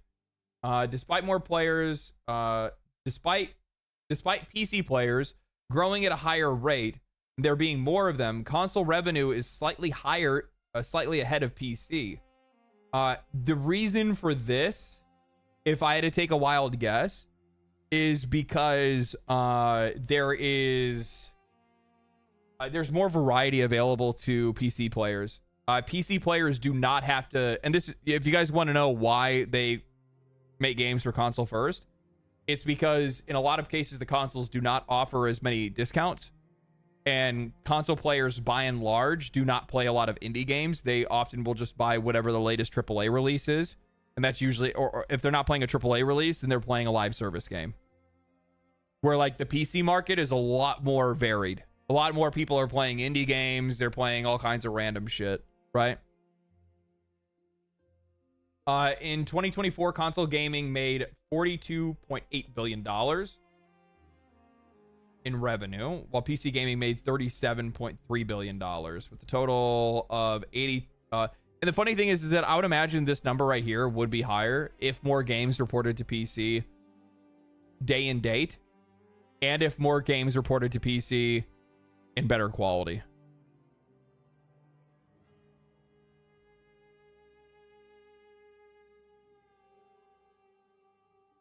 I would guarantee this number would be higher. Would it be the same? I have no idea. I mean, that's a completely different story, but I know that this number would be higher. With a total of $80.2 billion for the year. That was a little bit less than the last at $81.9 billion in revenue for 2023. Still expected gaming revenue in general will grow from 2025. By 2027, Newzoo expects revenue to surpass $92 billion for the year. Interesting. Okay.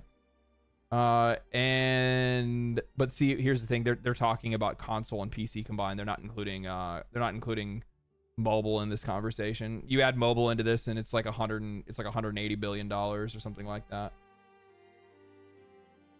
I don't know if I have this one. Do I have this one? I have a bunch of reports on my computer. I have a bunch of reports like this on my computer. And so I can go through like all of the data that a lot of these companies have collected and talk about the different things that they go through. If you guys want to look through my eyes and see like the kind of shit that I go through, like this is the kind of shit that I go through before making videos. I don't just like fucking talk out my ass. I don't think I have this one. I'll request it later. They send this stuff to me, which is really nice. I think just about anybody can get it though.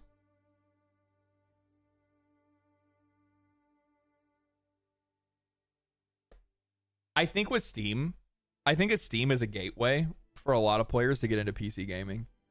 Because like the thing is that like once you get your hands on a Steam Deck, and then you see like all the games that are available to you, and then you realize that at any point you could build a gaming PC and play those games on a gaming PC as well.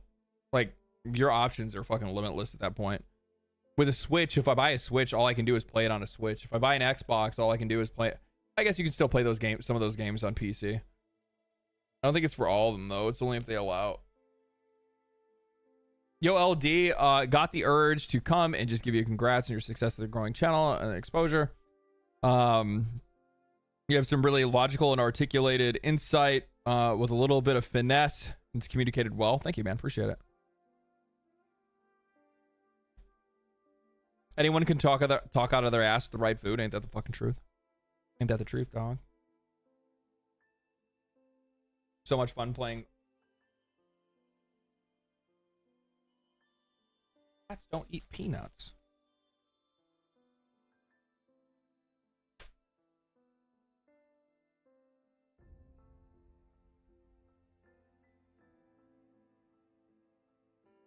If there's anything else that I wanted to bring up on here.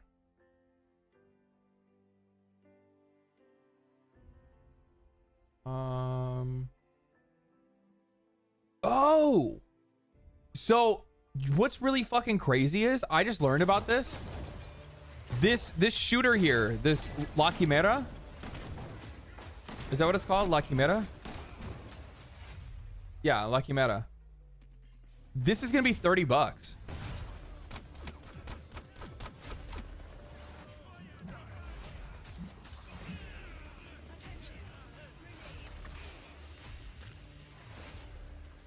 Yeah, they're selling this for $30.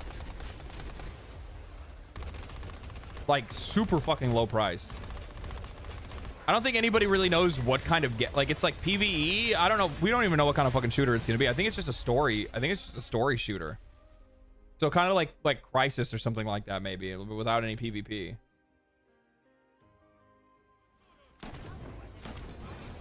It's from the Metro devs. Same team that make the Metro games.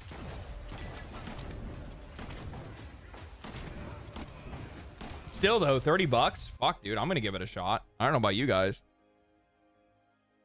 Based in Brazil, yeah.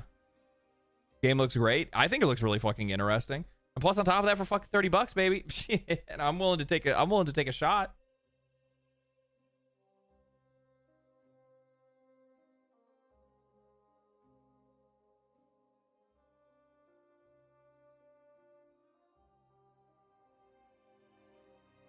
I'm gonna be real. This is like the most Black Mirror shit I've ever seen. This is some fucking dark shit right here, boy. Holy fuck. Give me a second.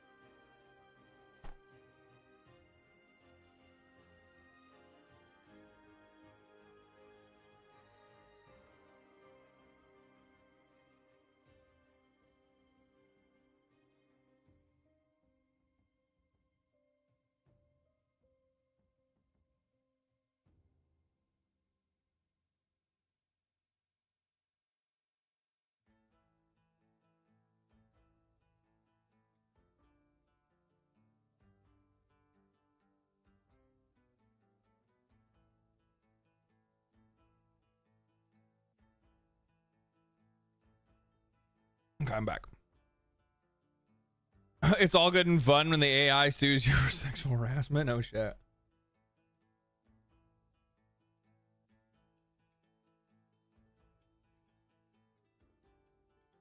This feels like it's straight out of a fucking video game. Artisan. Like even like the name of the company is like it's like the exact kind of name that you would expect a company like a fucking company bent on like world domination to have.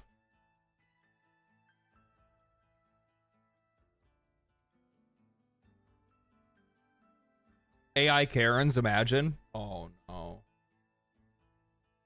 Oh no. Cyberpunk 2077 vibes, yeah. Y'all see the events of Black Ops 2 getting closer? No shit.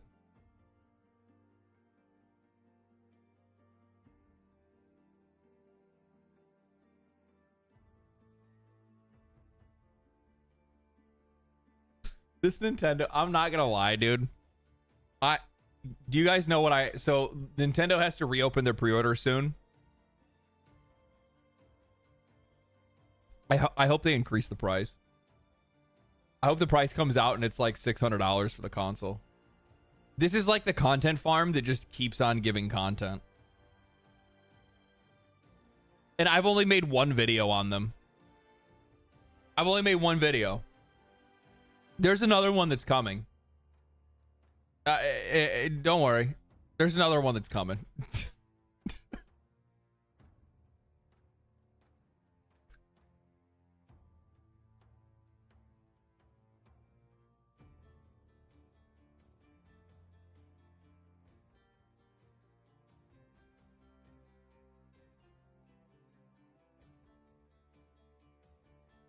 Nintendo president tells those who can't afford the Switch 2 to just play the original Switch.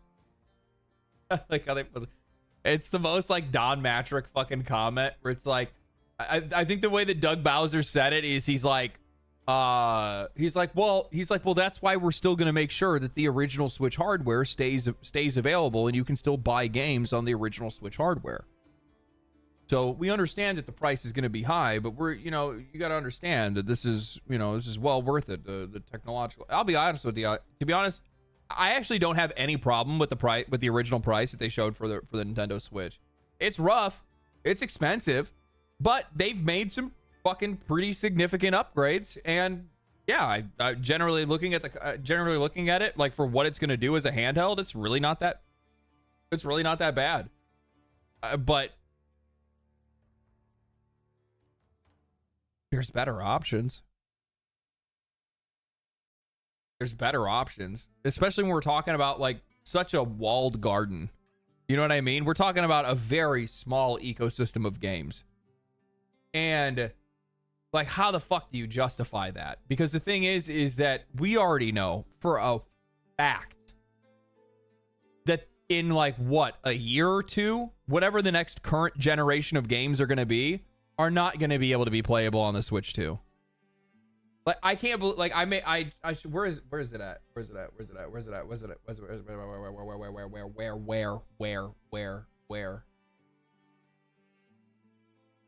Where?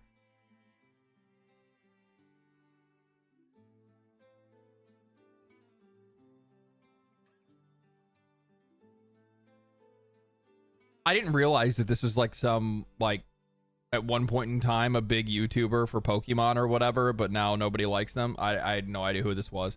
I didn't even notice the check mark, to be honest. At first, I just took the screenshot just because I saw like the ridiculous ass comment, and I was just like, bro, you got to be fucking trolling. You got to be trolling. And then I realized they're not trolling. I thought they were fucking with me. Wow, weirdos. Wow, weirdos not realizing that Nintendo being the first to next gen means that they're going to be the first ones with next gen pricing. I did not realize that 1080p 120 FPS. Sorry. I didn't realize that Cyberpunk 2077 at 40 FPS is next gen.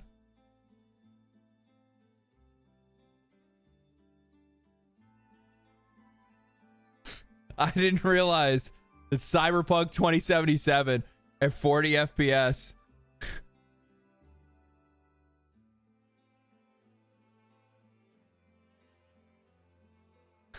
40 sounds generous.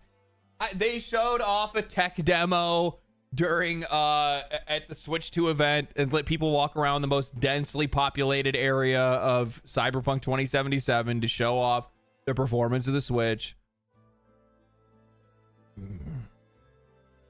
Yeah, 15 FPS to 40 FPS next gen, guys. No shit. Like, that's crazy to me. I feel so fucking bad.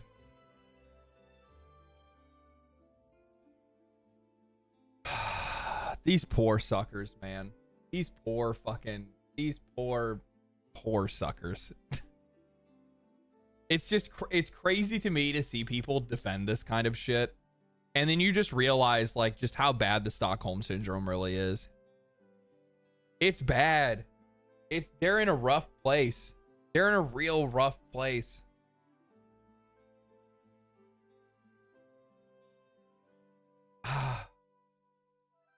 I mean, I guess that's like how you have to feel. I was sitting there and I'm like, thinking about it. I'm like, if you're a Nintendo gamer, right? If you're a Nintendo gamer, how does it feel to have missed out on Baldur's Gate 3?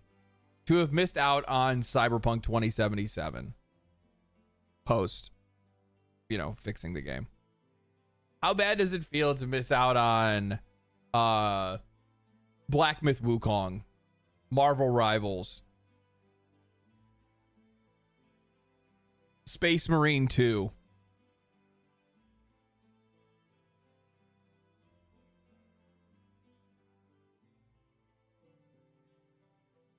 Red Dead Redemption 2, Kingdom Come Deliverance 2. Did you miss Schedule 1? No, I'm going to play that here in a little bit. Pal World. That's a really fucking good one. That's actually really good. Why doesn't Nintendo just have Pocket Pair release Pal World on Nintendo Switch free to play? That'd be a really good way to be able to just get over that whole fucking get over that whole lawsuit.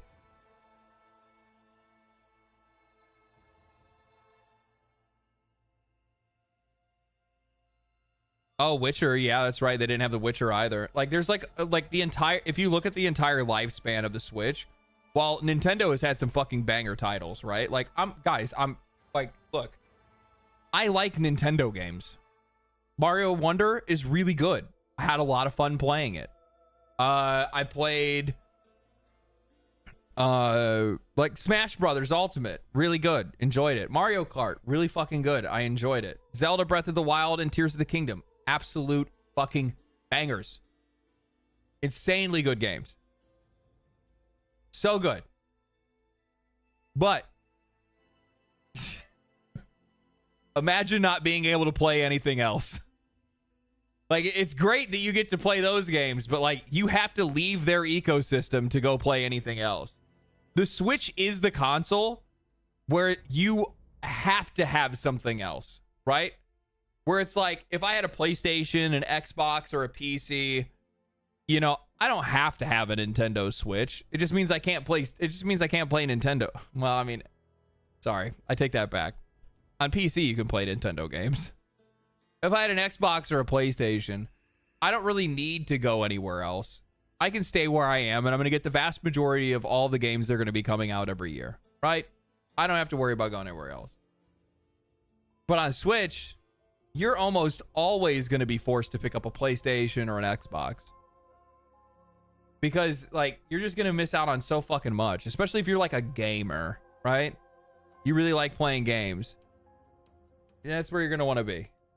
They can't play Schedule 1, the travesty. That's probably the biggest weakness of consoles to begin with, is the fact that, like, they don't really fuck around with early access all that much, and they miss out on a lot of indie titles unless they invest in them directly. Like Xbox, when Valheim popped off, Xbox helped fund Valheim a little bit, gave them some money so they can help them get the game on Xbox.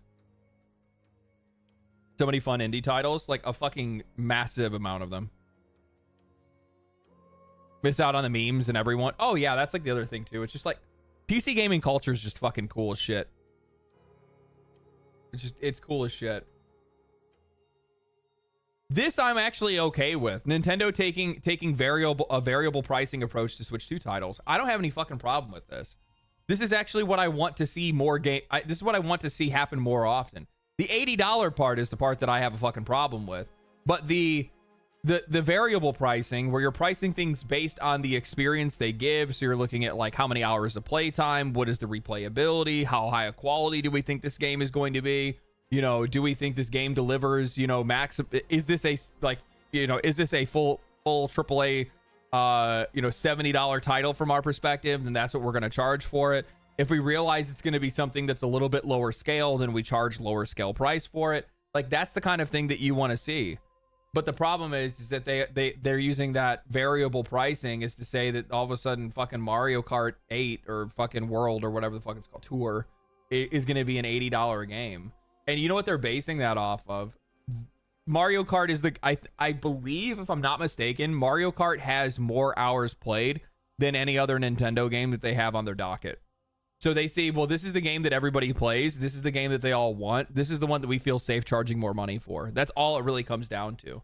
It has nothing to do with the actual development cost. I think a lot of people don't really realize this, but Nintendo does not spend nearly as much time developing games as any of these other companies do, nor do they invest as much money into developing games as any of these other companies do. I mean, not even close. Bring back variable pricing, 40, 50, 60, 80. Well, here's the thing. We have that, but right now that is being limited to indie, AA, AAA. Rather than, like, not every AAA game is going to be worth $80 or $70, right? That's the problem. Is that 40, 50, 60, 80 doesn't apply to AAA games, where AAA games just sit in one section. And every major publisher just blanket prices everything at, max price, whatever the standard price at the time is, right? The other thing is, you want to know where that variable pricing went? It went into, here's the game plus a couple DLC items. Here's the game plus a couple more DLC items. Here's the game plus all of the DLC items. And, get this, potentially more content in the future.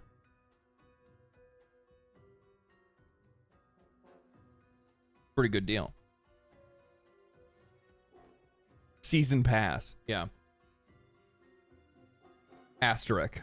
Season pass. Yeah, basic, gold, and ultimate editions. That's where the price variability went.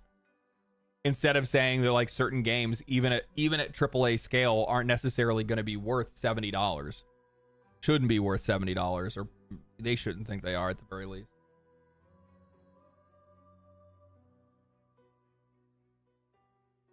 Nintendo says $9.99 is not an exorbitant price. Nintendo exec defends Switch 2 welcome tour. The amount of care and work that the team put into it justifies the cost. Bro, it's a fucking tour of the console that you purchased for $450.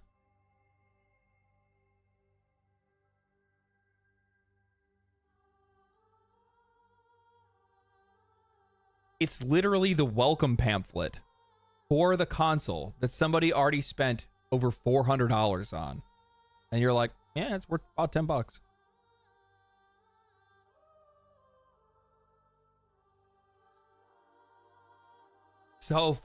It's so goofy, man.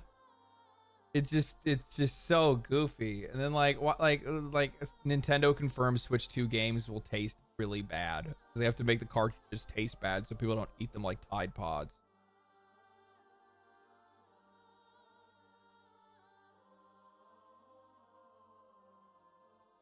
Valve made around $100 million. Like this, I never forget. Valve has done a lot of great things for us, but they also gave us loot crates. They also fucked us.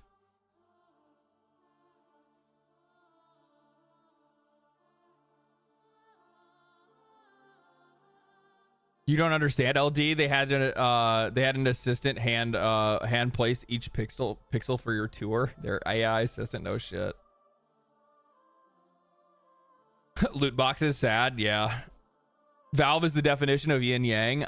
I'm gonna be honest with you. There's only really like two things that I can point to where I say like, what are things like I know that people don't really like like how they just like stopped supporting Team Fortress 2. I know that like that community is like not very happy with Valve. And then outside of that, it's the loot box thing.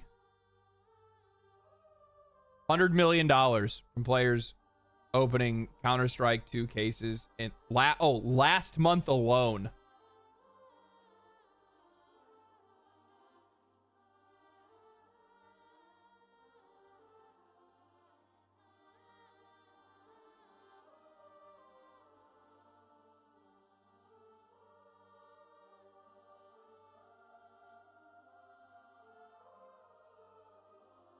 Oh my god.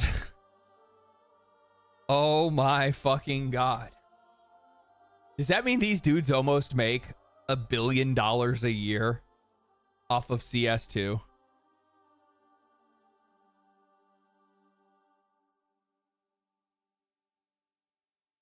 Good fucking lord. Pure profit. Pure profit. 1 billion in crates. Told you the yin to yang. To the best, they must also have a dark side too. Hey, where there is light, there is shadow, my friend. Oh man. That's rough. That is rough.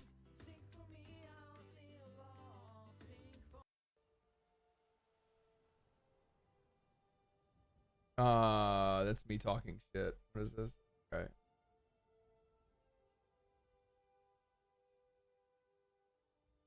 I don't know what like Ubisoft imagined what was going to happen after they had made the deal with Tencent.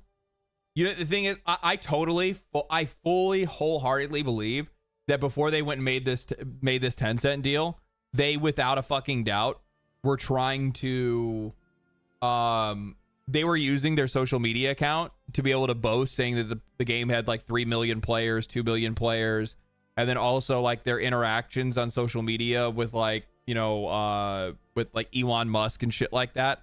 I am going to throw my hat in the ring here. I'm going to throw my hat in the ring here, and I'm just going to say that was all a PR move. Kai, thank you for the tier 1, man. That was all a PR move for them to try to build up positive sentiment within like social media and online to be able to like try to drive up like investor interest. I swear to God, that's what that was all for. I think they were trying to improve their image in the face of the public so that they could get people to buy their stock.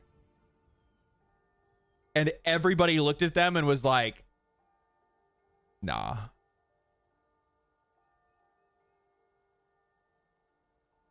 You know what's really fucking funny about the entire thing is that, like, do you guys, like,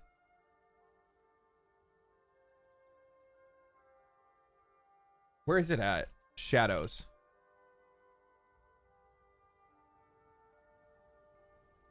Okay, that's probably a little bit too broad. Assassins, Creed, Shadows.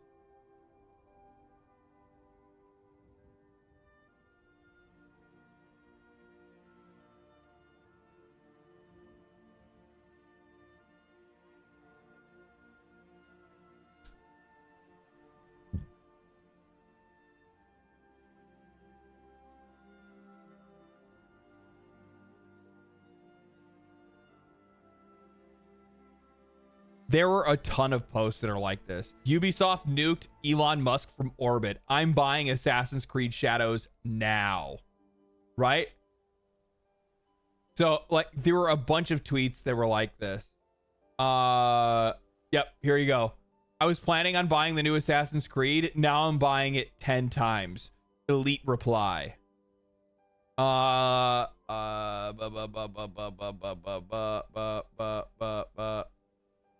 I'm not gonna sit here and have to like roll through all of them. There's a ton of these fucking posts that I had seen. People posting screenshots of them buying it on Steam.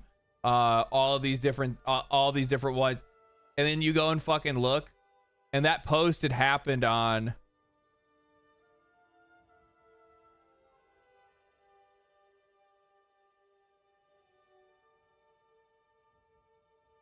March 25th.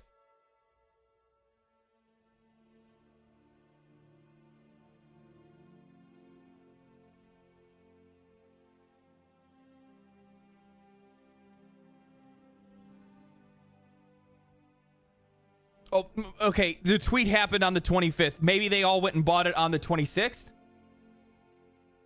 What about the 27th? 28th?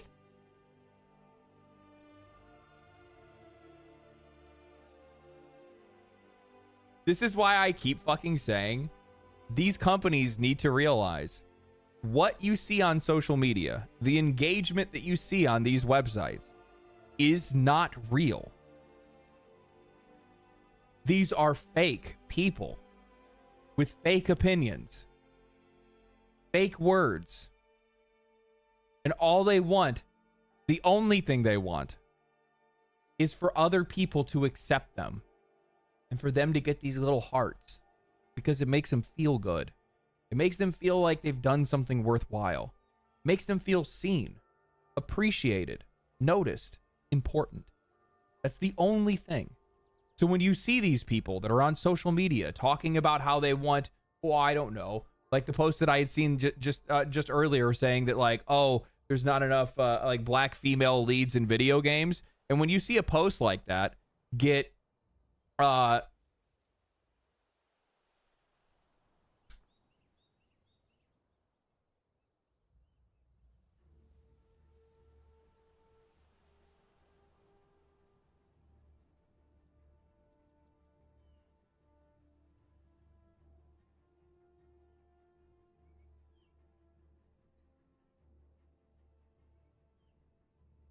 there, I can't find the original one.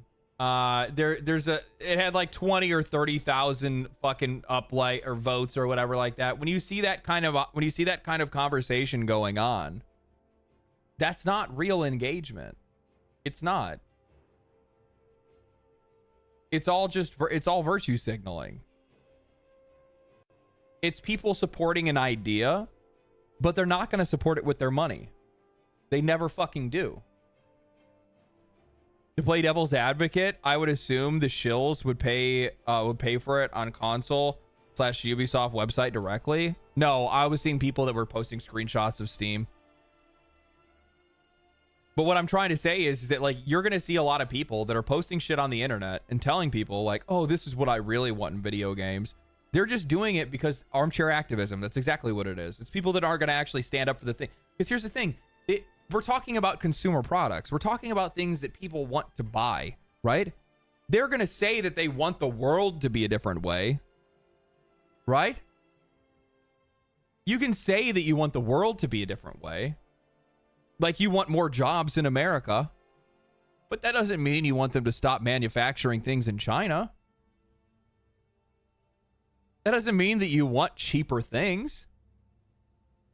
You can fucking chase this altruism all you fucking want, but the problem is that these fucking game developers, they go online, they see this shit, they see the fucking engagement that they get on posts, they see that all of their other fellow game developers like it when they say these things, they see all of this other random fucking shit online and they believe it hook, line, and fucking sinker. They watch, you know, all these different news shows and see these news clips and they follow, you know, like all this like political battling back and forth and all that shit. And then they think this is what the people want. And when I make this game, I will become a social champion. Game journos too. Oh yeah, they read that same shit. Yeah. And it's just like that's just not what people are fucking looking for. Because if they were, then those games would sell. Those very obvious virtue signally games would sell. But it doesn't. And it's not the subject matter that's the problem. We know that's not the case. Final Fantasy 16 didn't get any help. Like, it got zero fucking, zero backlash for having a gay character. It has nothing to do with the characters. It has everything to do with the execution and the reasoning behind it. But these fucking dumbasses will go online and they'll see shit that people say and be like, oh, okay, well, that's what we need to do.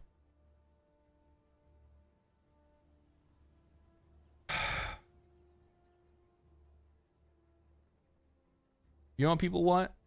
People want a game like this for $30. They want to shoot some robots with some cool looking guns that shoot some cool looking laser shit. They want depth over pandering. Fuck yeah, they do. Fuck yeah, they do.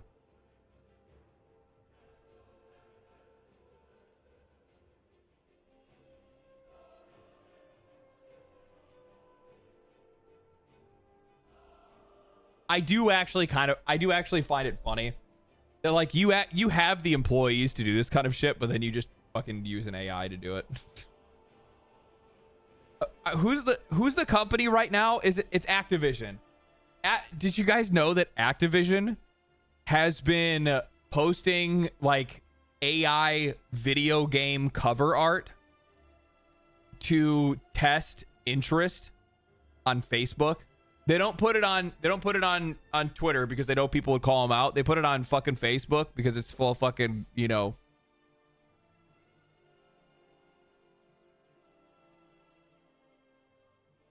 it's full of people that'll believe it. Boomers, yeah. And if they're not boomers, they're maladjusted, very maladjusted millennials. Like, I've gone on there and I'm like, what the fuck? Like, bro, I haven't been home, like back home. Like, I haven't lived like where I'm from. I haven't lived there in fucking years. I don't really keep up with like the goings-ons and whatnot. And I'm like, I went and looked the other day and I'm like, I'm seeing like the ratty girls that I went to like high school with that now have like 3 kids, divorced twice. And they're like publicly on their Facebook promoting their OF. And I'm like,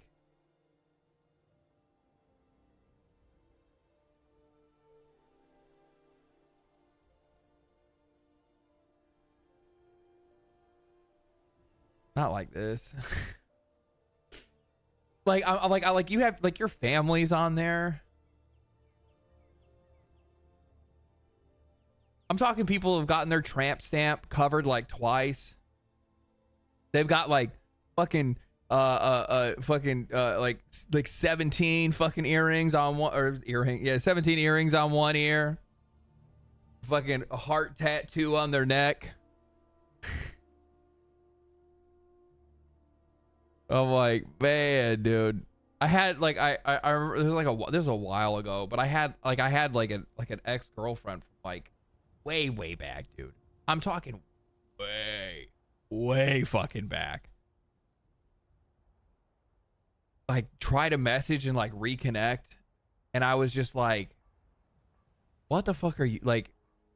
What the fuck are you doing?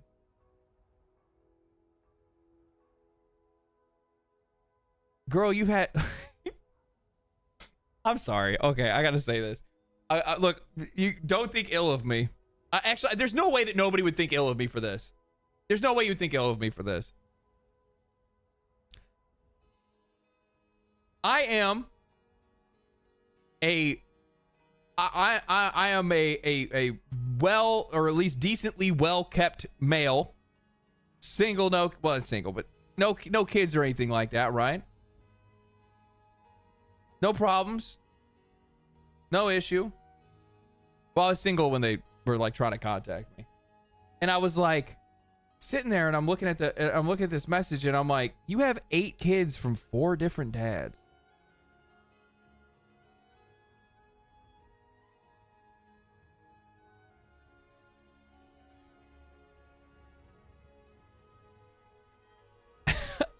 I'm just gonna let you know. Literally, by the way, I'm not being hyperbolic here. I'm being dead honest. 8 kids, 4 daddies. And you're like,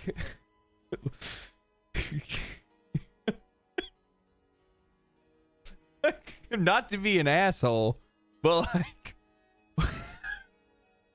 why would you think I'd be like, oh fuck, I feel like ruining my life? What? High achieving? Dude, I'm just like, mind you, like, I'm from the Midwest. Shit happens a little weird out there, man. Shit's a little weird out there. People don't know a whole lot of other people. And people have a lot of kids. People have a lot of kids, and people get a little weird out there. They just do not know a lot of people. That's the other thing. Like, you chances are you're the same group of friends you grew up with in high school are the same people you're going to know for the rest of your life, and you're really not going to meet anybody else outside of that. unless you're gonna travel outside of the fucking corn rows, or like over past the farms and shit like that. Nobody crosses the farms. You ain't going to the city. Going to the city. Nobody's going to the city. Talking about Sparta, Wisconsin. No, I'm not talking about Wisconsin. I like Wisconsin though. I like Wisconsin.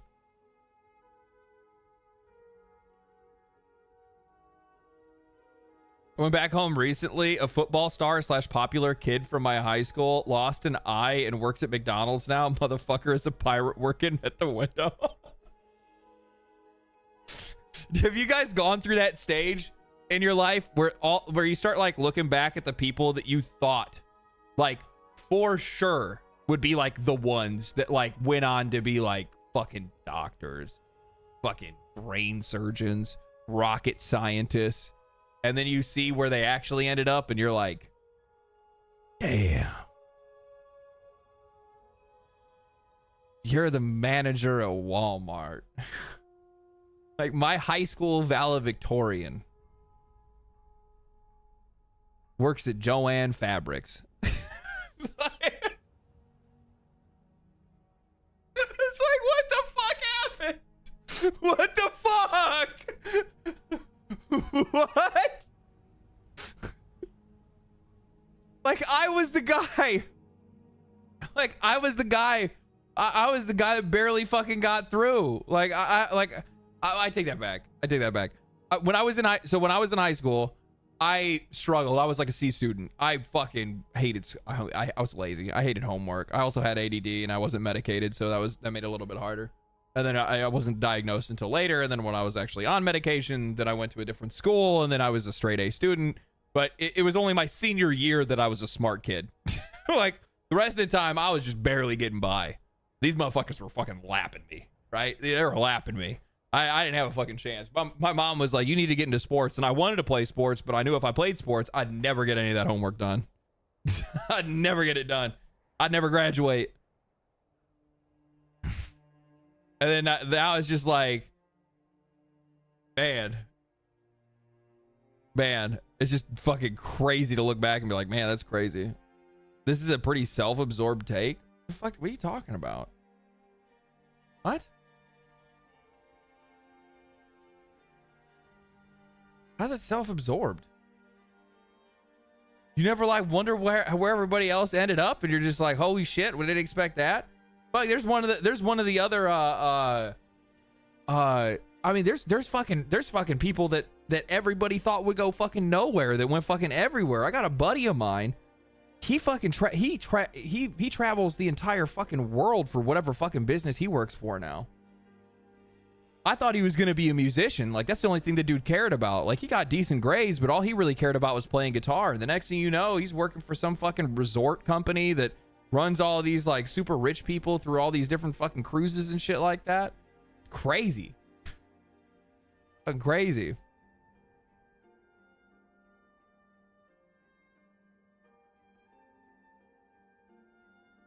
Stay strong, Bows. Stay focused. Hey, that's the best thing to say. All I can ever, like, the best advice that I could ever give to anybody is that, like,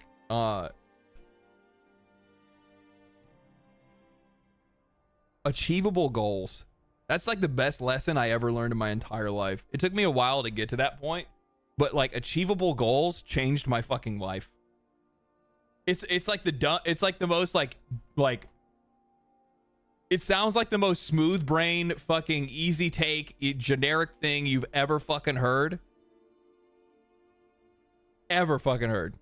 But it is like literally the truth of the world. It's the truth of the world. Aim small, miss small. Exactly. Like, I mean, you got to understand, man. Like, I dropped out of college 3-4 fucking times, something like that. Tons of money that I fucking wasted. All because, like, I was so hyper fixated on being, like, I wanted to be rich. I wanted to be famous. I wanted to be all of these things. And I'm like, dude, it's just not. And then, like it wasn't like rich and famous. It was just like, I was always trying to reach for the absolute fucking top when I was at the bottom. And I didn't have a ladder. You know? And it took a fucking while for me to just go, you know what, dude? Like, my dad would tell me all the fucking time, be a plumber. And I was like, I'm going to be an artist.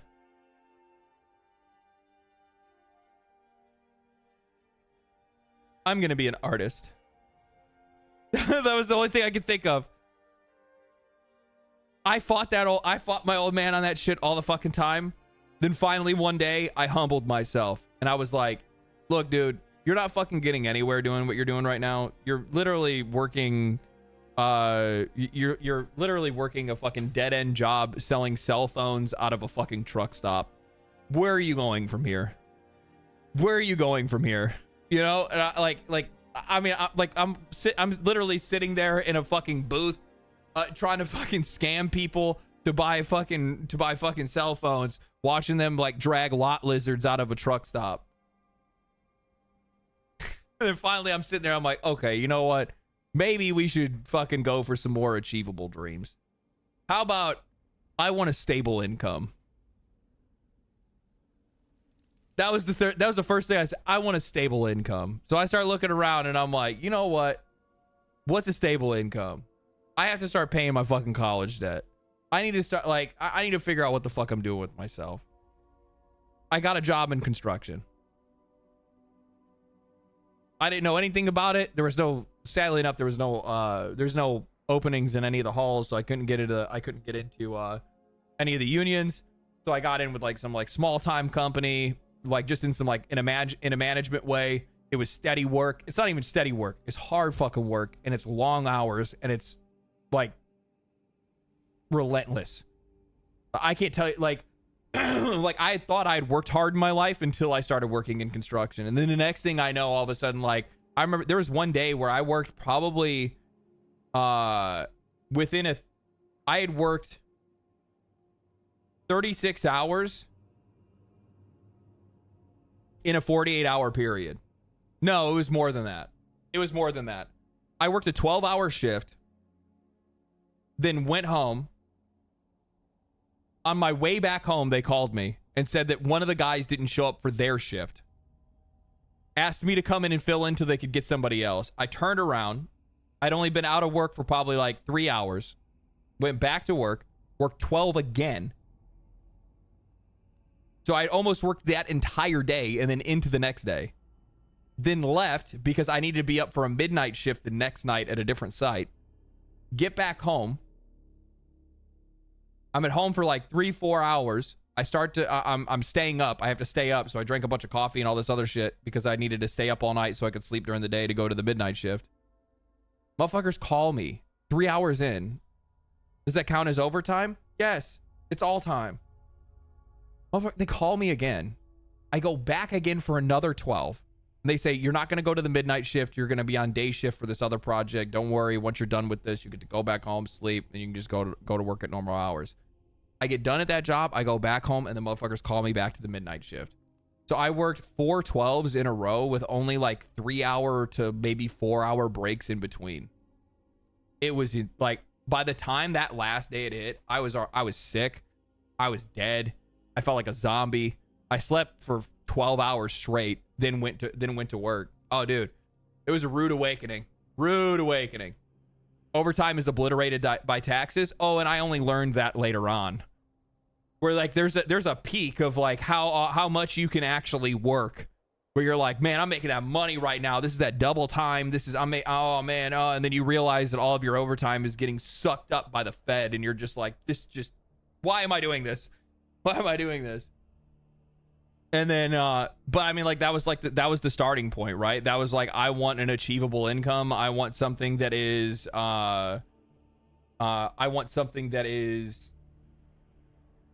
you know, an achievable goal, right? I just wanted a stable income. And then after I got that, then it was like, okay, well now I want to move up within this company or within this like work, right? So then that was like, okay, well now I know what I want to do in school. I want to get a business degree because it's flexible. It fits a lot of the things that I can do with this company I'm working with or other companies in the future. I'm going to do that. So while I was working, like, I don't know how many construction guys I have in here, if you guys even know what turnarounds are, but I was working turnaround work for a few years. It was like 3 years working, traveling, and taking classes online. taking like accelerated courses. So like literally working like 12 to 16 hour days, going home, doing homework, going to sleep, and just like over and over and over again for like 3 years. Literally like no time. Like I barely played any games. This is like this is where like there's a lot of games where people are like, why haven't you played this? Why haven't you played this? I wasn't playing any video games. None. Montage moment, straight up locked in. Yeah, straight up montage moment. My fucking life flashed before my eyes. It was fucking wild. Like I remember like the first year I was like, what is a year's already gone by? I was like, well, because like I saved a lot of money. I paid off all my debt for the most part. Yeah, I paid off all my debt. I finished my degree. And then the company that I got the degree, so then that way I could actually like move up within the company, they had changed management and they changed ownership. And when I went to the dude I was like, you know, hey, I graduated, you know, so I'm looking for other opportunities in the company. And he's like, what makes you think you're gonna get anything? He was like, oh, you did that for us? Oh shit. Maybe you should learn how to do your job first. I worked with them for fucking 6 years. Then we had a project like a year ago or whatever, or like last year or whatever it was, and that's when they laid me off. And then obviously here I am today, right? Luckily, I had a side hobby that I had picked up where I was making videos on YouTube, and then that shit fucking took off. But yeah. What'd you do? Management. Anything from like project management, health and safety, environmental, whatever. I was your fucking jack of all trade, you know, master of none. Wherever I could fit, that's where I would be, and I would do my best. Good thing YouTube exists. Yeah, I was fucking crazy. Soulless people, man. Do I have any East Coasters here? I don't know what the fuck it is about people from Philly. But in construction, they are some of the most cutthroat motherfuckers you will ever meet. They don't give a shit about you. They will step all over you. They will fucking run you into the ground if it means they can make 50 cents more on a paycheck. I don't know why it is. I don't know what it is about these Philly boys, but every single one I've ran into are like that. Philly in general is cutthroat. Well, here's the thing. Any of the people that are here that have worked in construction, you guys already know that it is like it is like high school times 10. Everybody on a job site is out to get somebody else. It's all about how you can try to push blame to somebody else for something or whatever it might be. Even if everything is going good, somebody is still talking to higher ups behind your back going like, did you know I saw them the other day and they were on their cell phone walking around in the, you know, fucking doing this and blah, blah, blah, blah, blah. Dude, I went.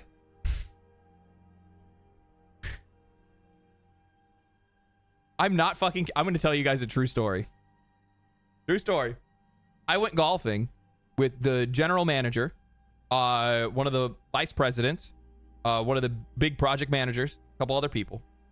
And while we were golfing, I rolled up to one of the we rolled up to one of the holes. I had my own golf cart, drinking a beer, doing my thing, and a fucking squirrel fucking chitters up over to my fucking cart, right? I'm just vibing. I'm having a good fucking day. Weather's beautiful. I'm drinking a beer, just enjoying myself. I look down at the squirrel and I'm like, oh, cute little squirrel. I just like chitter at the squirrel. The squirrel kind of hops around a little bit and I'm like, laugh to myself. The fucking general manager looks over and sees the fucking squirrel and me making any interactions towards it. And then he goes and he tells the vice president, and then later at another meeting, the president and a bunch of other people that they can't trust me to work with them because I waste time talking to squirrels.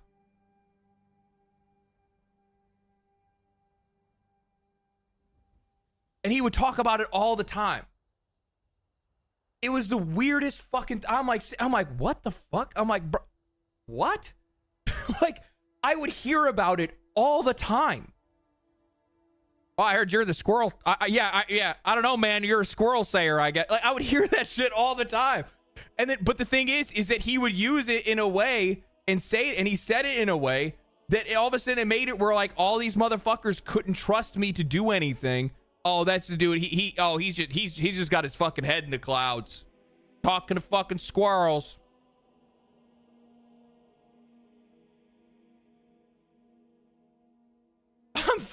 I'm like, you fucking boomer. Oh my fucking God. Can people not be like, I'm just chilling. We were golfing. It's not like we were at work.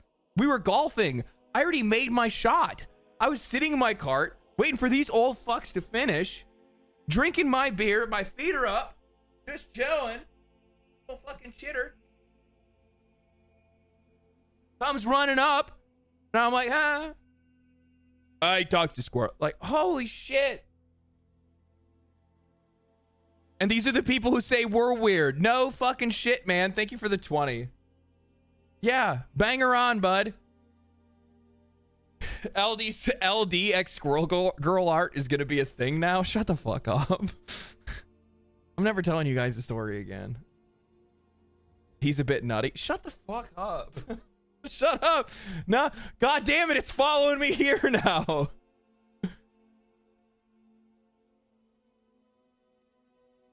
Was it a backstabby company? No, it's fucking construction, man. I'm telling you, it's every company I've ever worked at before. Like, anybody here that's actually worked in construction fucking knows.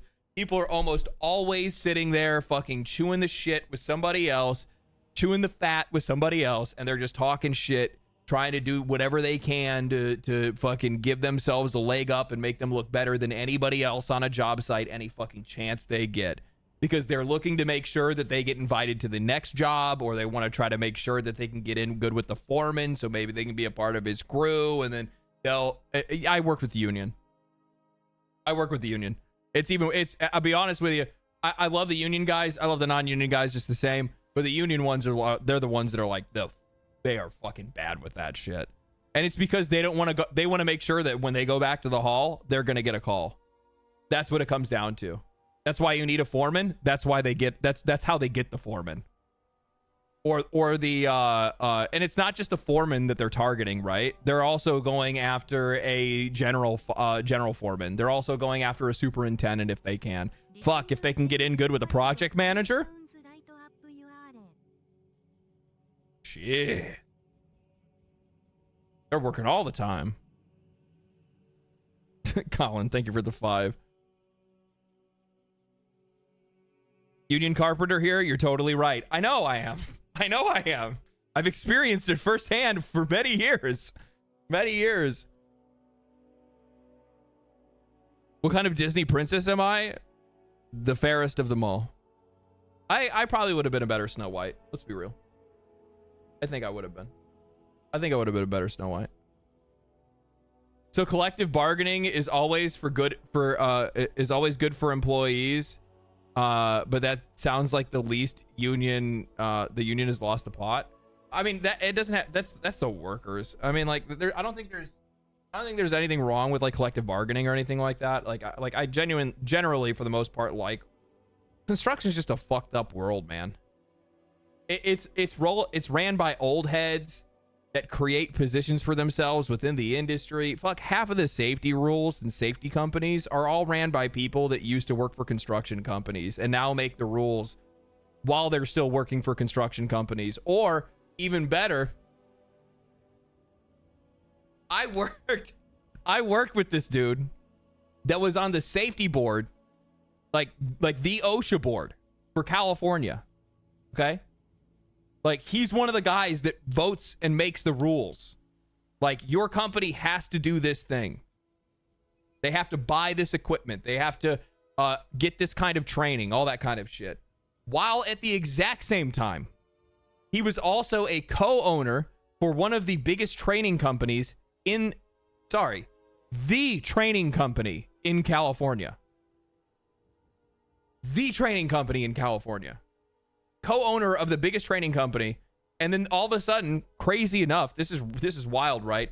It became a state law that every single hazardous chemical, like refinery or whatever it is, had to use this very specific training, and they had to get it from the only certified trainer, which was that company.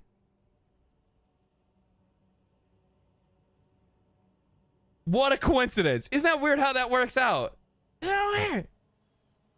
Or like the other time that they all then required everybody had to have like a certain, like, I think this is back during like COVID or something like that, where there was like a very specific like mask type, but there was only one. And then all of a sudden, like they made it where like you had to have this mask to be on a job site.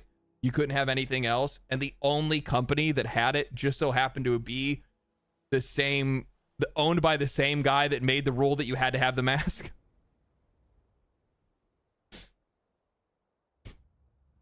Dude. At 95? Yeah. Yeah. You got fucking stock in that company? Oh, what? Yeah. Yeah. Man. Holy shit. Oh. It's like that in probably every other industry, though, to be honest with you. I don't know. That's the industry that I've only known.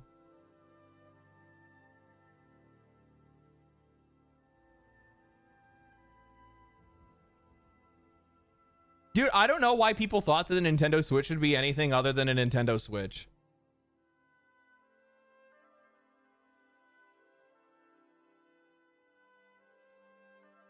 I think, like, I'm waiting for people to come to the realization that the Nintendo Switch 2 is really more like the Nintendo Switch 1.5.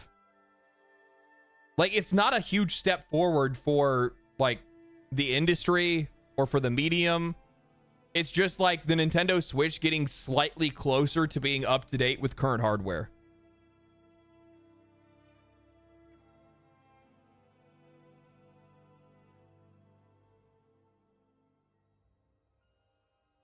With your background in construction, how would you even begin to handle the rebuild with the areas affected by the wildfires in Pacific Palisades?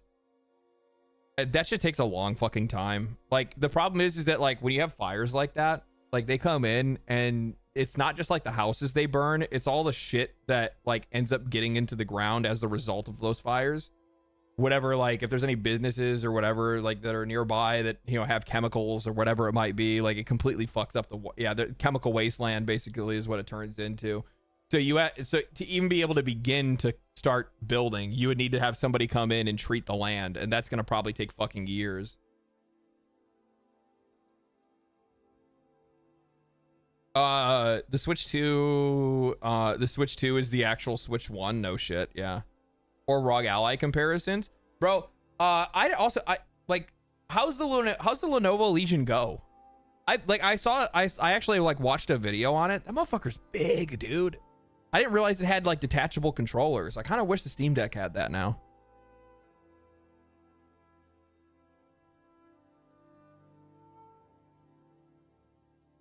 So where do people go? Do they have to sell their property?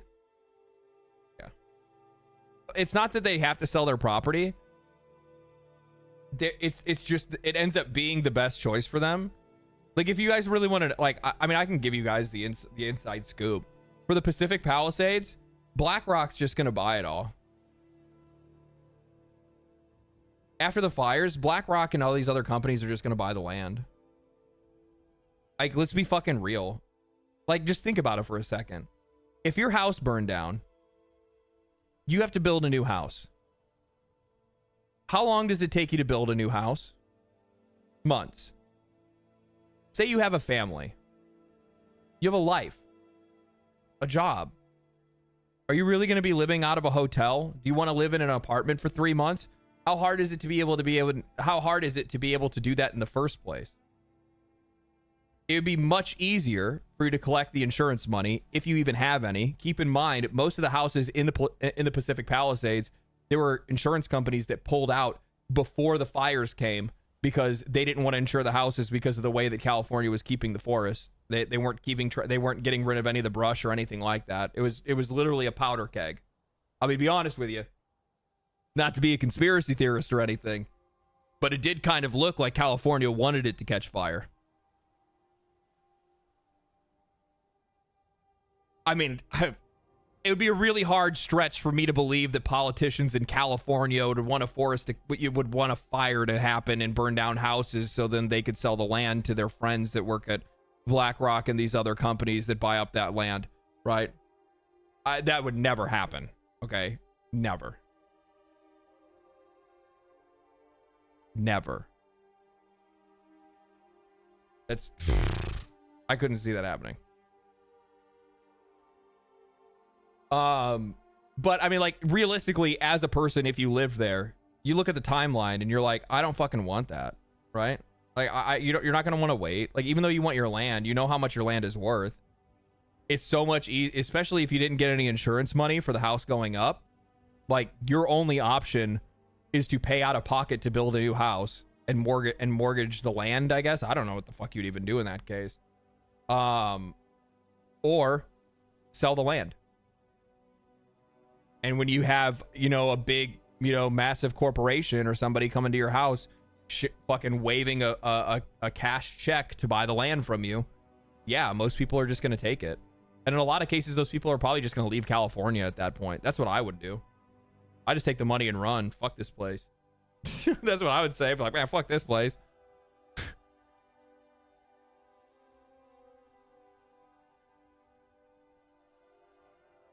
If the families don't have insurance, how are they going to rebuild now? That's the point. How do people not see, like, there's a difference between conspiracy and a difference between too many fucking coincidences that line up all at the exact same time. Like, come the fuck on. Insurance companies pull out of the state just before fires catch in. Not only that, but also at the same time, the firefighters don't have access to water. Then there's a massive fire. It goes on for days and targets relatively wealthy neighborhoods specifically.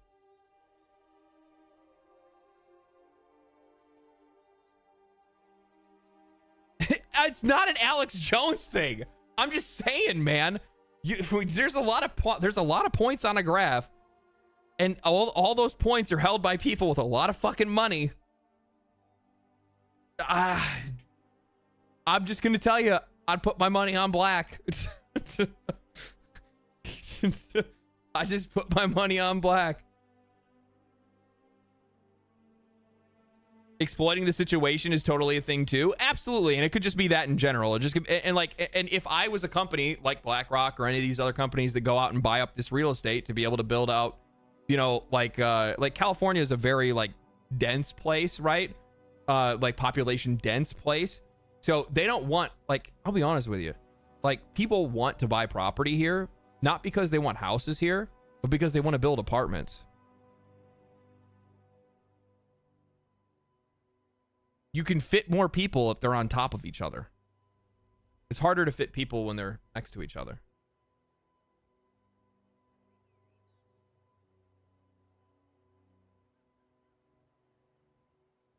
The difference between conspiracy and reality is 3 months. Yeah, I like that, actually.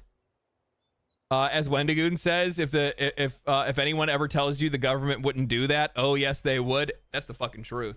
Fuck, we already know that historically. That's world governments, by the way, not just you know, California or the U.S. or anywhere else. It's all of them.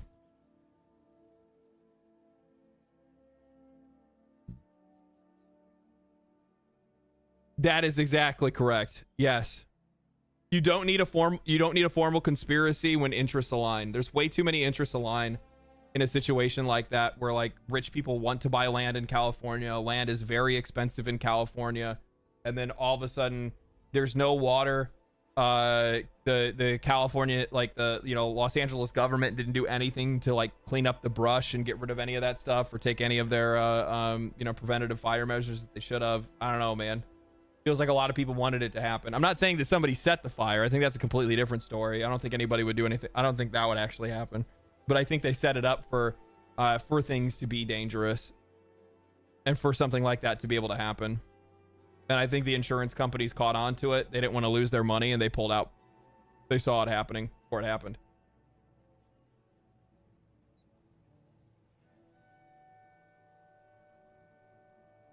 I can't believe people are still popping off about this.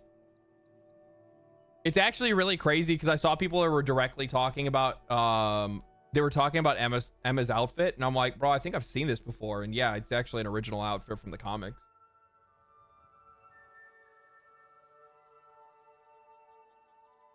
There were a few people out here that hired private fire crews. Jesus Christ.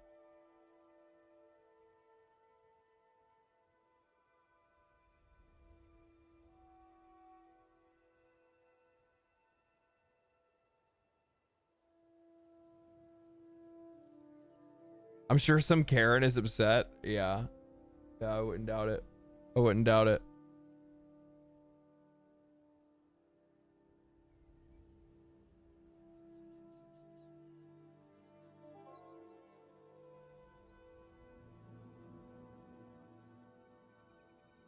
What is this?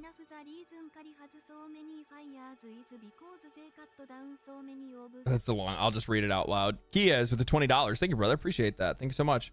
Funny enough, the reason why California has so many fires is because they cut down so many of the redwood trees during the gold rush. That they imported eucalyptus trees, which are hella flammable, hella more flammable than redwoods. Yeah, I forgot all about that. Yeah. Have you seen the Showa American Story trailer? Yeah, that's been a while ago though. I don't think we've seen anything new on that ever since. Yeah, I know it also has to do something with brush and controlled burns as well, right?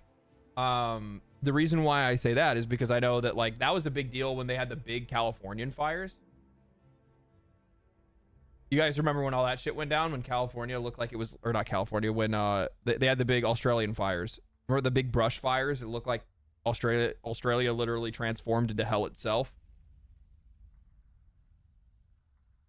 You're supposed to do what you can to be able to control brush and do controlled burns, but the problem is that like environmental agencies and environmental activists specifically push against it and don't want you to burn anything, and that's not natural, that's not what you should do. And then as a result, what ends up happening is that it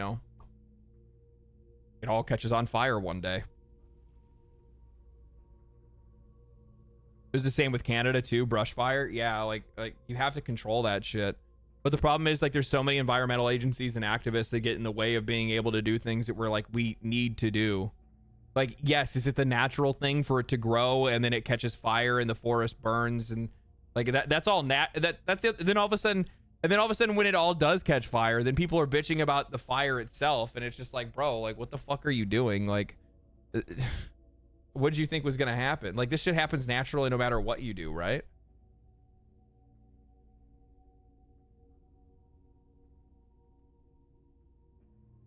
I think there's anything else that I wanted to go over. I really want to play some Schedule 1. I'm feeling that shit right now. Feeling that shit. Where that shit be at?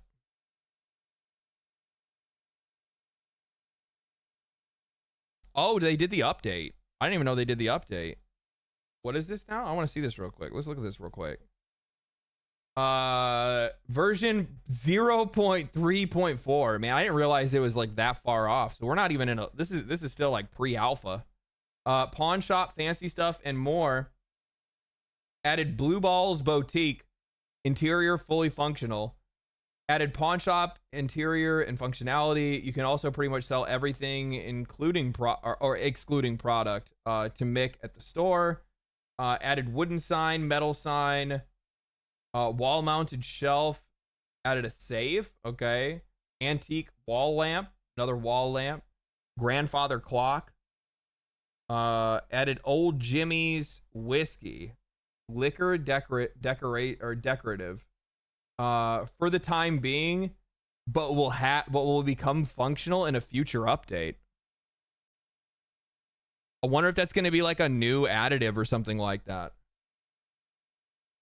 Added Chateau Pepe, Brut de Guip, silver watch, gold watch, silver chain, gold bar, 6 different paintings free to collect. Okay. Added a toilet pre-owned, added a golden toilet. Bro, can you make moonshine? That'd actually be really sick, to be honest. Tweaks and improvements. Improvement to the counter offer product section interface. Counter offer product section interface. Okay. Improved phrasing for customer recommendation dialogue. Increase jar size to 20. Increase jar size. Oh, so you can have stacks of jars up to 20. That's good.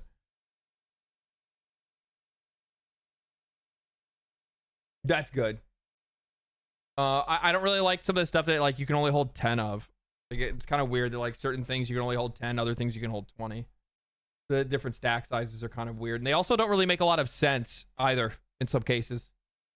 Supplier meeting icons on the map now include the supplier's name. That's cool. I like that. Removed the cooldown timer for requesting a meeting with the supplier. I like that as well. Time skips, e.g. sleeping, now affect the supplier meeting countdown. Oh, that's cool. All right. Fixed delivery destination drop down overflowing outside of the phone screen. Cool. Makes it easier to work with. Fixed player list sometimes not clearing properly when exiting the menu.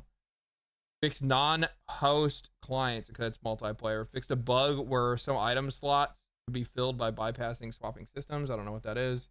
My next focus will be taking care of the remaining bugs. My top priorities are making sure employees are working consistently and without issue. Really important.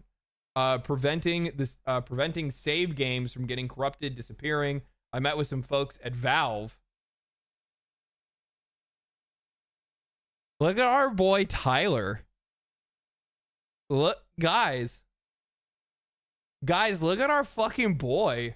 I met with some folks at Valve and got some great insight on how I can improve the save file format so that it plays a bit nicer with Steam Cloud saves, as well as being less prone to corruption. They grow up so fast. Oh, I'm going big. God damn it. Minimizing disconnects and loading issues in multiplayer. Very, very cool. I'm also looking to improve optimization. I'd like to get Steam Deck officially supported as soon as possible, so I'll act so that'll act as my performance benchmark. I'm happy for this dev. I'm super fucking happy for this dude. What a fucking update. Already added in some new content, threw in some new stuff. We already know he has like a roadmap too. We'll have to look at that later at one point in time. We'll probably take a look to see like what he's planning on doing in the future and whatnot. I reached out, I sent him an email. I told him I'd like to have an interview and sit down and talk to him about the game and its success and whatnot like that, whether or not he wants to talk. Some of these developers like to remain like relatively, they like to remain,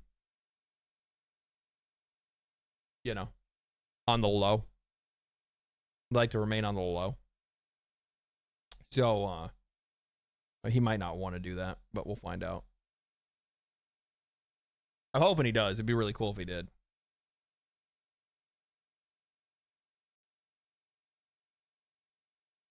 Watch the next 20 indie games about drugs. Honestly, you're probably not fucking wrong. I mean, did that happen with Balatro?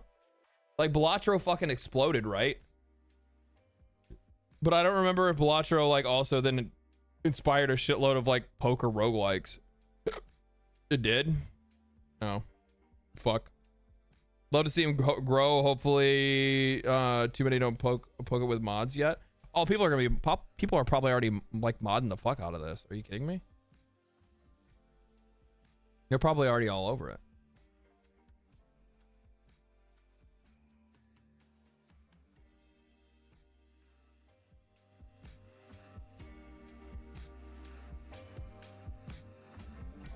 Balatro inspired the slot gambling game. Oh, I've heard of that one. Isn't that one good? There's like a slot roguelike.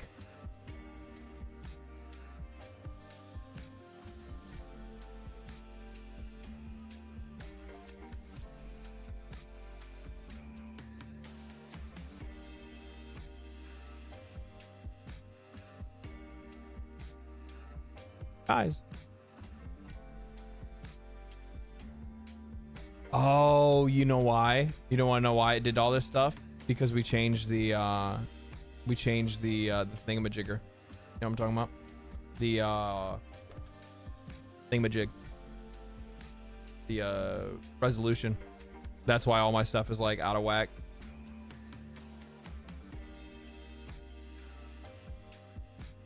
Yeah. I need a booster seat. I don't need a booster seat. So I've been making some money. I'm excited. I'm excited to show off my operation. Okay. Makina, thank you for the prime. Love you, LD. Love the videos. Keep it up. Thank you. Appreciate it. Thank you so much. I'm excited to show you guys what I got going on. So this is actually, so the bungalow is actually, you know, I don't really do anything here anymore. I come here to sleep. I come here to play games, watch TV. You know what I mean? Hang out, package a little bit of product if I feel like, you know, selling some shit myself. Yeah, I keep it pretty clean for the most part. Cops, they don't fuck with me. They don't want this shit. I ride up on their car. They don't give a fuck. They're like, okay, we're not gonna fuck with that guy. Like they know the business, right? Like there's a reason why this gun ain't got any bullets in it. I still pointed at you though, bitch. Where you fucking going? What are you doing? I thought. Don't worry, she'll buy something later.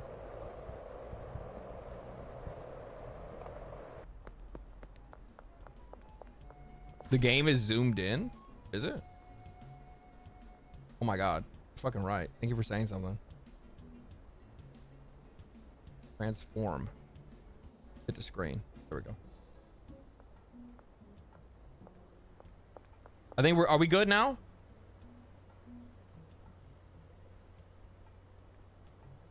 I think everything's back to normal. Why you running? Oh, her? She running. Probably needs to run. Got some money laundering. I now own the Taco Tickler. Kyle works for me now. Don't you fucking Kyle. That's right, bitch. These police, they don't work for me. They don't work. Not yet. Not yet.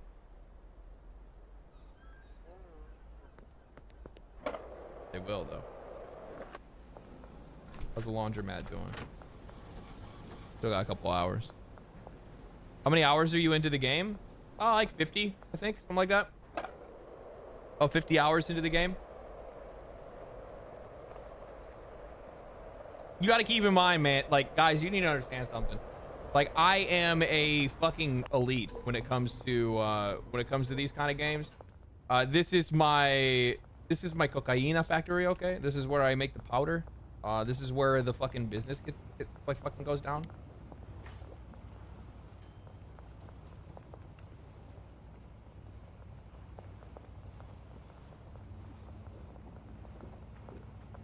Can't stop winning.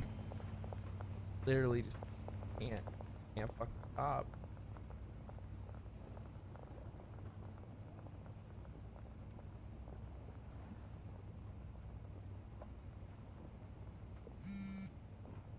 I help out, you know what I mean? I think it builds morale. I think it builds morale when I come in and I cook, and then everybody's like, oh shit, he cooks with, like, you know, he does the work, right? I'll wait. I think I can do 20 at a time. I'll wait till that cooks all the way. I think it builds morale when they look by and when they look around and they're like, hey, you know what?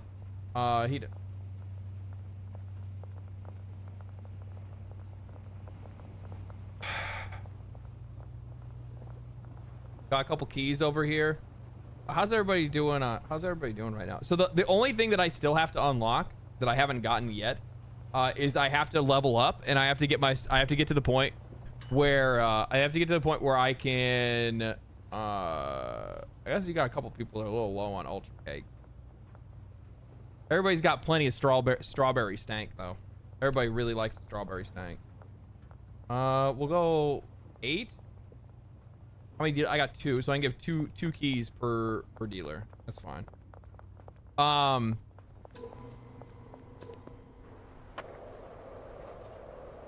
let me go hook this guy up real quick.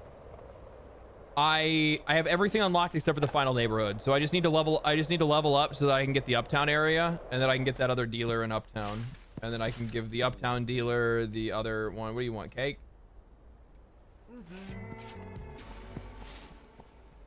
My shit makes money too. What's up, dog? What? You're good. What the fuck does that mean? What the fuck does that mean? He's already high. He has to be. Bro, you got Walter White working for you there? No, I am Walter White. What are you talking about? Do you get to name them? I think you can. I think you can also like randomize like what the name is. I just always go with the default one for the most part. I think I've like randomized one of them.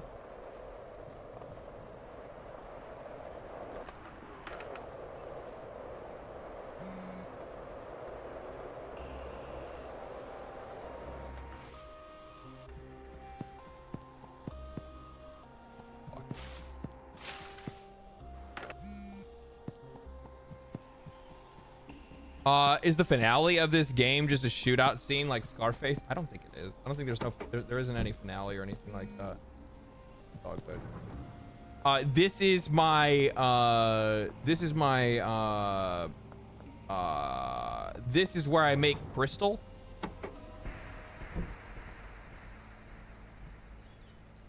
I thought I wasn't wanted anymore. What the fuck was that about? I thought it had already gone away. Try not to make any, try not to make your final, try not to make that your final in the game. What do you mean? Try not to make what my final? What is it?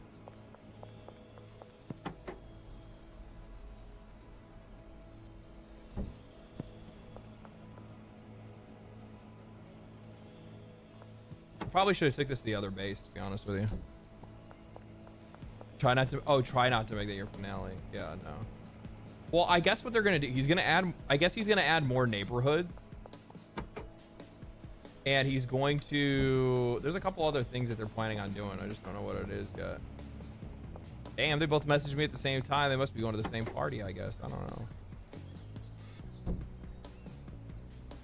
So one thing that I've learned, and I don't know if this is just like by accident or whatever it is, but like kook, like the soda, for whatever reason is like the most common doubled up, like it's like either kook or paracetamol. Oh fuck, I'm out of paracetamol. It's like kook or paracetamol are like the most, or like the two most common like recipe items where you're going to use them at least twice in a recipe. Like I remember, like I had a strain of weed that I was making, and I used the paracetamol twice in that one, where it was like paracetamol, coke, and then paracetamol again to make like some like really high grade shit. So I've actually just basically turned my personal delivery van here, this guy right here. This just deals, I just fill this with soda. It's literally always filled with soda. It's like the only thing that's ever in there.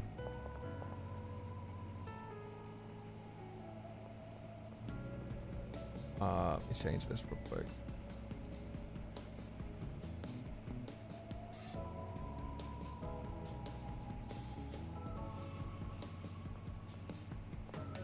Honestly, the only thing that would have made this game any better is if the money earned turned out to be a real crypto coin. What? Why would that be good? The money you earned turned out to be a real crypto coin? What does that mean? Are you like saying the only thing that would make this game better if it was a Web3 game? Nobody wants that shit. Web3 games are like trying to make fetch happen. Tell me I'm wrong.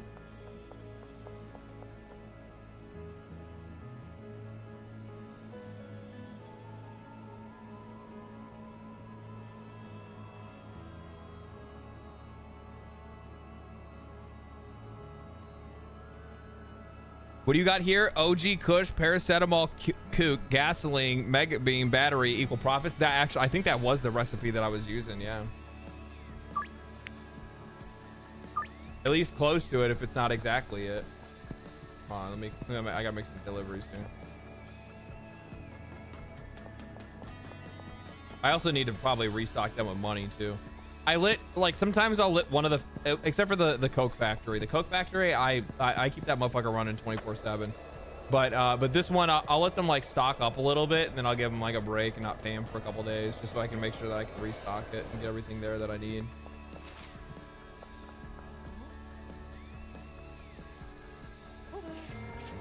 Dealership and the post office, which we just did. The dealership is dealership here. What's up, dog?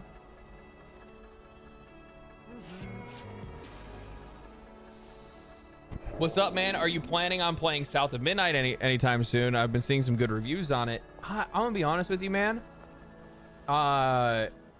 It's just not like I might check it out. I listened to like a little bit of the soundtrack for it, and sometimes like that can kind of draw me into a game. But like those kind of like linear action games normally aren't my kind of thing, unless it's like super combat focused. But like that game is supposed to be like much more like vibes and story focused than anything else.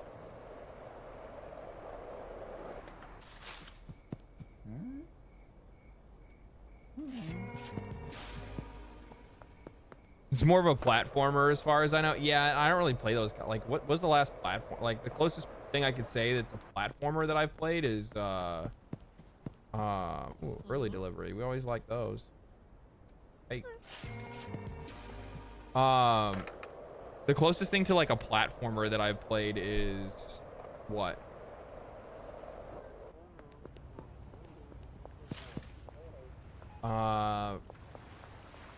It Takes Two.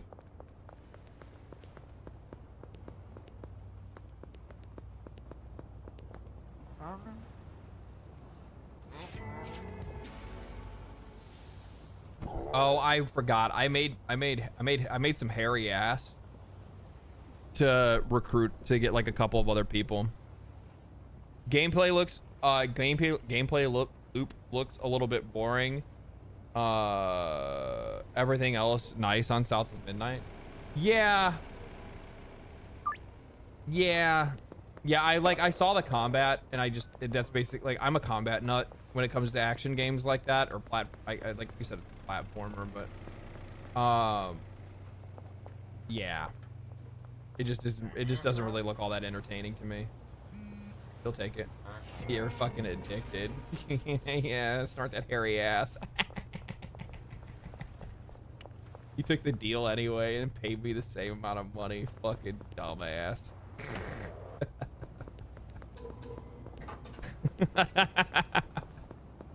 Shit. Got caught up by the 5-0. Watch out. Bro is lit. I know. The trap. I know. They're trying to get me caught up. I think bro's a snitch. What are you doing out here? You got some money for me, huh? All right, sweetie. What you got? You got any like free bags? I don't.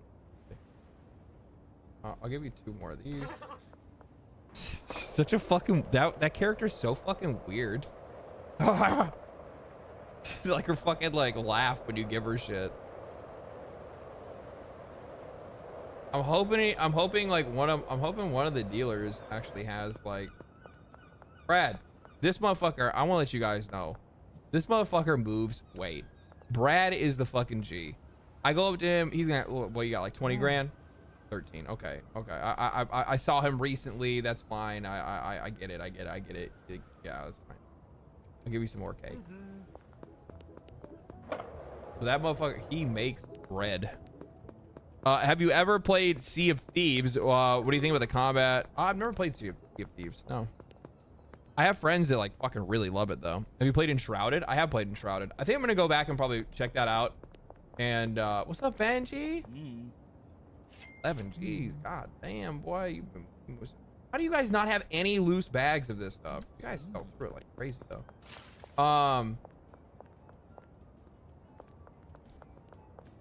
I need to go back and play that. I usually I get in, like, this is giving me the fucking survival, like, or like the crafting sim itch. I really fucking love playing games like this. And And I would, and like once you play one that, where's fucking Molly? And once you play one of these that has like, once you play one of these that isn't fully finished, then you can go play one that's like closer to finished. Because I think they're still working on that one too, actually. I don't know how close they are to, damn, I'm really gonna need to go and...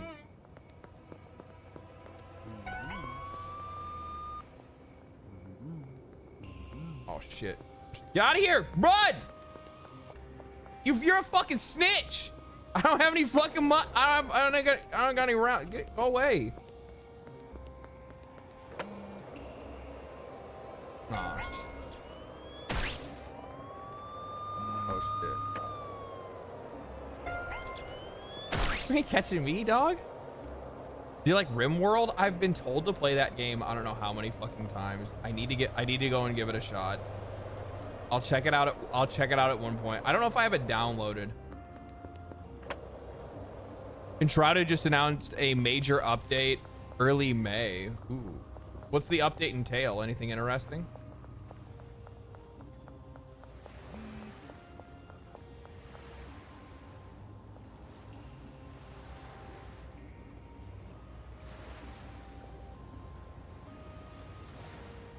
It looks dope, to be honest.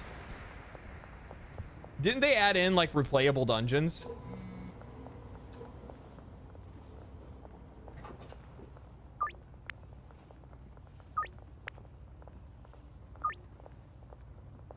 What am I gonna do here?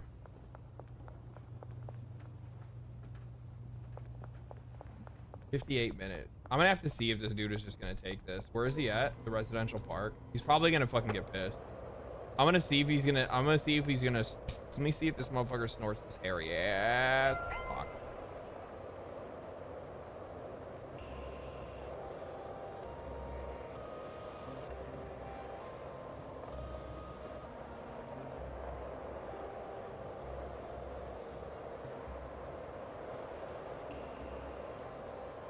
+1 for RimWorld? Really?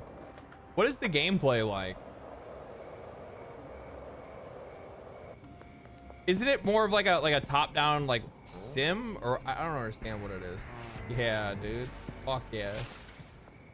We dodged a bullet on that one. I need to go get some bags. I gotta get rid of this hairy ass. Soul Mask? Wasn't that one kind of mid when it released? RimWorld is awesome. Got over 1,000 hours in RimWorld. Really? Colony-based sim building. Good morning from Chechnya. How you doing, man?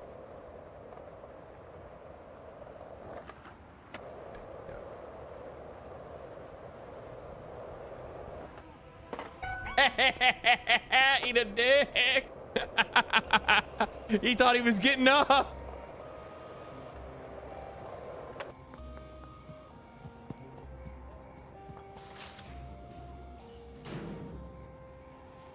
Hello from Australia. Man, you guys are making me feel like Mr. Worldwide.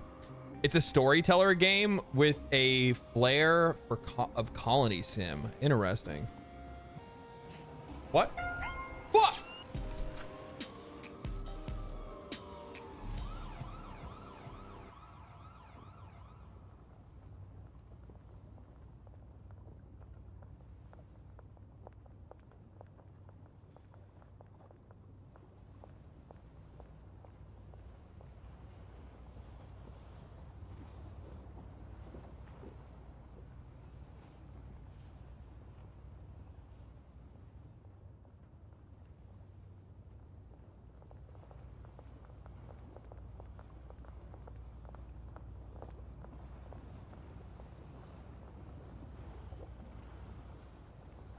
I thought I was fucking fine.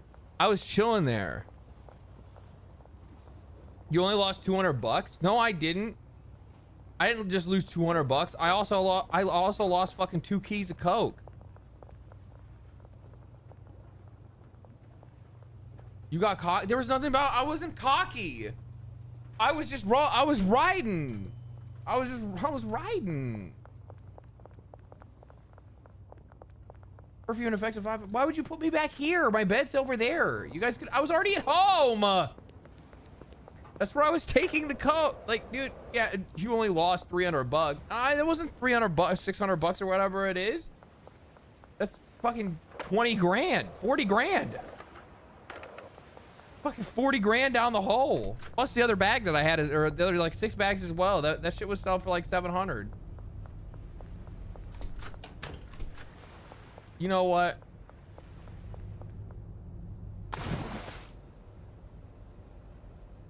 That's not what I meant to do.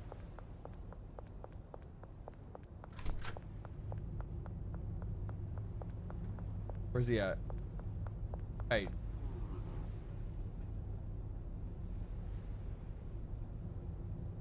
Machete. Thank you. Also, I need some ammo. M911, M1911. Thank you.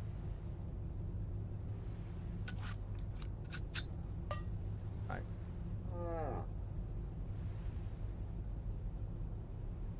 I gotta be prepared.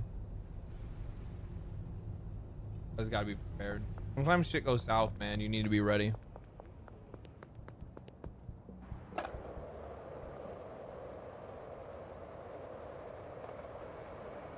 I remember I took the motherfucker off my list. He's on one of my other dealers' list now.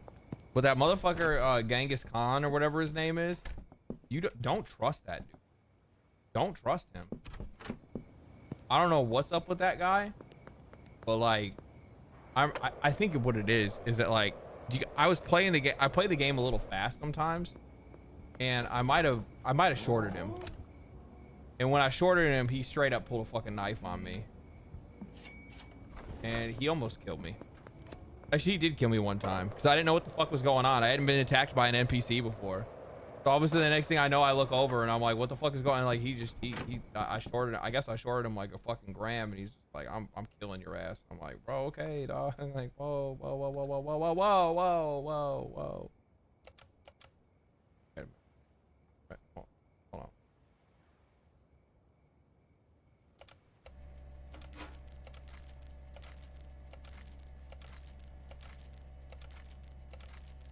This thing changed my life. I was doing this shit by hand.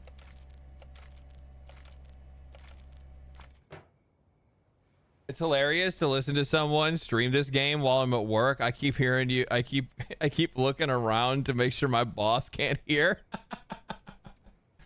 Like, what the fuck is this guy? What the fuck is this guy listening to? They call me Machete.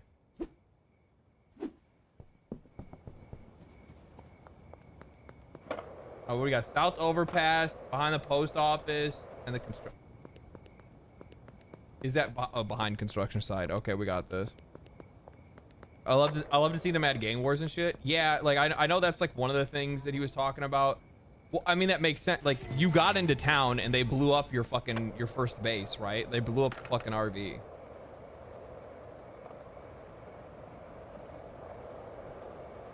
So there is some people here that are looking to fuck around, right?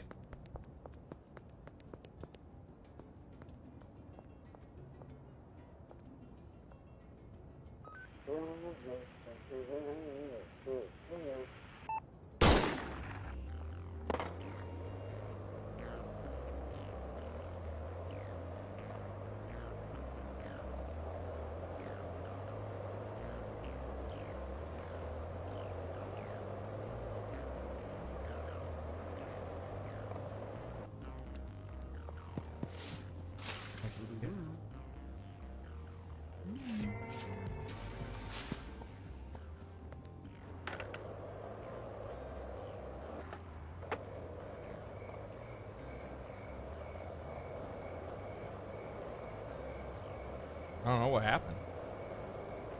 He met with an unfortunate accident. Maybe you shouldn't be snitching on kids that are fucking riding their skateboard around town just having a fucking good time. Maybe you shouldn't take their 2 keys of coke. Man.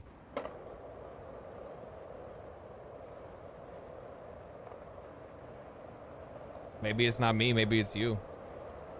Oh man, look at that. Now I get to skate home, no problem. Oh man, the streets sure are clean right now. Man, I love it when things are peaceful.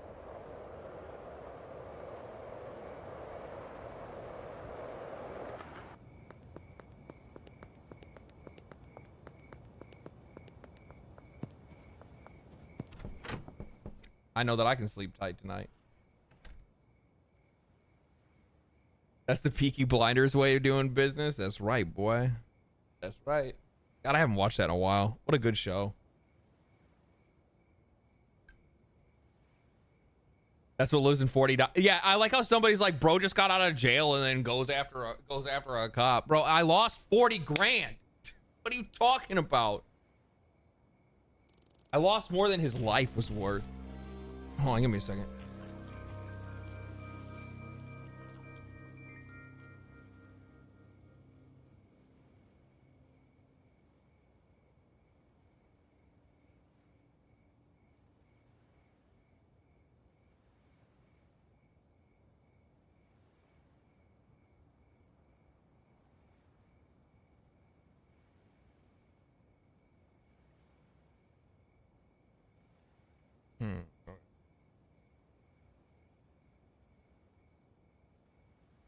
I missed a call from my mother. I was already streaming. I'd have missed it regardless.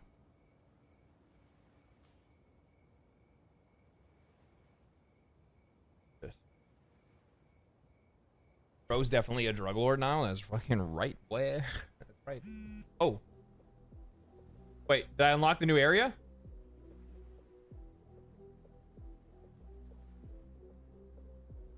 Baron. Damn. I still need 5. I still need a lot. Man, I got a lot. I gotta sell a lot of shit. I gotta move a lot of weight. Good lord. All right. Here's what we're gonna do.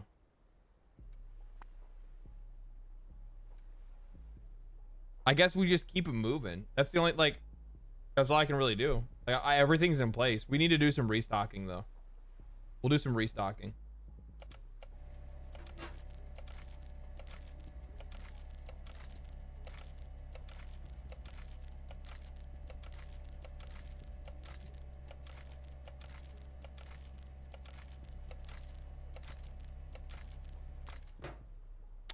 Going from watching a spaz like Asmon to playing to you playing is pretty shocking. How are you so good at being a drug lord, LD?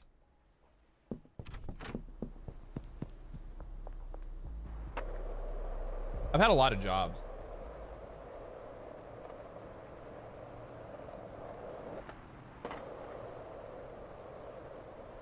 You know what you know what builds character?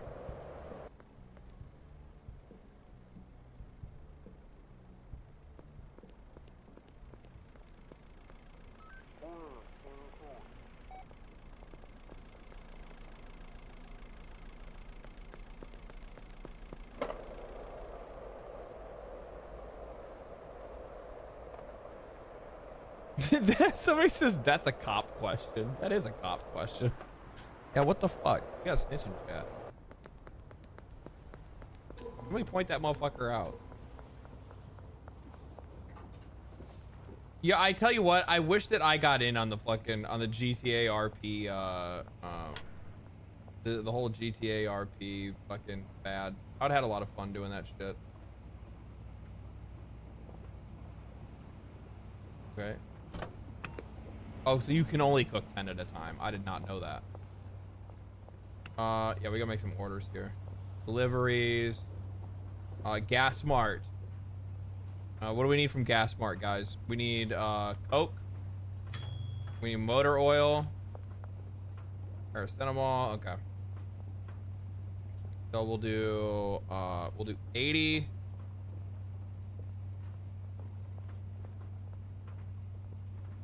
Motor oil. There it is. I guess do 80. And then set that to the docks warehouse, loading bay. And then we need gas smart. We need some mega bean. We need some gasoline. We need some battery. And then I guess I'll just get the other motor oil while I'm at it as well. That's probably the better way to go. And then I can just go pick up the soda myself. And call that a day, right? One of the improvements that I would really like to see made with a game like this is I would like to see it where there was a better way to be able to like schedule regular orders. That's one of the biggest criticisms that I have. It's kind of a pain in the ass to have to restock things when you've already gotten yourself like actually like, you know, you got a whole operation going on.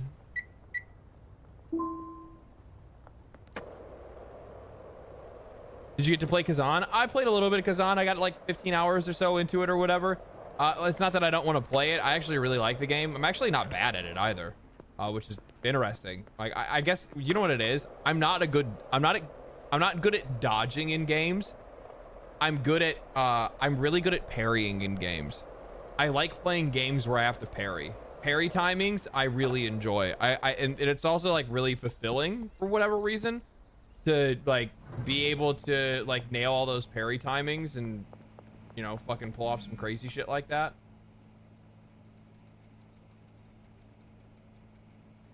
Oh, that's right. If I just do this.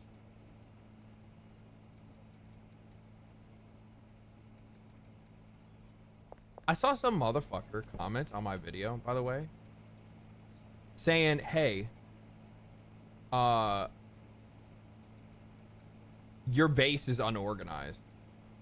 And I took that shit personally, for one, and for two, I watched a lot of other people like playing this shit on stream. I watched Asmongold played it. I watched fucking Moist the other night playing this shit. My setups are fucking clean, okay?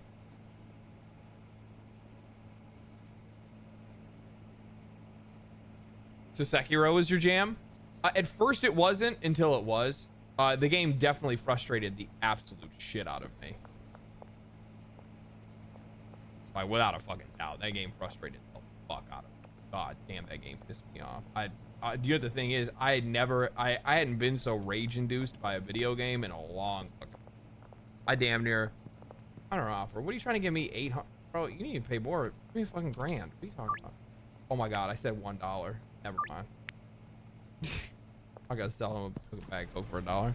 I thought I hit 0, but it just entered in the price.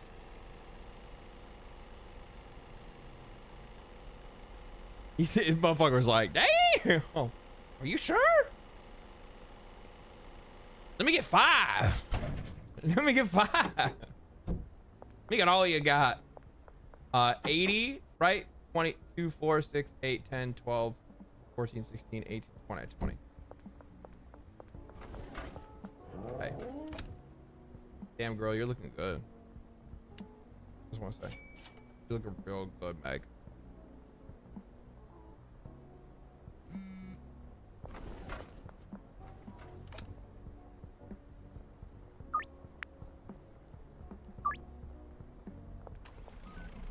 Did you use shields to parry an AC6? No.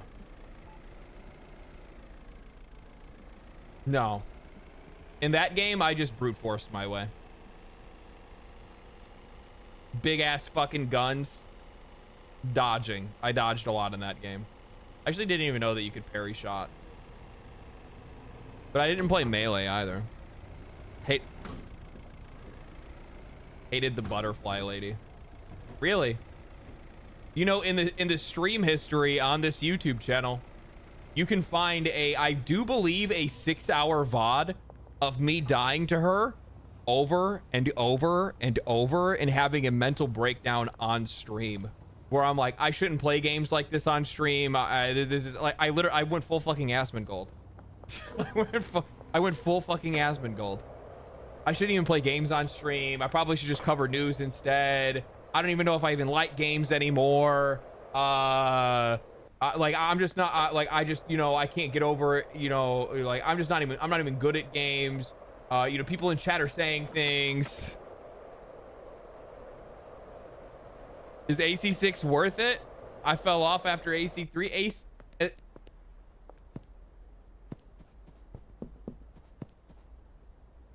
Armor Core 6 is fucking fire.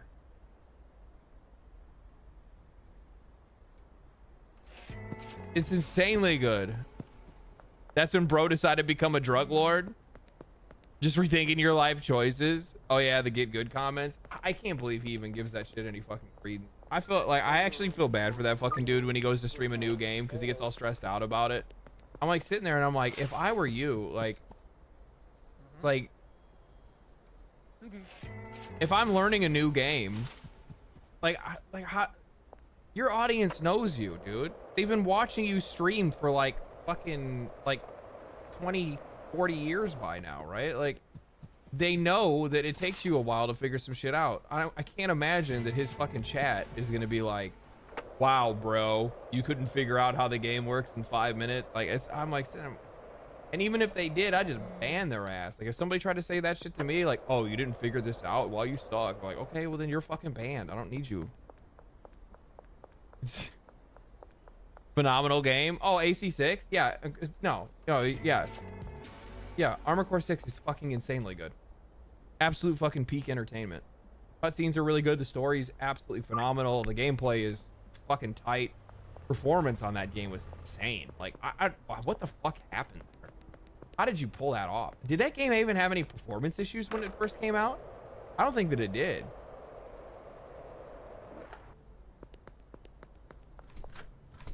You don't have anything to... Dude, I want to buy the whole fucking town, dog. Performance is beautiful. Yeah, I was about to say, I don't think it had any fucking problems at all. What the fuck? Oh, an hour from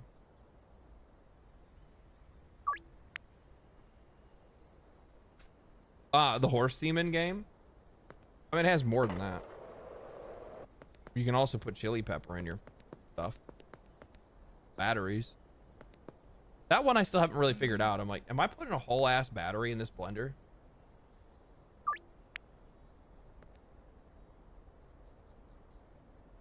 I love mecha games, and I wish more games like AC6 or comparable release. Like, you're just not gonna see that shit. Like, the genre is way too fucking niche. Actually, you know what the funny thing is that like, no, I'm right. If you did see games like AC6, like if somebody wanted to make one, it would be good. And I would imagine that most mech games, like an AC6 where it's more story driven, it's not necessarily about the PvP as much, you would probably see games that would come out that would be comparable to AC6. And the reason why is because they it's because they wait, am I who's buying? No way. All right, you either. Somebody's supposed to be here, but they're not. They're late. Wow. Unfucking believable. I'm gonna tell you, somebody's probably gonna catch a fucking cat. Somebody's gonna have to take a whack of the machete. I don't really appreciate it when a customer stands me up.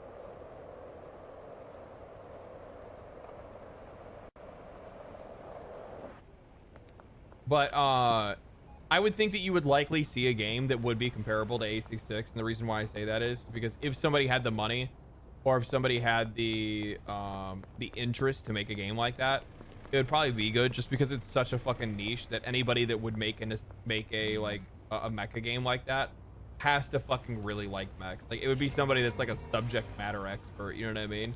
Like an actual enthusiast would make the game. Otherwise, I think you're probably better off just playing AC6. I wonder if that game's gonna get an expansion.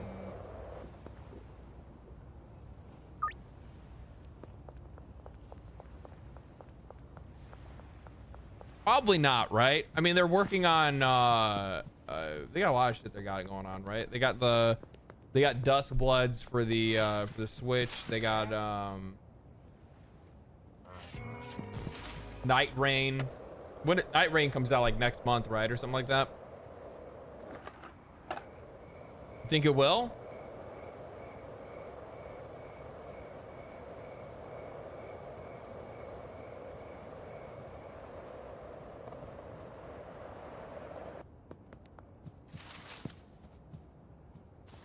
Bitch, what are you doing? Can you go somewhere else? Why would you even leave the casino? Like, I'd come give it to you at the casino.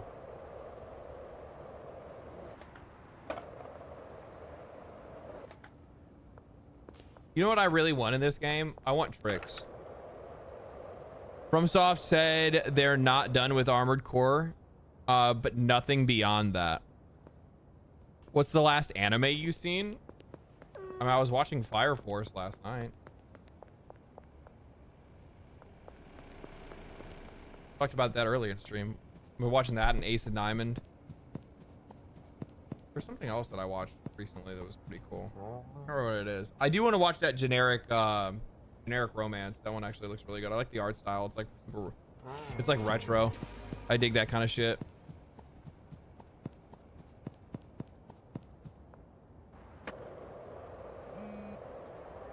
Makes me want to kind of like go back and watch like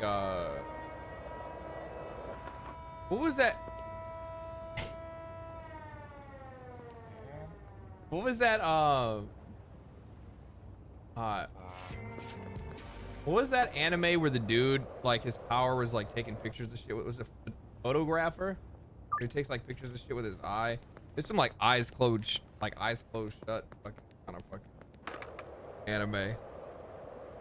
That shit was really good. Story was really interesting. The plot, you know what I mean?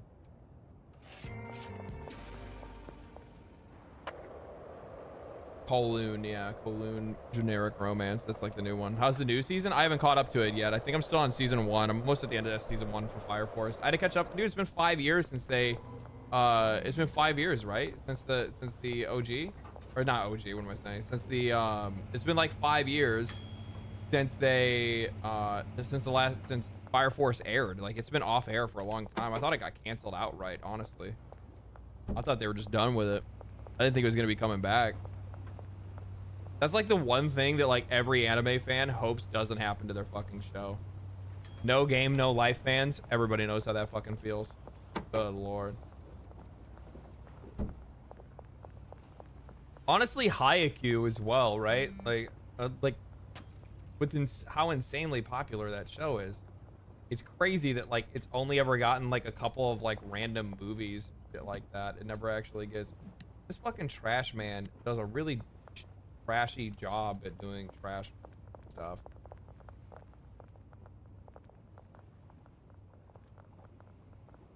You're missing a trash can. You need another trash can. I also need to figure out what a better fucking setup for your trash cans are, so you can actually like clean shit up. Fucking idiot. Stupid. Dummy. You see, he doesn't do anything because I'm paying him, right? This is what I pay you for. Me to throw trash at you because you're a trash man.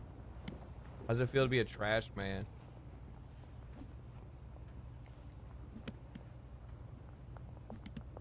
Yeah, go get it. Go fetch. Pussy. I hit this one from downtown. Oh, that was actually way closer than I thought it would be. Well, like right here? Okay. Okay, that's not high enough either. Hold on. Almost a little higher. Right here. Oh, man.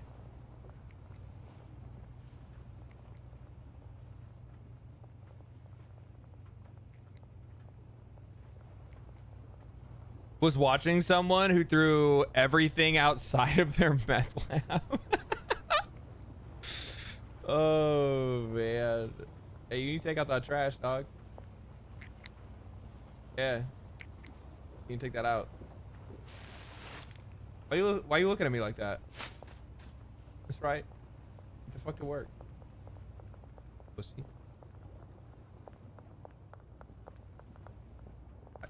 I have to have another trash can here somewhere, right? Oh, I do. Okay. What if I put it like here?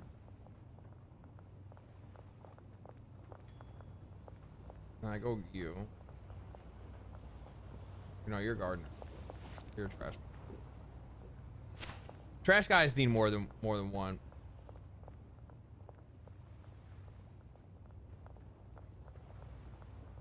I mean, this gets most of it. I guess. I don't fucking know. I'm not about to hire another trash man. I don't even think there's even a reason to, other than for like just the look of it, that it'll piss you off, like seeing that there's like a bunch of trash all over the place.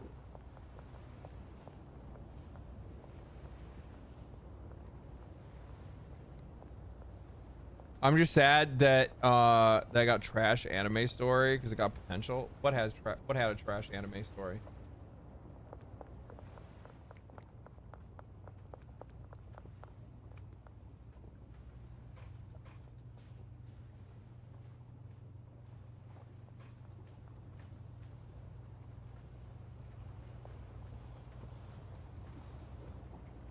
Wait, no, that's out of order.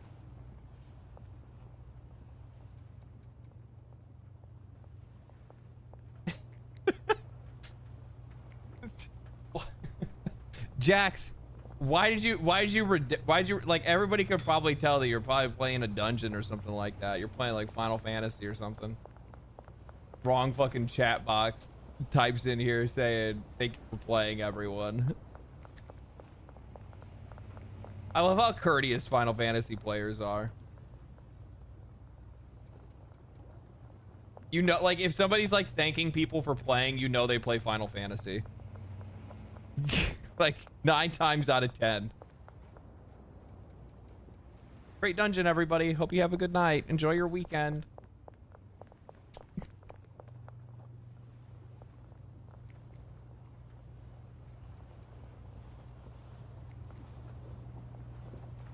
Where's the fucking music at? Why do I know? Dude, Asmongold's game has music all the fucking time. My music's never on.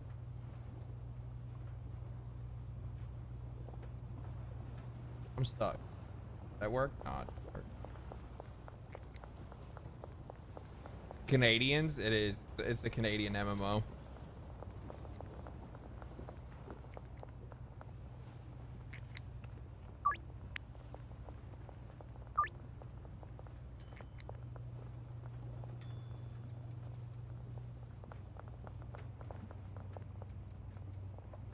Okay, I think we're chilling. I think we got everything we need.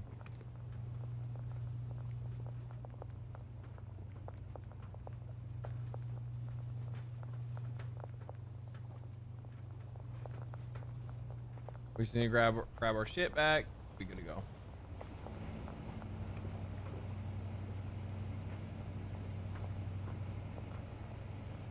How are we doing on seed? You're out. 4 for you. 3 for you. 4 for you. We have 1, 2. 2. 2. 1. 1.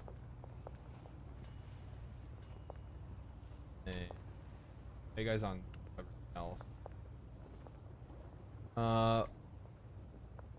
Okay, you need a stack of blue and green. Give you some blue and green. Pink and green. You need some pink.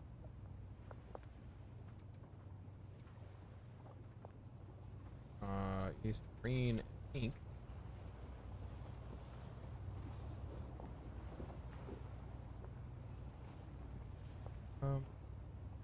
Honestly, you know what?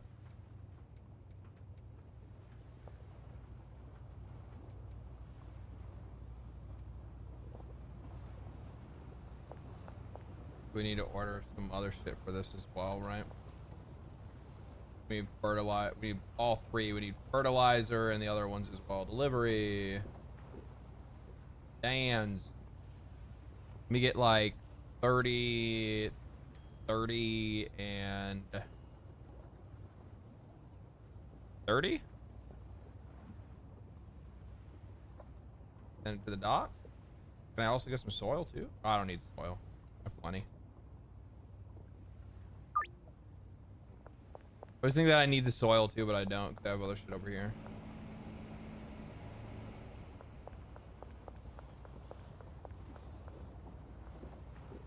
Blue. Need some blue. Soil, you're good on soil and everything else, right? Good on everything else. Wait.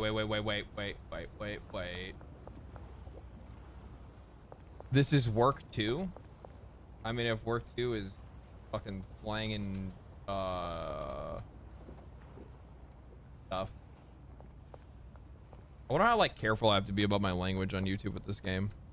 You're right, the music is bugged. It is bugged. I'm gonna try to reset it. Like, I need the jams, dude. You know what? I know why. It's because it's past curfew. That's why.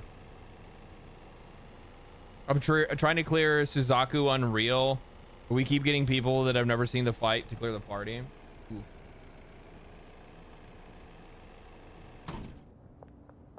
I need to fucking just do the story for that fucking game. Like, I just need to fucking get it done. I want to, because I'd rather be caught up, because like they're gonna end up having another expansion at one point.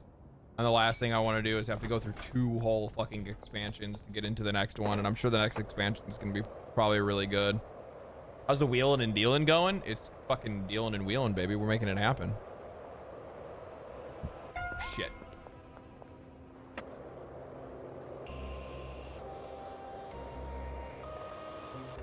I've seen a few streams where the game music doesn't loop enough or play at all. Yeah, there must be a reason. There must be something going on with that.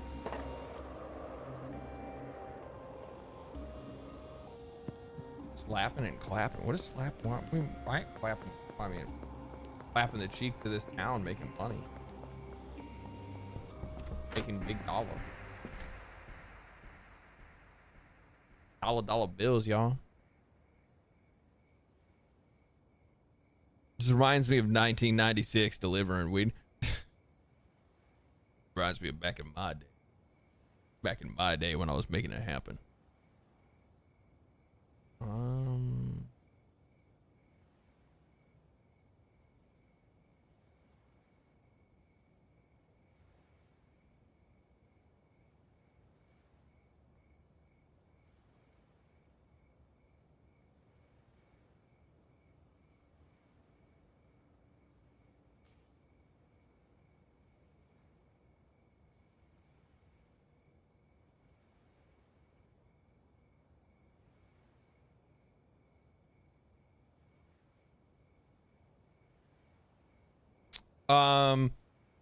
Go try Tainted Grail.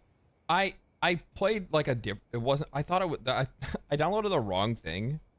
So like really funny, but I downloaded the wrong Tainted Grail.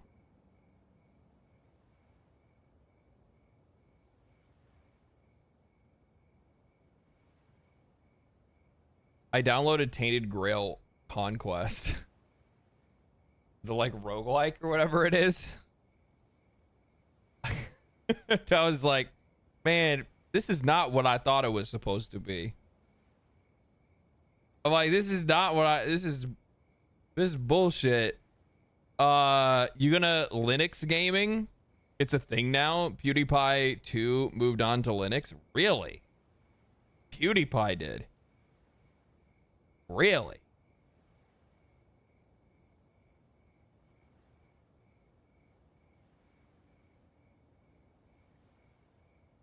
Really? That's crazy.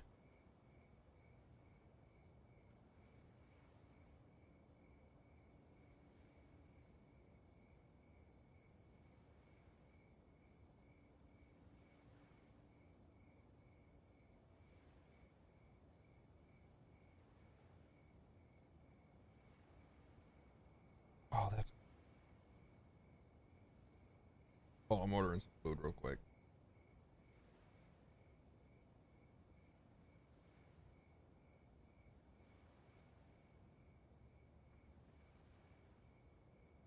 God damn it. Yeah, but PewDiePie isn't a gamer. Well, yeah, I mean, he's a Minecraft gamer.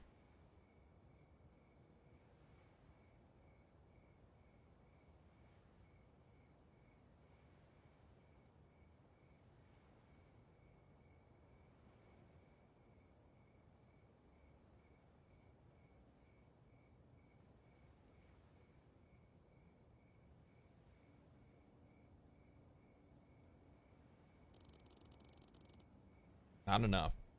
I got a ways to go, man. I didn't realize I was this far back.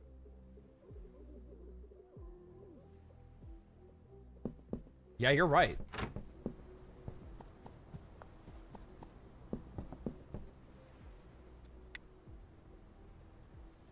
What we'll do. Okay, so it already saved. All right, I'll go back to the main menu and see if we can get the music to get fixed. Otherwise, I'll have to play some music in the background. Gamer is a gamer no matter what they play, except for just not smartphone games. Yeah, I don't understand that. Like, I mean, I get it, I guess. Like, people, like, you play wherever you can play and whatever kind of games that you like. And I realize, for whatever reason, like, people really are into, like, gotchas and shit like that. But, like, there are quite a lot of people that are just, like, flat out mobile gamers.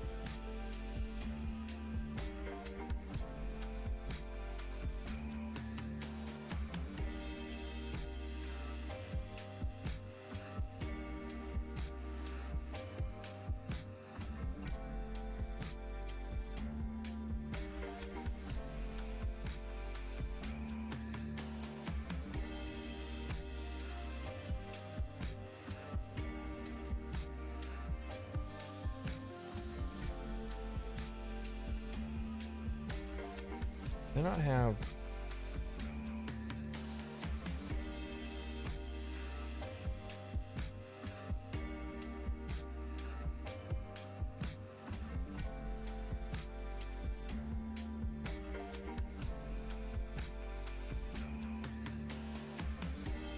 Okay.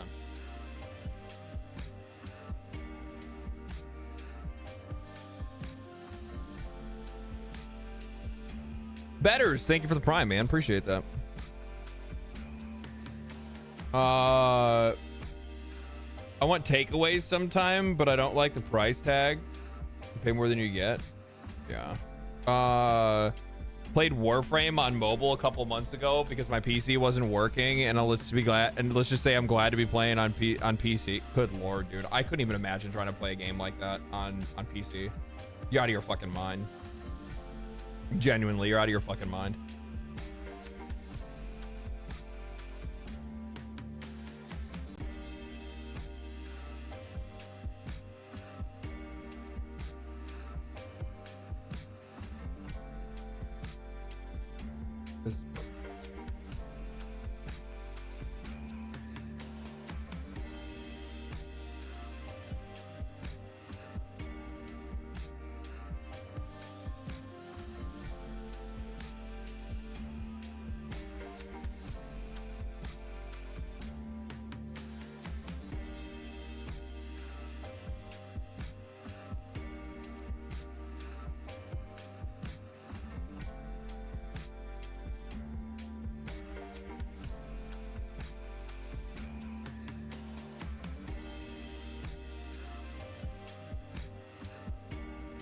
Do that, and then what else do I want?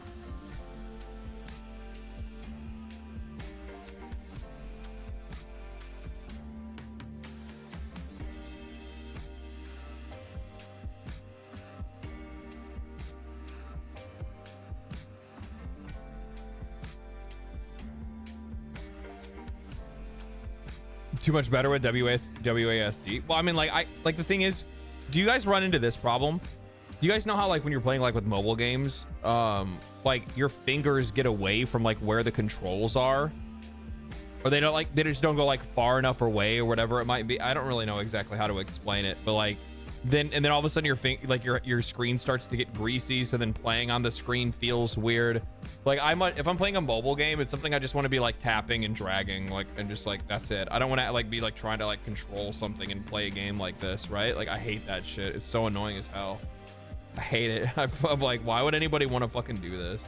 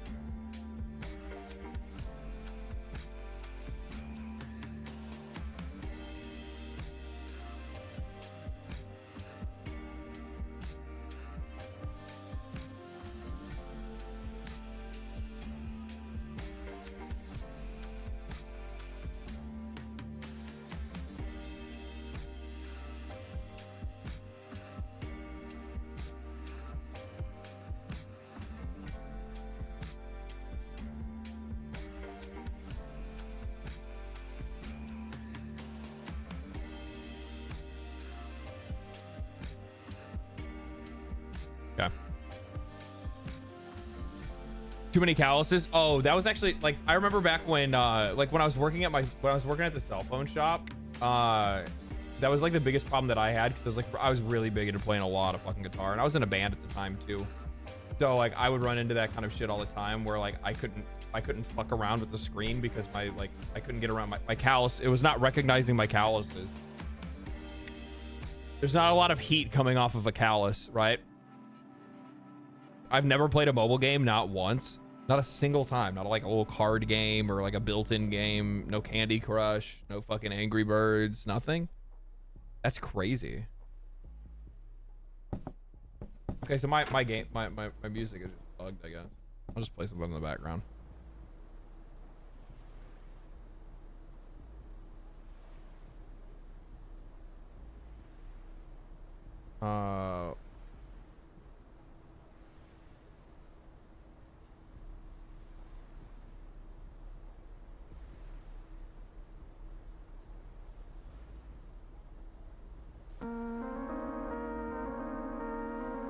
They don't even have like a legit one. There we go.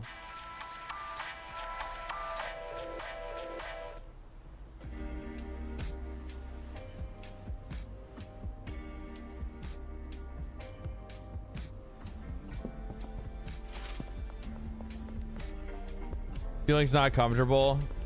At what point does mobile gaming just become handheld gaming though? It's not far off, to be honest with you.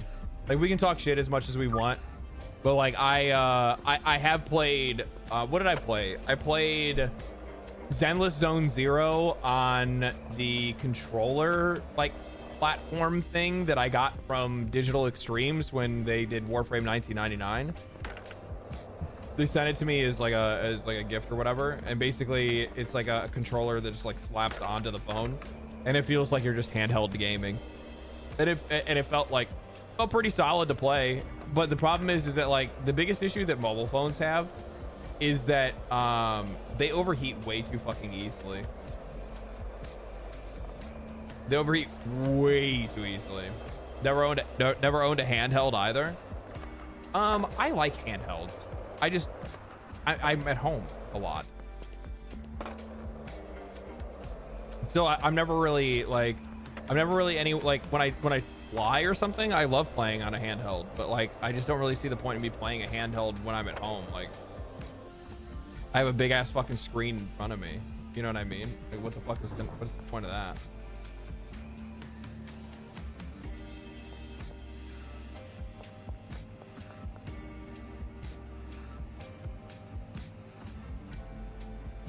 Let's see here. We need 80, 80, 80,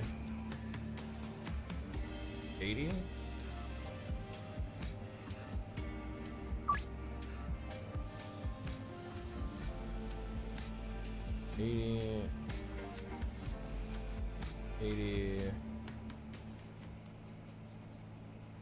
I want to see the point. Right.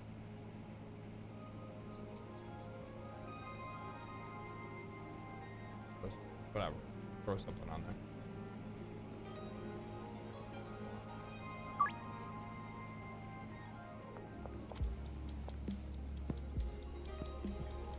Do you need that patch?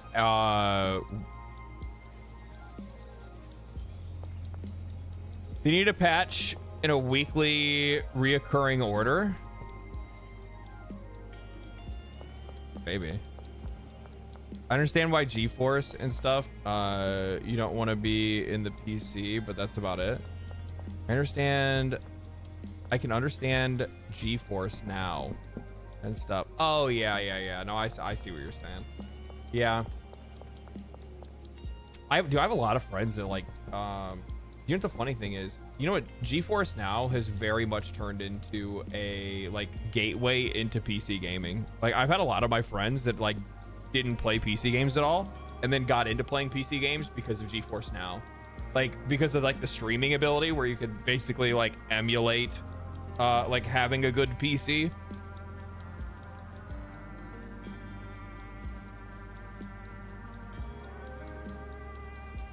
Toilet gaming, is that what you're saying? Is you're saying mobile is toilet gaming? I play Balatro. on my phone. A fucking lot. A lot, actually. I'm curious to, I wonder, for any of the people that know, for any of the people that play Balatro, you guys could, you'll be able to know how many hours I put into Balatro on my phone when I do this. Let's see here. Let me go to main menu. If I go to new run, I've gold chipped red, blue, ghost, abandoned, checkered, zodiac, and that's it so far. So I've gold chipped. Let's see, how many decks is that? 1, 2, 3, 4, 5, 6. I've gold chipped 6 decks. So I put quite a few hours. But it's like when I'm like laying in bed and I'm like watching something, you know what I mean? I'm just hanging out. I'm so sad Google did such a bad job marketing the Stadia. It's not marketing the Stadia. People just aren't ready for it. But we like, that's simple as that. It's not even marketing the Stadia. The Stadia didn't really like, it just didn't really hold up as well as like you would want it to either. The performance on it wasn't very good. And like you really needed to make sure that you actually had like you had to make sure that you had like a really solid internet connection.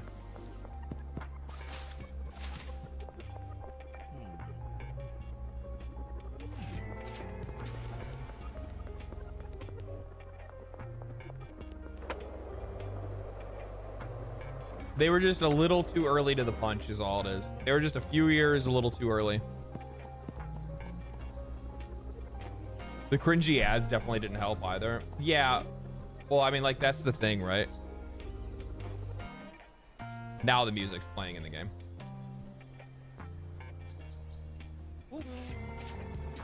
I heard it, like, layered over top, and I was like, what the hell?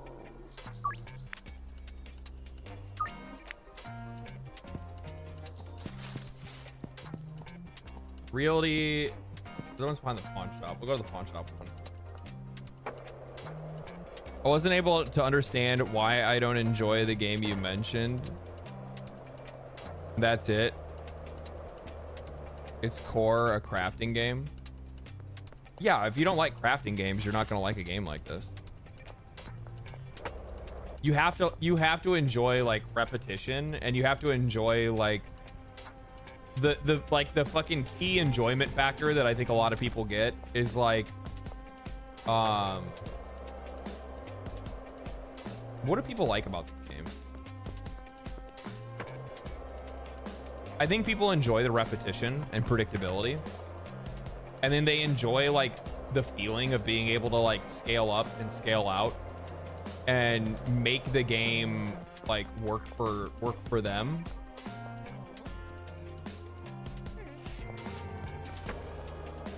The grind, the loop, the humor. Yeah, I mean, yeah, but I'm talking about like crafting sims in general, right?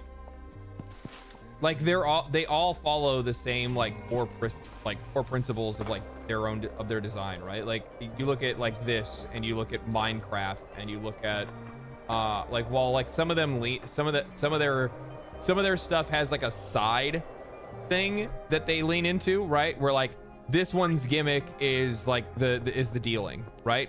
Like you get the instant feedback, you get the instant like reward and feedback from like, I made something, now I go out and I sell it, right? Minecraft is more about like exploration. It's like, oh fuck, I found the materials that I need to make this like really big upgrade, like that kind of thing, right? This is a vibe game. It's 100% just a vibe game. He's gonna add a lot more activities. I'm actually wondering how he's gonna scale that kind of stuff, because the thing is that like the game keeps you fucking busy, like unless you don't deal at all, right? Like unless I'm not selling, which would suck, because that's a lot of fucking customers that I'm not selling shit to. That's a lot of money that I'm not making in the game, right? But yeah, I don't know.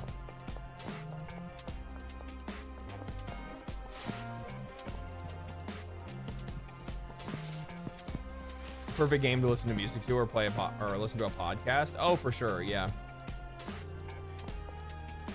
I had a friend build a functioning guitar in Minecraft. It was fun as hell. Oh yeah, I fucking love Minecraft. Every once in a while, I get the mines fucking call my name, and I have to go back and give the game and go play the game. Valheim's done that to me a few times too. I think I probably have like 500 or 600 hours in Valheim.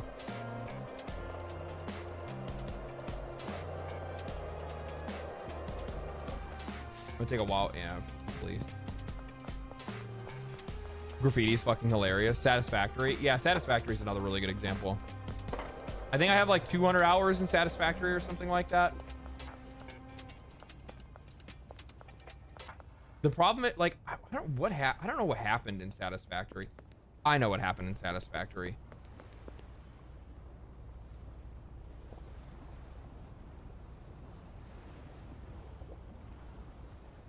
Satisfactory gets to like such absurd levels of like scalability that like if you fucked up something in like hour 30 building whatever factory that you need to be able to make this one thing, and now you need that one thing, but you need it for like five other like different recipes or whatever, right? Like before, maybe I was just trying to make like rotors, right? But now I need more than rotors. I need, you know, the rotors are needed for like 3 other recipes that I need to have being made all at the exact same time. So then my choice becomes, do I scale out the rotor factory that I already have and make it make more rotors that then have belts that are going to like different places? Or do I build a rotor factory specifically for the new factory that I'm building? So that factory is going to build rotors, and then it's also going to build like whatever else, right? Then all of a sudden the game just turns into fucking spaghetti. And then you lose track of like what you have, where it's at, and then you realize like how long it's going to take for you to like rebuild, restructure, or like redistribute certain things or whatever it might be. Like, holy fuck, man, that game gets out of fucking control sometimes. It's fucking cool when it's all working. It's really cool when it's all working. But it's not cool when it's not. What are you playing? Schedule 1. Are you gonna try out Warframe 1999 Encore? I just need to get to I'm almost level 5 rep. I'm almost there. I just need to get to level 5 rep before I can get the other ending, then I can get into the Encore part. But I've been playing that on the side when I get the opportunity to, and while I'm vibing. This next week, guys, I am actually getting fucking hammered. I have a bunch of good lord, like YouTuber bullshit. It's just like a lot of fucking sponsors that I have to fucking make good on and get them all taken care of, and like 2 of them moved themselves. Like one told me that like, oh well, we're not gonna do, like, they pushed out and they said we're gonna wait till May, and I'm like, okay, that's fine, that's totally cool, we can wait till May. And then out of nowhere they were like, actually, you know what, we take that back, we want to be in April, and we want it done like before the end of April. And I'm like, bro, I just took another deal. Now I have like next week, just to give you guys an example, I have like I have 3 interviews that I have to do next week. I have to play as much of a game as I possibly can that I haven't played whatsoever. Like I have a video that I'm going to be doing on I probably can't say anything about that. I mean, the game, no, I have to play Lords of the Fallen. Like they have a big update and stuff that's coming out, so like I have to do that. And then I have like 3 interviews, and then another like sponsor thing that I have to do. Make that money, living in Schedule 1, but sponsors the drugs instead. Well, I mean, like the thing is that like you make the commitment, you gotta fucking stick with it. Suffering from success, yeah, basically. I mean, kind of Sure, we can say that. It's a lot of fucking work, man. It's a lot of fucking work, bro. RKL, thank you for the raid, man. Appreciate it. I don't know how many people you raided with me. It doesn't fucking tell me. Thank you. What's going on, guys? How you guys doing?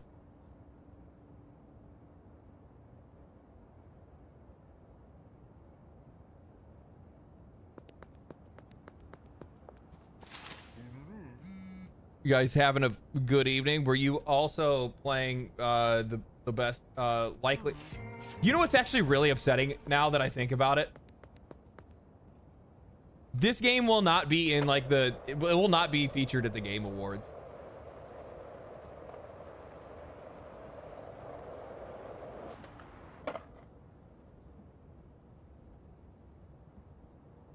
Oh my God. I just realized something. It's actually absurd that this game is even popular to begin with.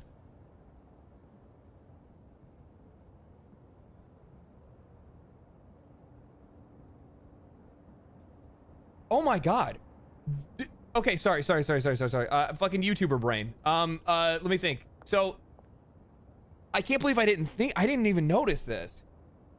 So one of the things that I actively had to do when making a YouTube video for this game is to make sure that I didn't say keywords so that it wouldn't get struck out of the algorithm, because, well, YouTube can be pretty, heavy-handed with that kind of thing, right?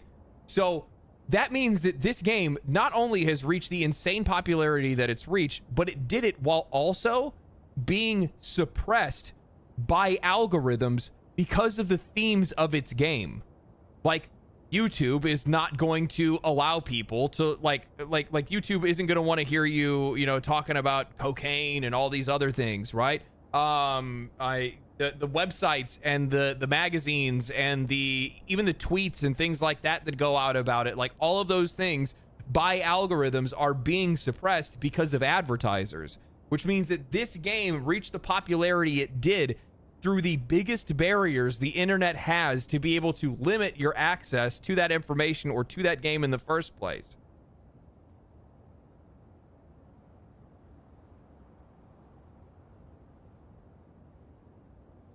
That is crazy. I can't believe I didn't even realize that in the time. That is like I don't think you guys understand how difficult it is to be able to pull off something like that. That is fucking wild. Word of mouth, bro. I mean, this is beyond word. That's the thing, though, is that word of mouth happens online and the internet suppresses that kind of thing. That's what I'm talking about, is that like those controversial like search terms typically don't show up in a lot of cases, and you're not going to be suggested that kind of content, which means that it broke through that barrier regardless. Give me a second. I gotta grab my food real quick.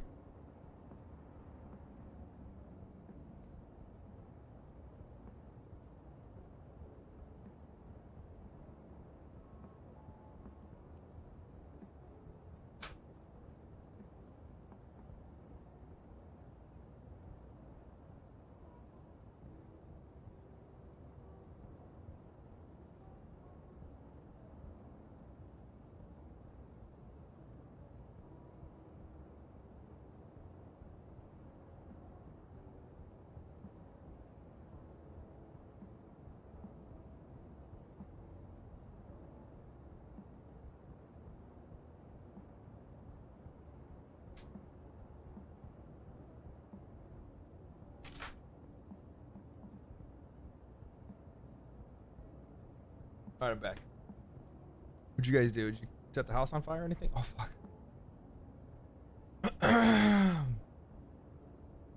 Against all odds? Yeah, it succeeded with the biggest handicap that you could possibly have as a game that had no marketing.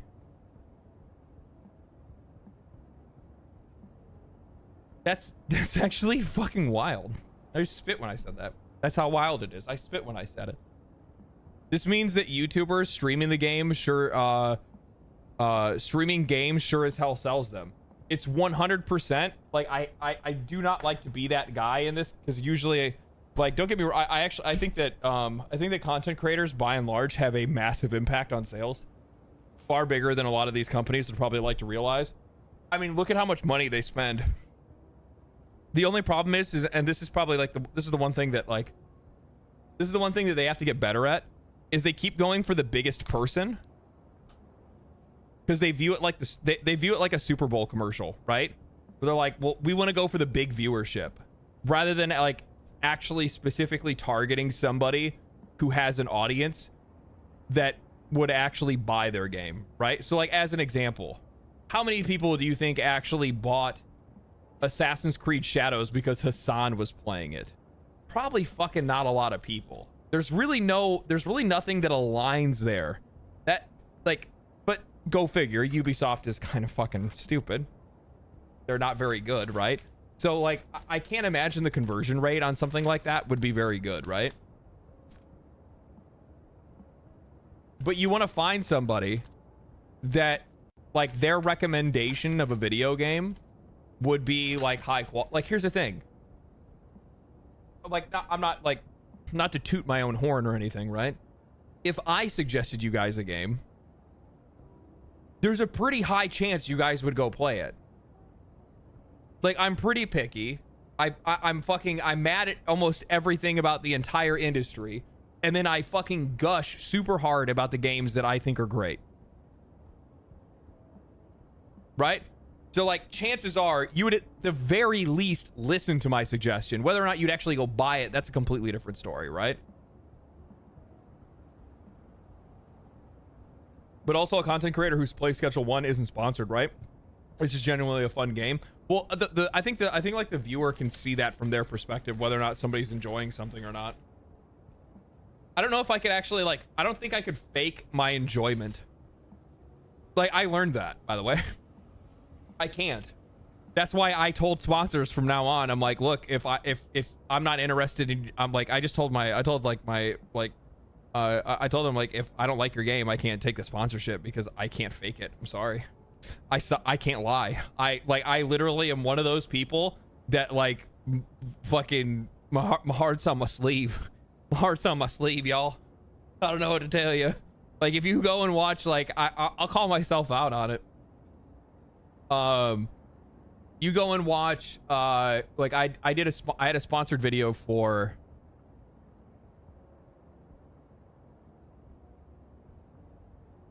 what the fuck was it? Delta Force. Super generic. It's like the most generic video I've ever made.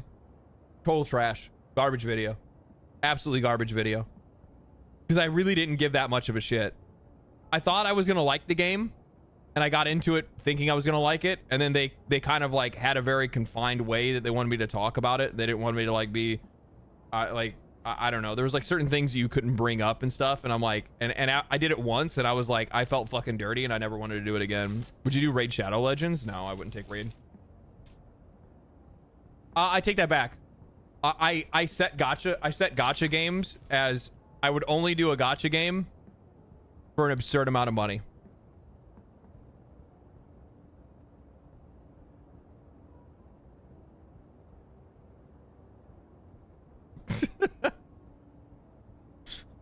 That's as far as it goes.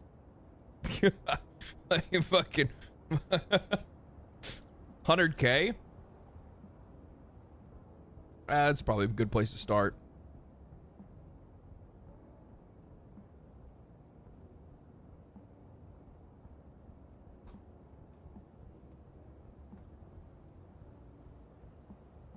The thing is this is something that you don't. This is something that you learn. It takes a while to learn. How much is your reputation worth to you? It's not about the money. How much is your reputation worth to you? Because, like, when you're making sponsored content like that, you're putting your reputation on the line, your integrity, right?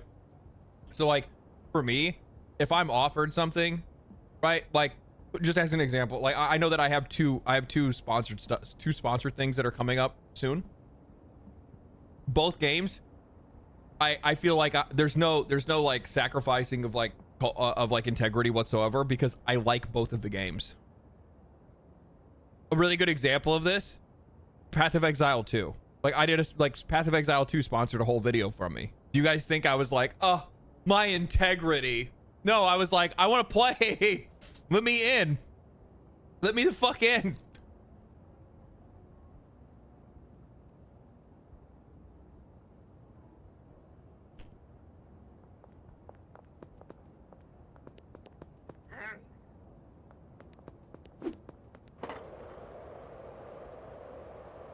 Everybody's playing this game lately. It's fun, dude. Not only is it fun, it's just it's easy to play.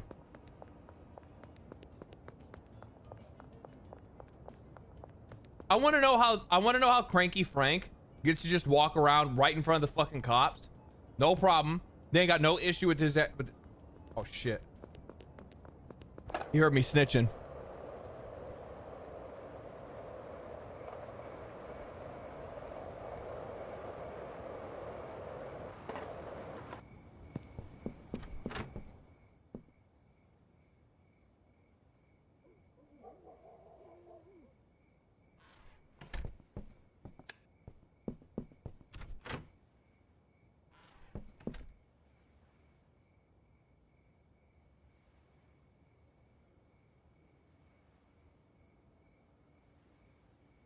God damn, I better watch my fucking, I better watch myself.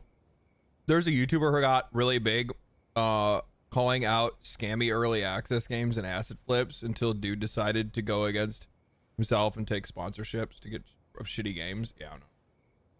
It's just, I just don't want to risk anything. I'm very fucking risk adverse, man. I don't want to take anything that I know that I'm going to feel fucking bad for doing it. As simple as that.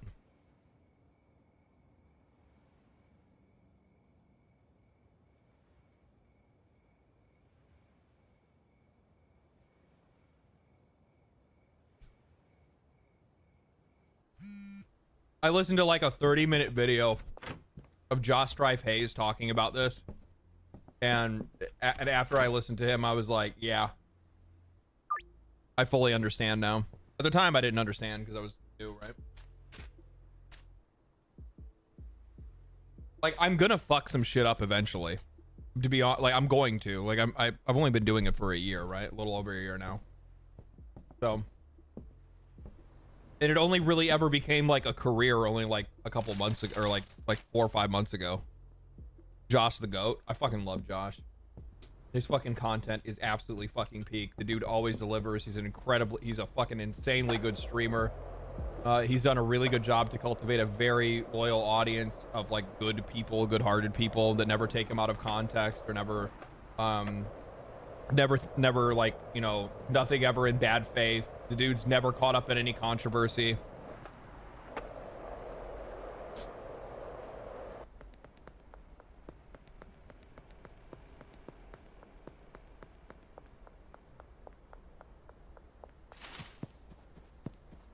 He's really good at orating his points. Yeah, he's one of the he's definitely one of the people that I've taken a lot of inspiration from, at least when it comes to writing scripts and whatnot like that. I used a lot of his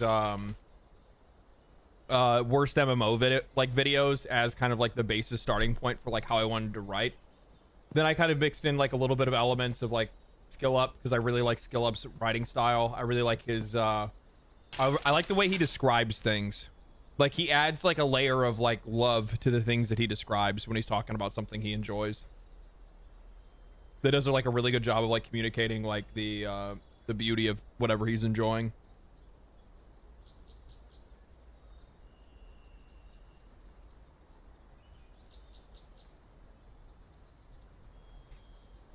Just stay out of drama and trust your conscience. It goes beyond that. It's actually pretty easy. You just don't really involve yourself with other content creators.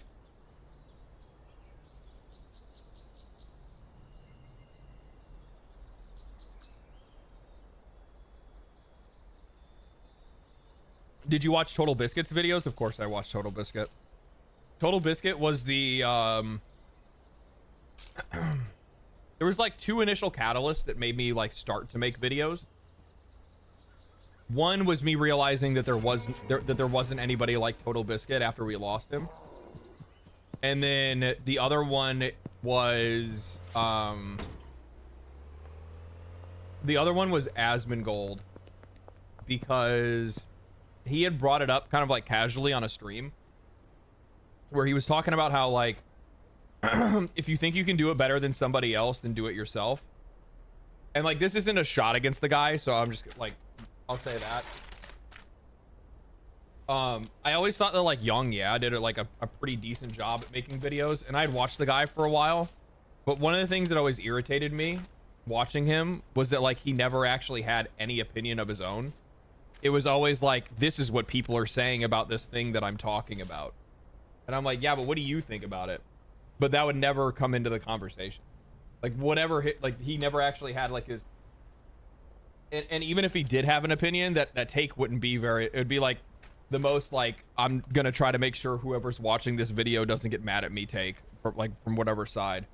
So it didn't really come off as like very genuine, but I think like his reporting style is like really good. But I always like watched him as like, I could do way fucking better than this guy. And I remember I was watching like a stream of Asmongold, Gold, and he was talking about how he's like, if you think you can do it better than somebody, go ahead and do it. That's what I did. And I was like, okay. So I was like watching like a bunch of these like different like news YouTubers or like industry topics YouTubers, and I didn't really like the way they were doing it, and I thought I could do a better job. And yeah, and the only reason I thought there would be an audience for it was because I realized that there wasn't really anybody that was like talking the way, like the unfiltered way, an honest way that Total Biscuit would about games or about the industry or about journalists or anything.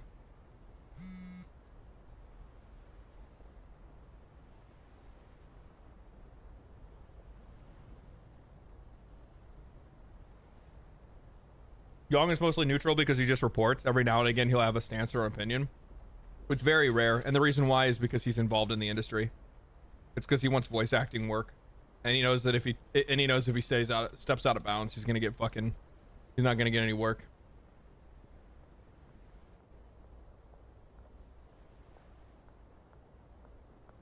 Being honest, exactly why.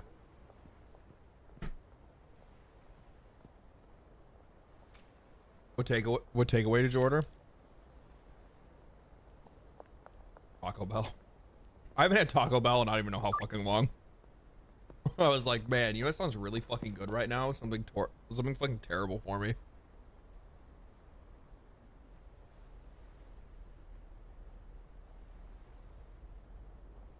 I worked out hard as shit this week. I deserve to ruin it all.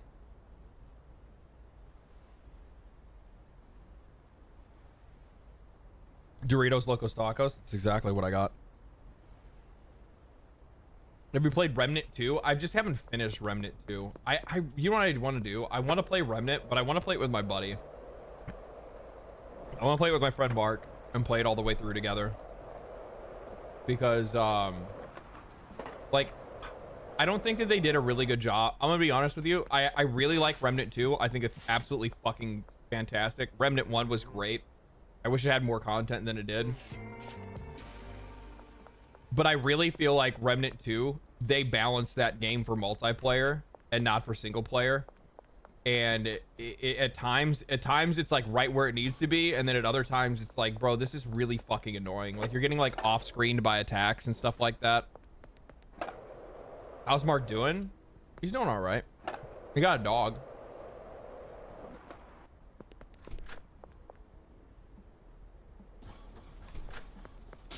I haven't talked to him in a couple weeks, but busy, man.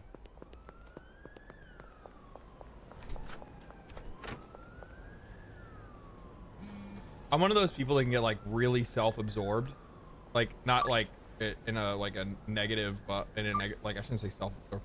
I just get really absorbed in work that I will just completely like I will cut off from fucking reality. Like I'll go like a month and realize that like I haven't talked to like my dad or something like that. Like people have to contact me because I'm like, I'm that bad. Like if somebody's not trying to call me, or like, it's not that I don't care. It's just that like, I will lose track of reality and my brain will be elsewhere. So I sometimes need people to help out and reach out to me every once in a while. Otherwise I just won't talk to anybody.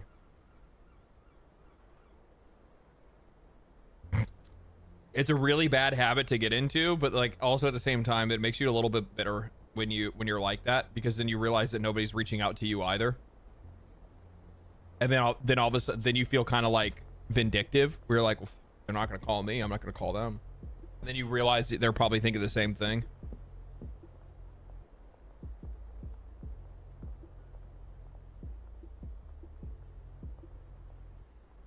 We humans are weird creatures.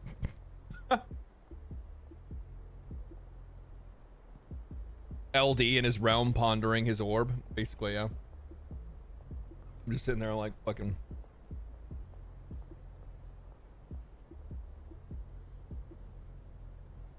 What cruel developments of the world have I imagined today? How shall I strike my holy wrath against this industry?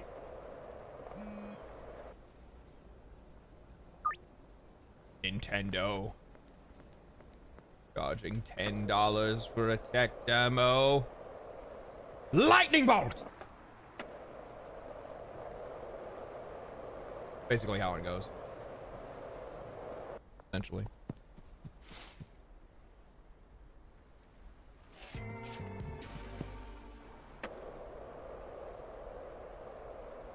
I'm more I don't want to bother them. Yeah, I'm not that person.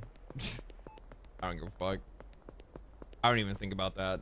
I'm more like, I'm like the polite in public person, but like I have no problem sending you a message, just throwing you a phone call. I don't think I'm bothering anybody. You get locked into that kind of thinking. You'll kind of, I don't know. You'll retreat into yourself a little bit too often.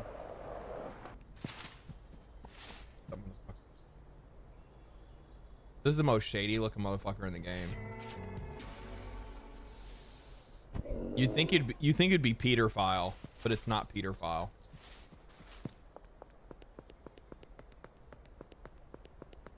Peter is a fucking... He's just an addict. He's just hooked.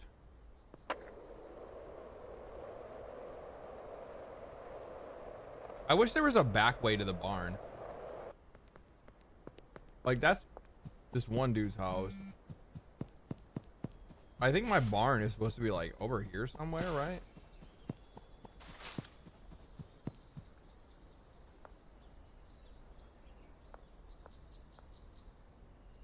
Oh, there it is. It's over here. How is this dude like, this is like the crime family, and I've like totally completely taken over their entire fucking, their whole hood, right? Like, there's his house right there. I got this barn right here where I got this whole situation going down.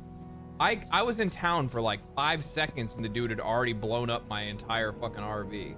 But you're telling me that I'm outside of his fucking bedroom window and this dude doesn't see me like rolling in fucking entire like pallets of fucking pseudo and shit in here? Like, that's crazy. That's crazy.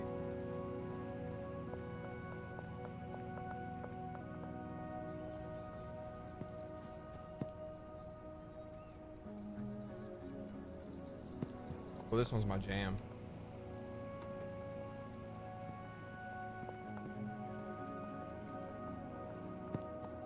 I wish there was a better way to like load and unload materials like this, or at least automate the process in some way. I think that would be a really cool addition for them to make.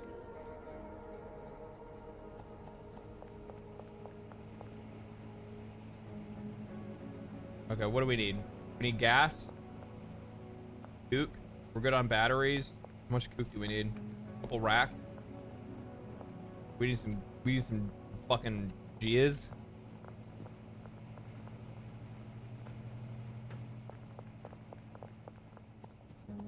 I think I left the, did I leave the van at the oh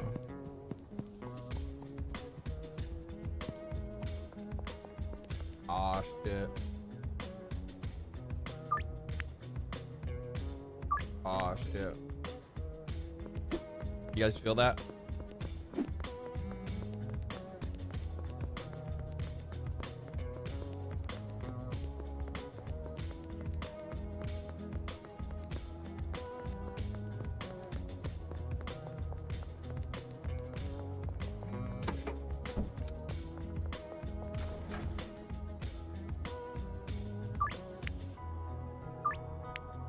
We got that shit, don't worry about it.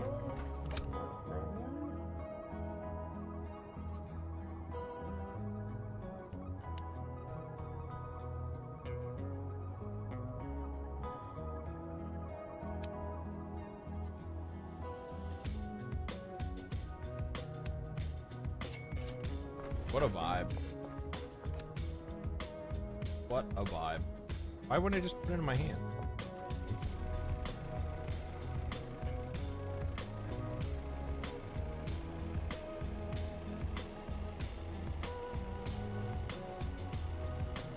Even the former Nintendo Reggie calling out Nintendo on this, as they fucking should, to be honest with you. Like, it's not like, I just don't fucking get it. I don't get it. Like, Nintendo, like, it has to be that Nintendo is like, no, they still broke record sales last year.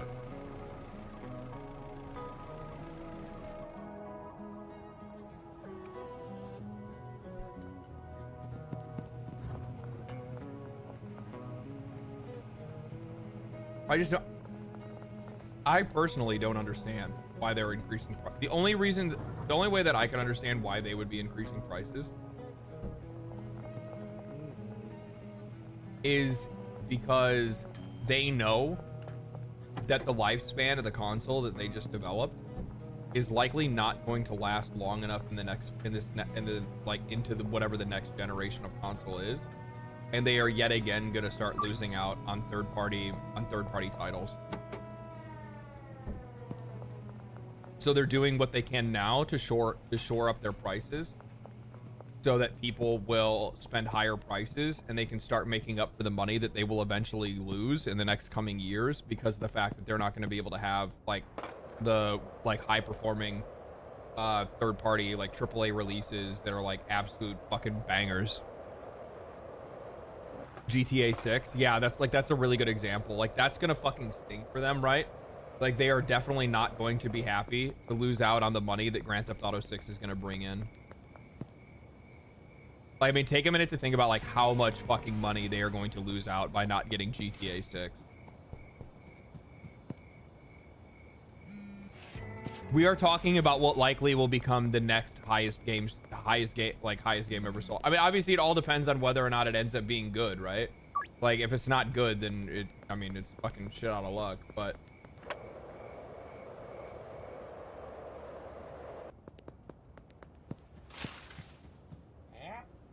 I personally, I mean, I hate to be that guy in this situation. I don't like, even though people want to say like, I've already seen the fucking conversations, the go woke, go broke, like, oh, you don't understand, you know, they said they don't want to punch down anymore. They've already started to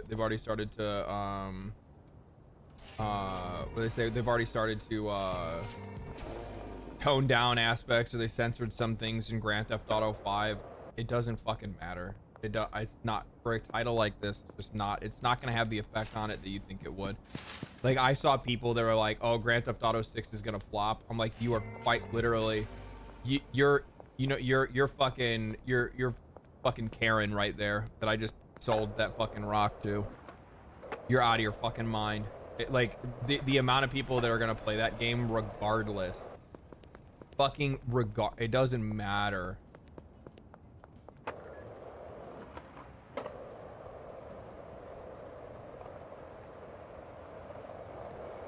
I'm honestly afraid of it happening. What, afraid of the game flopping? There's no shot people think that there's even a chance that that game can flop. I mean, the only way that it could flop is if for some odd reason it doesn't meet its initial sales targets that it needs to meet. I mean, I could see that happening if they set their goal too high.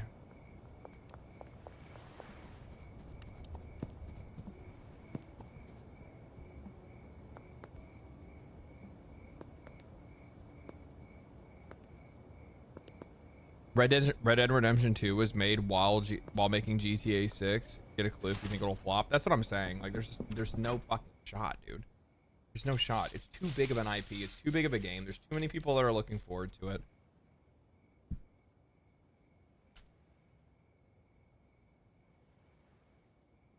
And I'll be honest with you guys. From the little trailer that they had shown, holy shit, man. What the fuck is your name? MSGT Bama T. Thank you for the 20 gifted. Holy fuck, man. Insanely generous of you. Holy fuck. Thank you. I don't think I really deserve that, but I'm gonna take it regardless. I appreciate that. Thank you so much. Make sure you guys thank him for the free memberships. I didn't realize this, but YouTube members get like you guys get like your own little like VIP comment section that everybody else gets to see. Have you noticed that? Like you guys have your own little like, hey, by the way, this is where we're at.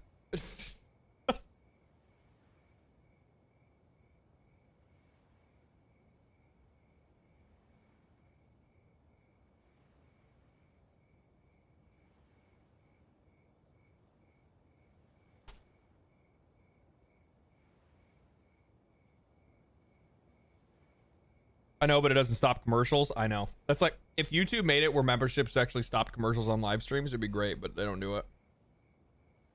What's the benefit to being on Twitch? You don't have to worry about the commercials at all if you're subbed. And usually people have a Prime or they just get gifted one anyway by hanging out. It's amazing when YouTubers upload members only videos because there's 0 bots in the comment. So peaceful. I will never upload a members only video. It'll never happen.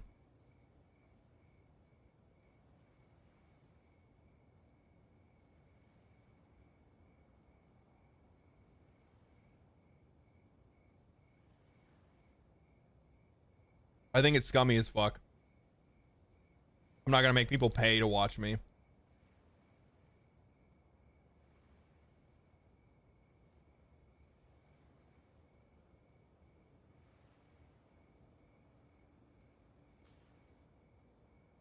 Or an ad blocker? Yeah, you could technically just use an ad blocker.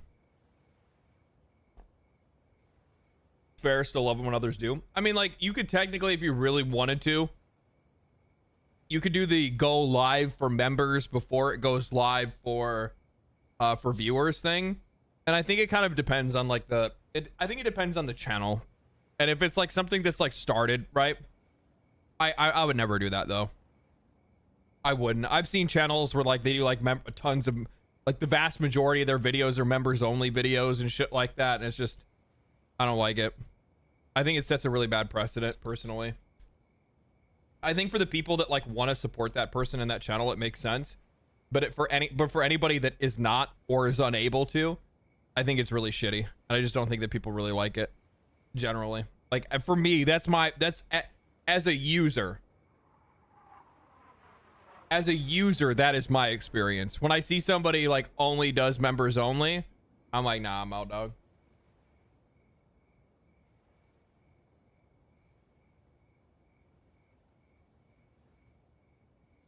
You say you like how Charlie does it? What does he do? Like members get in with like the first hour or two early or what?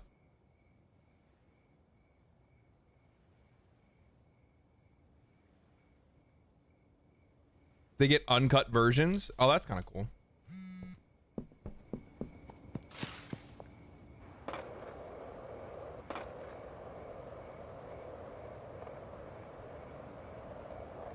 Incentives for spending money. Yeah. See, that's the thing. Like, I don't have anything to, I would personally not have anything to deliver like that. I don't really have anything.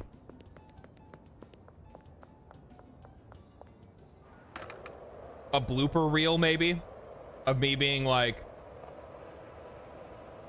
you know, saying the wrong word or something, I guess. I don't know. It's like, that's it. Oh, it's just $1 a month. I guess that's not that bad. He probably makes I mean, we're talking about Charlie. He probably makes a fucking shitload of money off of that. Plus, the other thing is too. The only I'll tell you guys. He also has other people that work for him.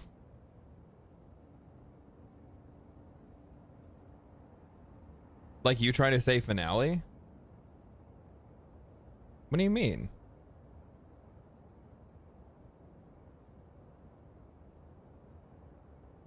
The thing is that like I do everything, right? Like I don't have like a crew. I don't have people researching things for me. I don't have people writing for me. I don't have anybody editing for me. I don't have anybody posting the videos for me, making the thumbnail, recording the video. Like I'm fucking 0 to 100%. Like it is me the entire way. So like I remember back before where like people were like, oh, you should create some like members only content, and I'm like, no. I can't. You just need an editor? No, I got, well, I did. I got a shorts editor, so I can get clips and TikToks rolling again. I need to have that going. It's really bad of me not to have that going. To like, it's the best content to like get general awareness about you out. So like I got an editor for that again, which is awesome. And it's somebody who is a viewer, like been watching the channel for like 8 months or more. That's exactly what you want to see. That shit's awesome. They're also doing like a really fucking good job. I have to remember, I have to upload their videos today. So that's great. I got to hire somebody out of the fucking community. I'm really fucking happy about that. I don't really have it. Like maybe I find somebody to help me find stories, right? And like gather info, like articles and clippings and interviews and quotes and shit like that. Maybe I find something, but like writing, I can't give any of that away. Recording, it's me. Editing takes me like an hour. Like editing takes me like that. Like unless I get like really deep into it and I get all like weird with it and I just can't help but like want to do a ton of little cuts and stuff like that. But for the most part, man, I really don't need an editor. It doesn't really take me all that long. Maybe an hour, hour and a half.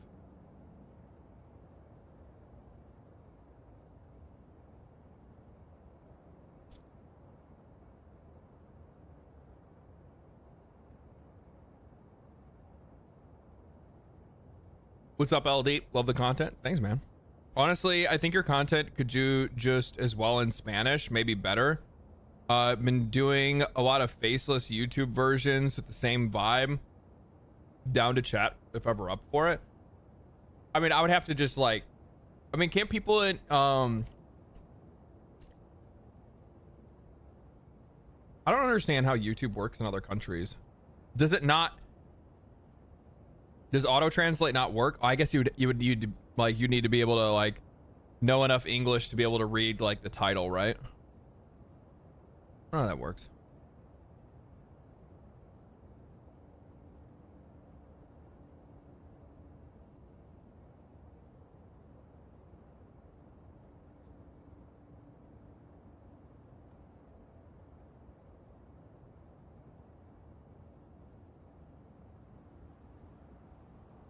Oh. You can run it through an AI. I know some people that would get a fucking kick out of me putting my videos in Spanish. I know a few people that would find that funny as fuck.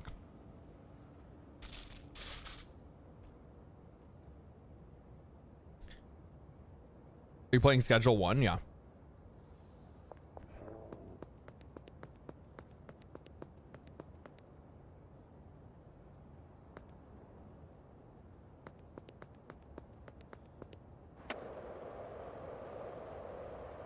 We restocked all the shelves at the Meth Factory, right?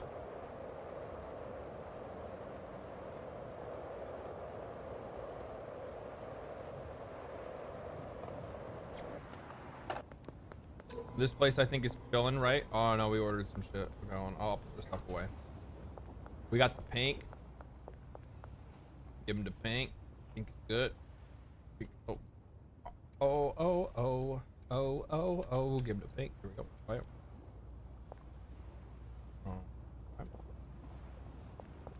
Put the excess over here. Dude's a whole daily bugle. Hey man, you gotta put in the fucking work. Gotta put in the fucking work, my friend. I'm gonna be like 100% transparent right now. No bullshitting. Like,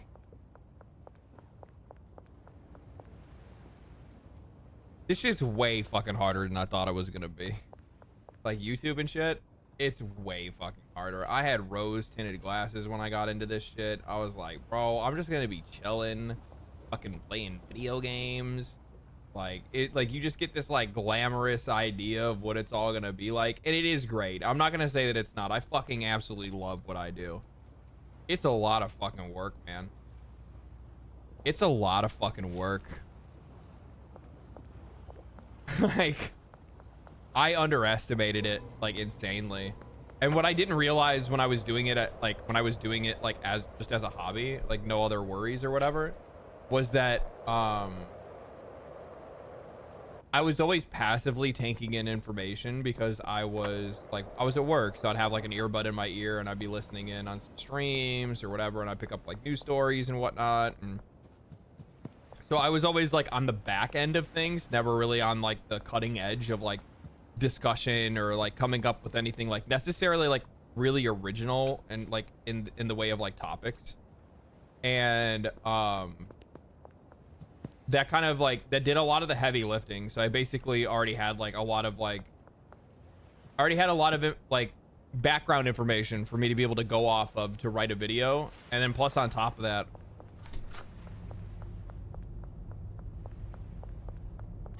like when the stakes are lower and you're just doing it as a hobby, everything comes to mind a lot easier, right? You're not stressed out about it or anything like that. You don't get frustrated with things like writer's block. You don't have a problem with that kind of shit, right? Nothing's on the line. You don't have to worry about it. You start adding like fucking sponsorships to that shit, all of a sudden like now it's your job. So like now there are some pretty big consequences if you cannot get something written and finished, right? So like you have to make sure that you're getting that shit done. You have to make sure that you're you have to get over that writer's block somehow. You got to do what you can to be able to clear your mind and just get the fuck to work. Good morning. I always feel weird when people run in and they're like, hey, good morning.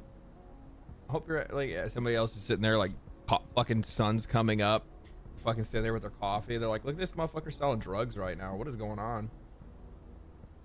I need some baggies. Let me get like 60 of these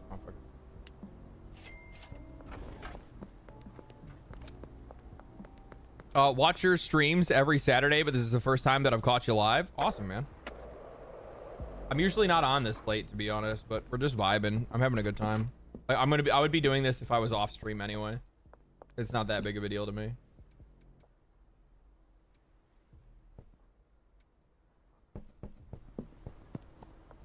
$8 a.m. here, morning indeed.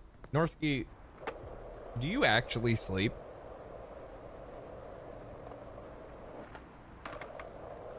In Europe, it's morning. Good morning. Good morning.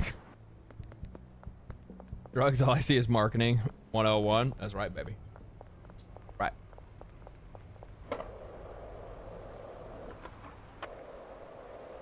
I need to order a new fucking passport, man. I need to get that taken care of. My old passport, I don't know what the fuck happened to it. It's gone. Somebody probably stole it. Somebody's probably using it to get into another country somewhere else. Probably here, actually. But I need to get a new one.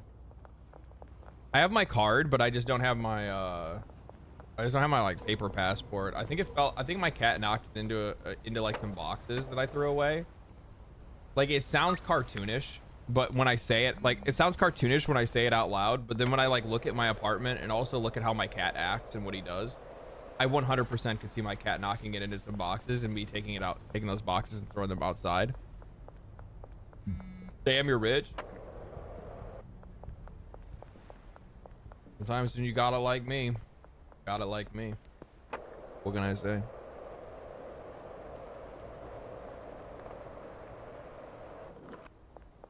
I wish my uncle would call me. Let me know what to do next since I'm like fucking like flooded in fucking paper right now. Like just let me know. Like what you think, Unc.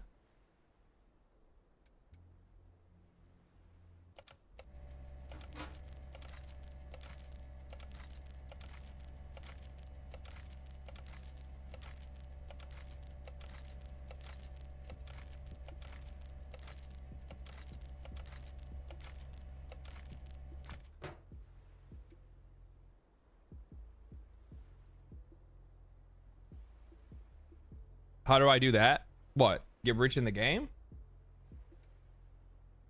Hustle.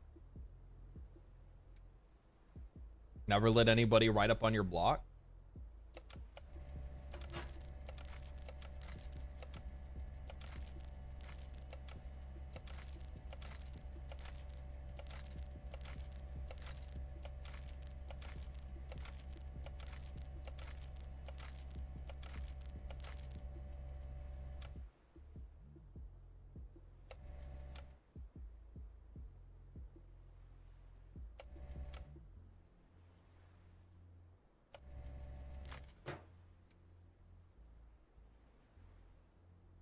Oh, yeah, you can space bar. So you just hold the button right, and then you can hit space bar and just drop them every 5 seconds.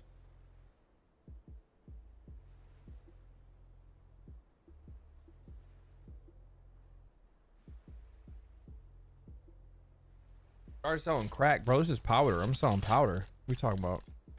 I don't think you can make rock in this game. Not yet. How do you do that?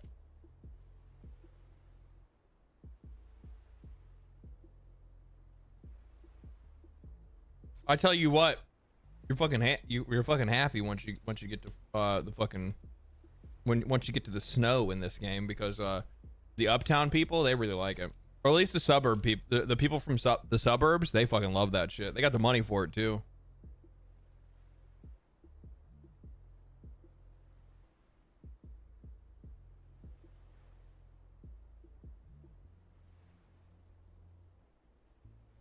I mean, where they, you know, actually, now that I'm thinking about it, like real, like for real, but like for real, where did these motherfuckers get all this money? Like, what's going on in this town?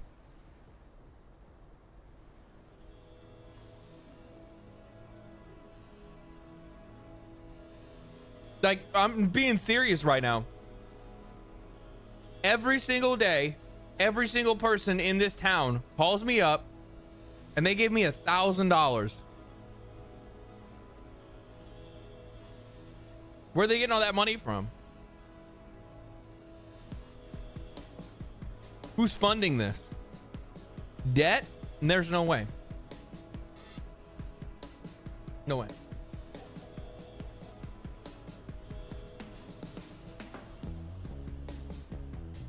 Government checks? That makes sense, actually. That's a good point. That's a good point. Universal basic income? I like that. I like that.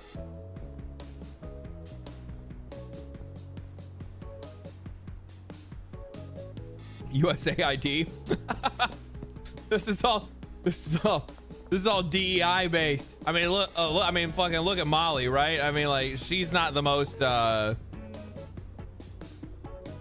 she's not the most feminine, that's for sure. DEI hire for sure. No, you're good. You're fucking back to work. Wait, how much you got? Yeah, you're good. You're good. But I only made one DEI. No, I have two. I have to take that back. I have 2 DEI hires. Though technically I would probably get in trouble because like most people would most likely, I think they would probably count Wei Long as you know, since they probably just count him as white. So I'd probably, you know, and people on social media would probably have something to say about that.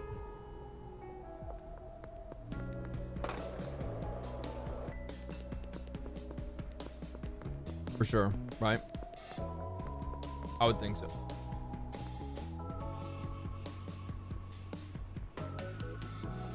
Where the fuck did you come from, bitch? You can teleport now?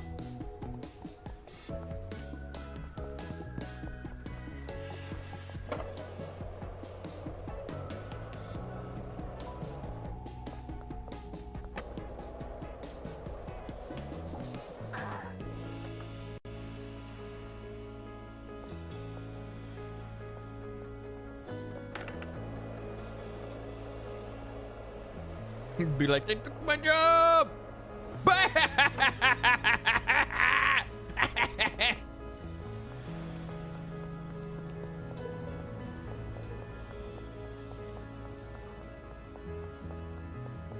Are you fucking for real? It's like right here. God, you guys are so fucking lazy. What are you doing?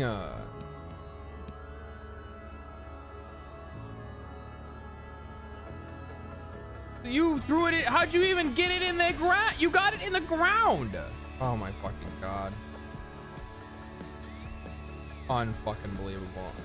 Actually, he's moving weight, right? Who is it? Who needs it? He's down to 16 ultra cake. He needs how much cake he need?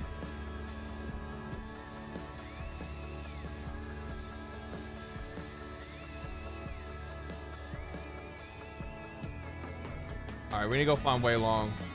You know, that would actually be a really nice thing that I wish that they had in this game, and they don't. Now that I think about it, post office and destroyed RB. One thing that I wish that they did have in this game that they don't is a way for me to be able to find my dealers. Like, I just gotta go like searching around for those guys, and I have no idea where they are. I have to like follow routes and look in like places that I know that like people usually buy shit in. And it's kind of hard to remember because like sometimes like you have people that are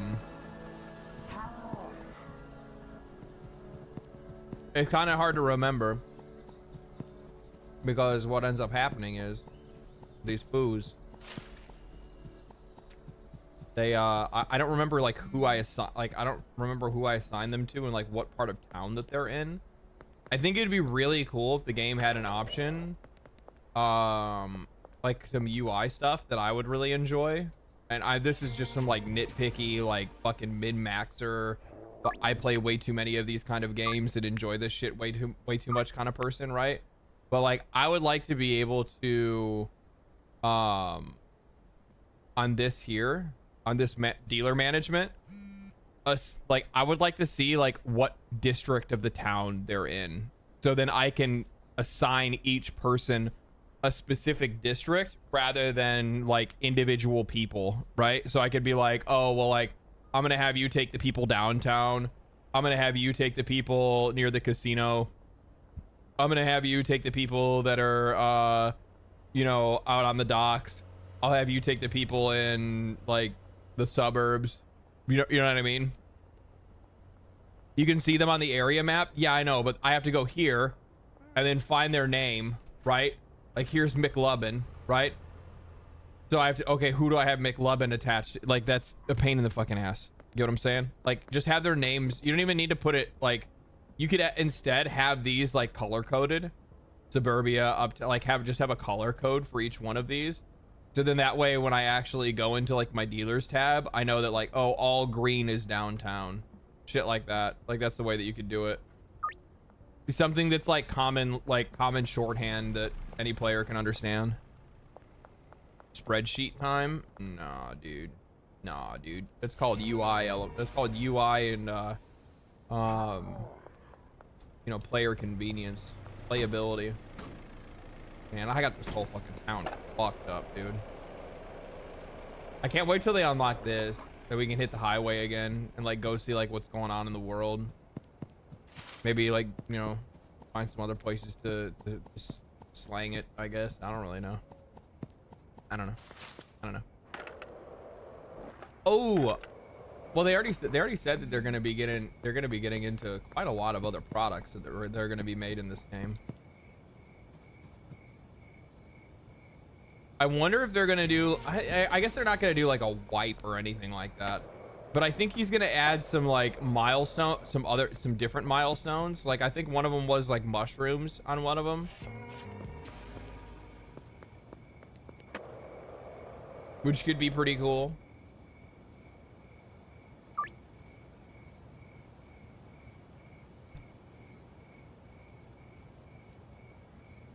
I use the list online that prioritizes how close they are to a dealer's home. What the fuck? Is that a thing? What? What list online?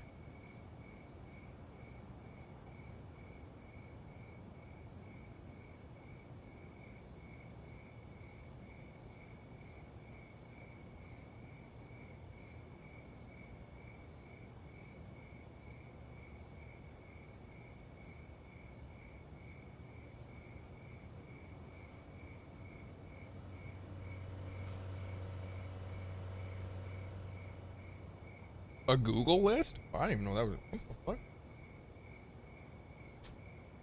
Are you telling me that Google has also been playing the alphabet company? I need to clarify there. People could take that the wrong way.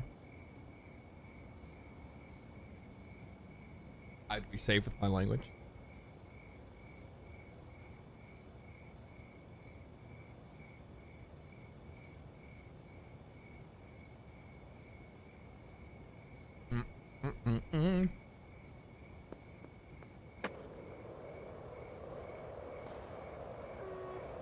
Just joined. Enjoy your food, LD. Thank you, man. Bam.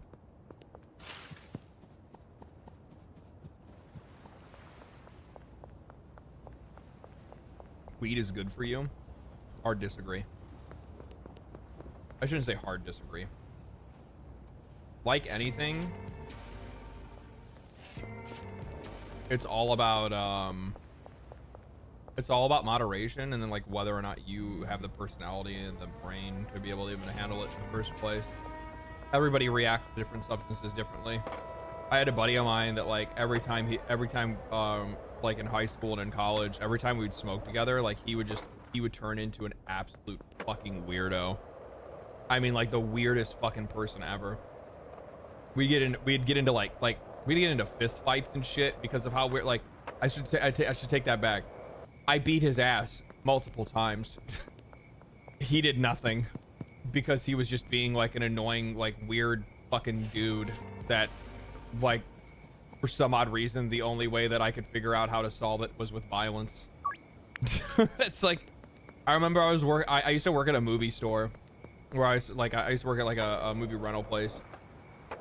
And he like would grab like movies and shit and video games that I had like rented or taken home with me and like throw them, throw them out of my car and like out onto the road and shit while I was driving, and then like laugh about it and run away from me like a little girl. It was the weirdest thing. Like, I'd never seen somebody act like this, especially while smoking. And I was like, it's just so, what the fuck? You act like you fucking took like some hardcore hallucinogen or something. Like, it was just like I'm just like vibing. I'm just vibing. This dude is like weirding out. I'm like, I've never seen anything like this before. And you know, like when somebody does something like that, like you're like literally destroying like property from my work for one, and like directly disrespecting me, and then laughing while you're doing it and still thinking it's a joke even while I'm telling you like this isn't fucking funny, dude. Stop. Like acting like he's like wasted or drunk or whatever it is, but that's not it. And like, to be honest, like the shit that I had smoked with the guy was like fucking weak, man. It was weak. I mean, this is like ditch weed back in the day.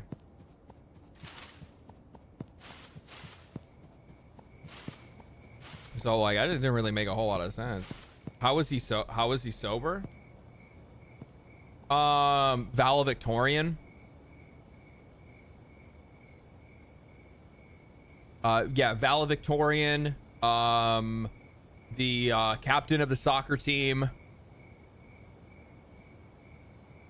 Like prim and proper all across the board. But apparently anything that lowered that dude's inhibitions even slightly turned him into a fucking psychopath. Just like a really fucking weird dude.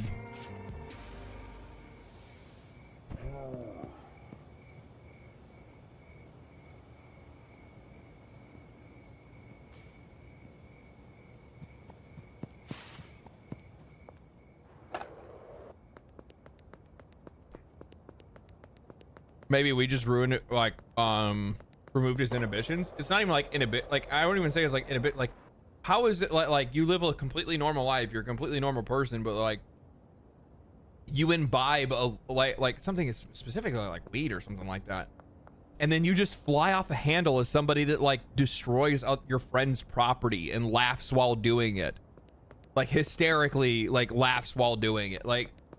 And like, oh my god, like I'm getting like flashbacks from it, and like the rage is already starting to like build up in the back of my neck. It was just so fucking like, I'm like, what the fuck am I going through right now? I don't understand this. Why is this happening?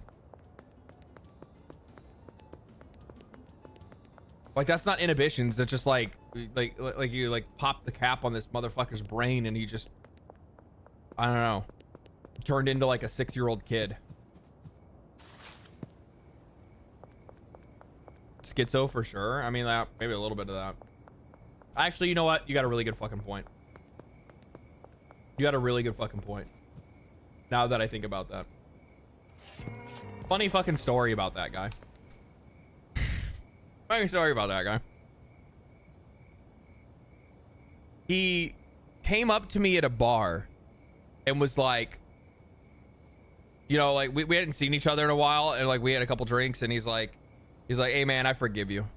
And I'm like, for what? And he's just like, Amber or what, some girl's name. And I'm like, I don't know who you're talking about. And he's like, my ex. And I'm like, okay. I don't know who you're talking about. And he's like, you hooked up with her?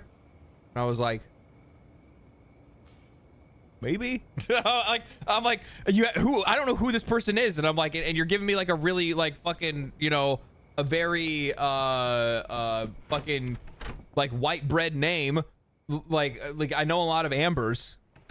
Like, who is this? And I'm like, I don't know. I've never met a girl that dated you. Like, I'm trying to tell him that, and this dude's just like, no, just never mind. Like, oh, okay. Like, and we just dropped it, and that was it. I never heard anything about it. Another like 5 years. I'm not even kidding you. When he talked to me about this, it was after him and his girlfriend had broken up like 3 years. It'd been 3 years since they had dated, and he was bringing this up to me, and I'm like, okay. 5 years later, he comes back again, texts me, or something like that. Like, we were just bullshitting and catching up, and he brings it up again. At this point, it had been 8 years since he'd even dated this girl. And like, he had obviously been like bottling this shit up. And he's fucking pissed. But he doesn't want to talk about it. And he brings her up again. And I'm like, bro, I don't know who the fuck you're talking about. And he shows me a picture of her. And I'm like, I've never fucking met this girl in my life. And he's like, no, you didn't. You talked to her on Tinder.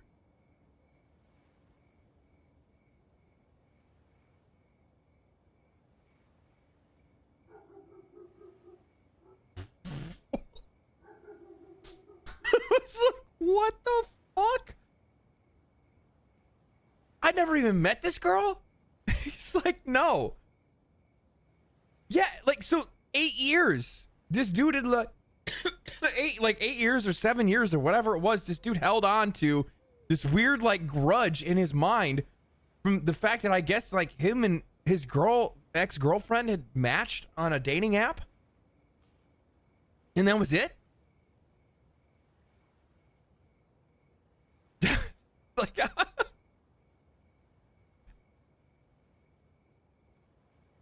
okay.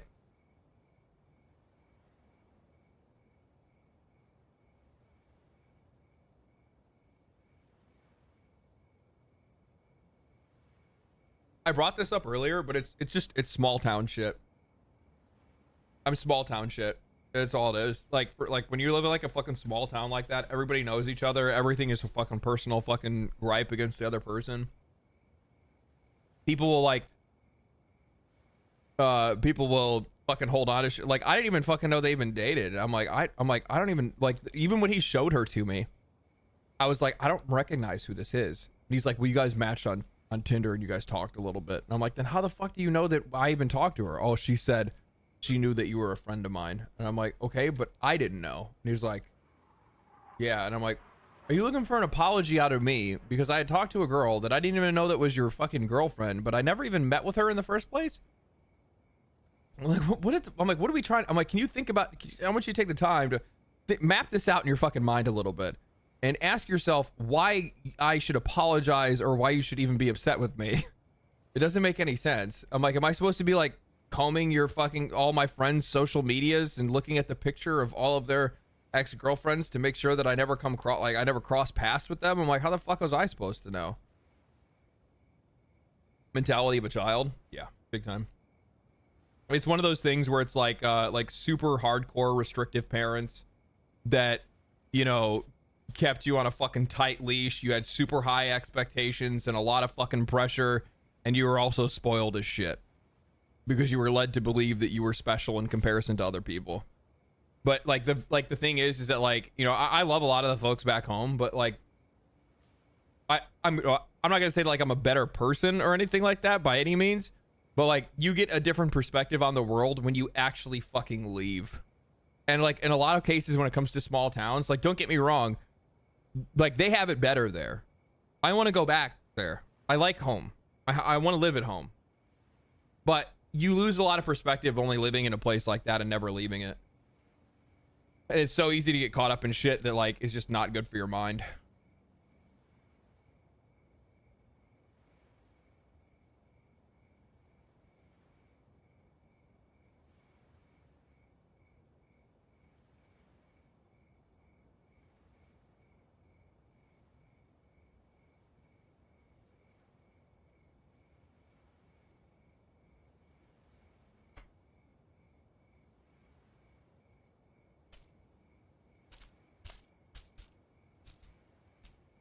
It's a big world. Having a small perspective is dangerous. Oh yeah. Oh yeah. Big time.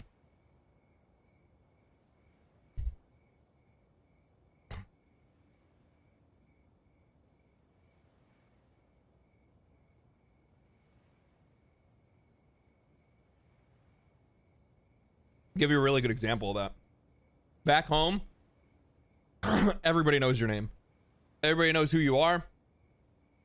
Fucking cop pulls you over. They know who your dad is. They probably went to school with them. So they know your mom. Whatever it might be. So most times you don't really run into a whole lot of issues, right? Like, you know, maybe you had one or two more than you probably should. You know, how far are you from home, son? Go on, keeping on. Fuck, they'll fucking escort you back home in some cases. I've had that happen before. You try to leave home with that mentality, you're gonna have a bad time. You have a real bad time. Being brought home is shitty. Well, I mean, like, I'm talking about like this is a small town thing. Like, I've totally had a police officer like pull me over and been like, looks at my driver's license. Oh, so you're, no, your dad. Oh, okay. Sorry, officer. Yeah, what'd your dad say? I'm like, oh no, my dad's probably done this before. Then they laugh.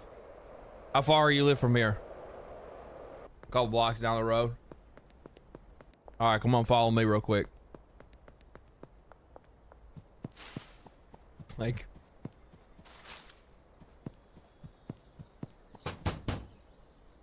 where the fuck is Way Long? He's about to become fucking Way Short real fucking quick here. Doesn't show his ass.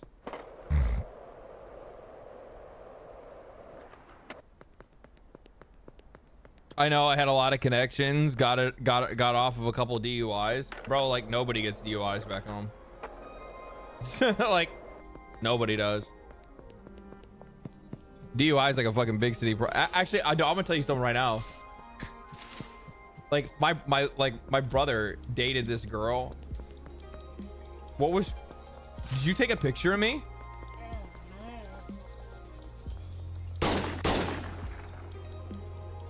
Fuck.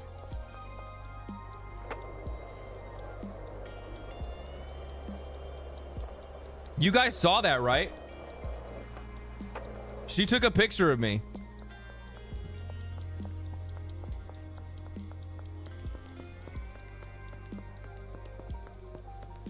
I just need to juice up. Hold on.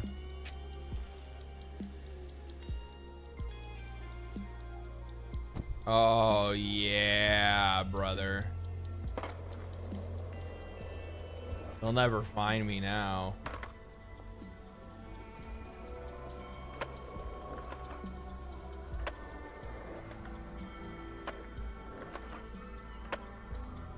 Yeah.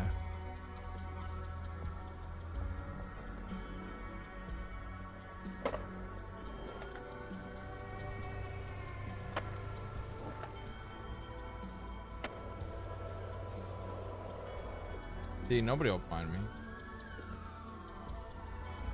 What are the sirens about?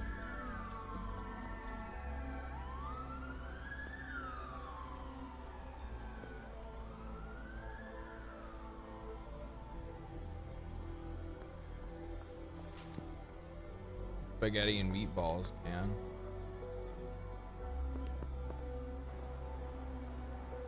Vibe skating? Yeah.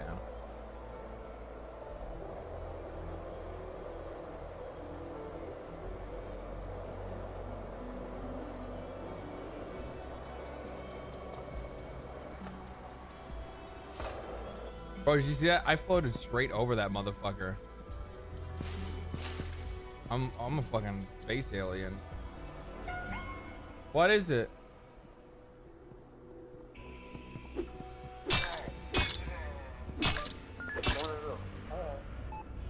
Ma'am, everything's okay. Don't worry about them.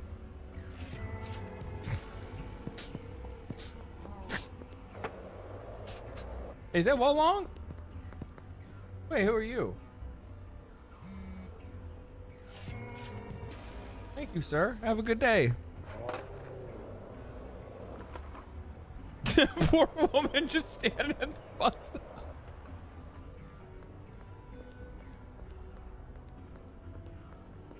She was really happy. I'm pretty sure she's pretty damn happy to complete that deal. It's like, wow, that actually went by really well. I didn't have any problems at all.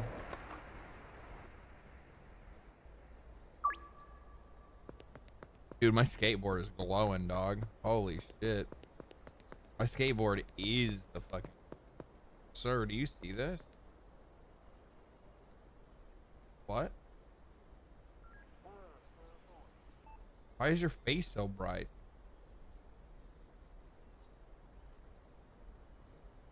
Sir?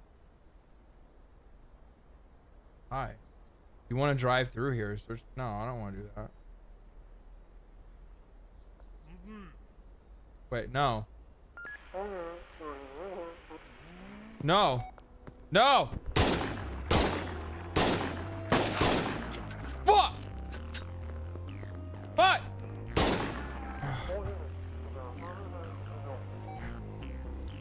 Wonder if you can kill everyone in this game? I'm pretty sure they respawn. Oh, that's my homie. Oh, I've been looking for you. Hey, I got some shit for you. Strawberry stank, ultra cake. I guess I'll take this. Let me give you this.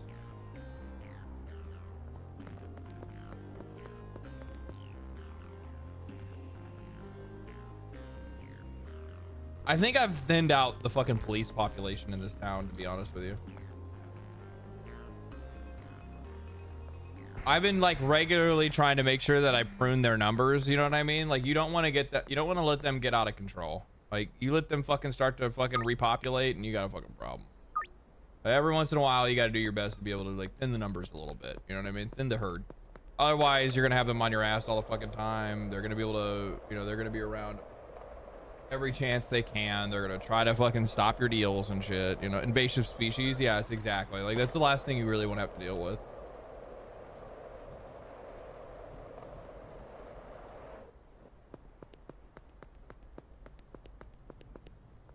What's up, dog? Fuck out of my face.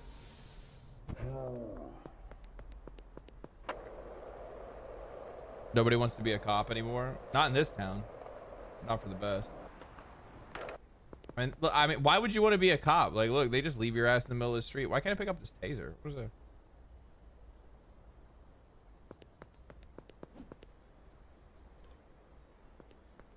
Honestly, we should probably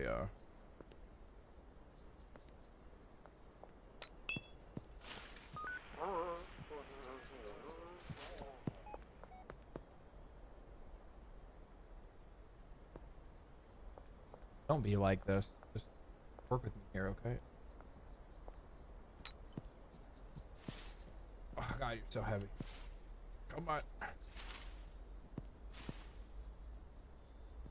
Oh, this one really put on the donuts, to be honest with you.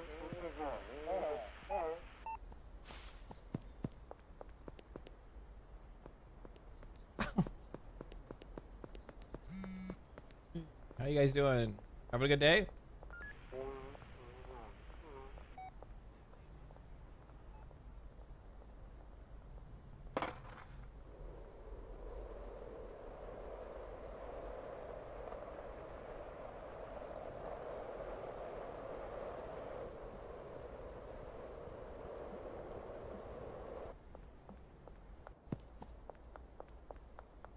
I think we're good.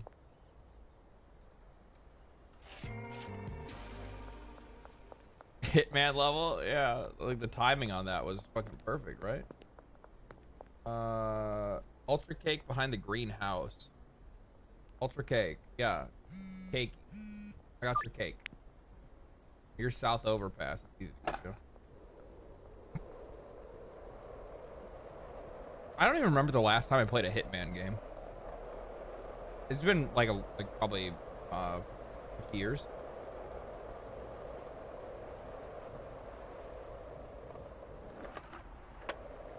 You know, man, it's been a long time. I'm actually like legit. I think the last Hitman game I played was on PS2. Like, I genuinely do believe that the last time I played a Hitman game was on PS2. That sounds right to me. Or maybe I played it on Xbox 360 because, like, oh my God, what did you do? Did you kill them? He looks like he did. He looks like he would. Blood Money? Probably. Actually, that sounds like the one.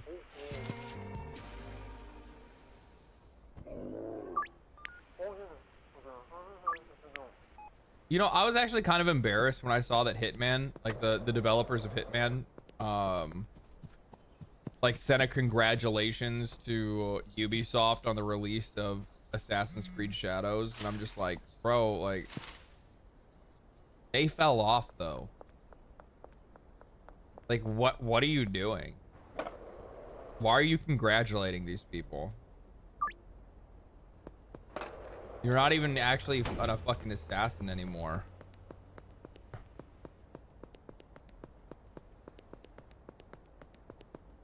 They can't show love because you don't like it. Bro, I'm being fucking dramatic. Good Lord. Come on.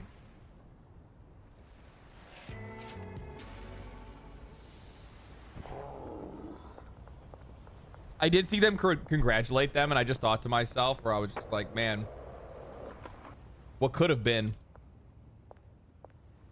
It would be actually interesting if these two games even had anything in common. But they don't.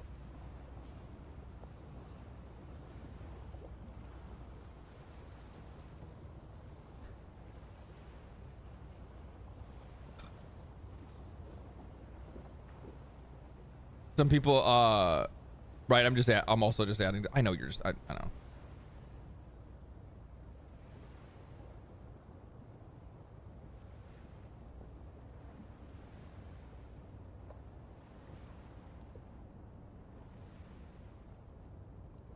Hitman walked so Assassin's Creed could run for sure. Oh yeah.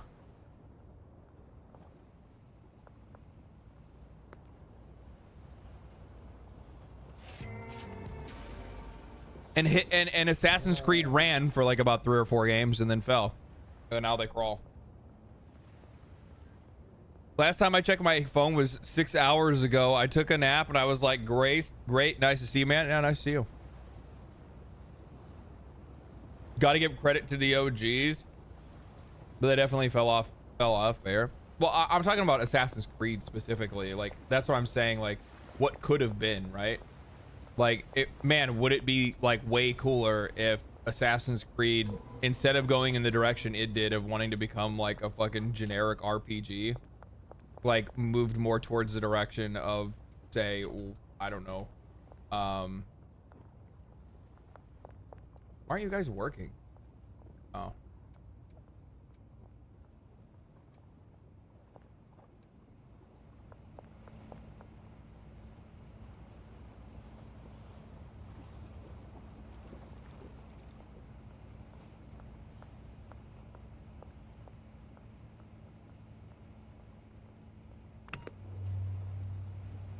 Rohan.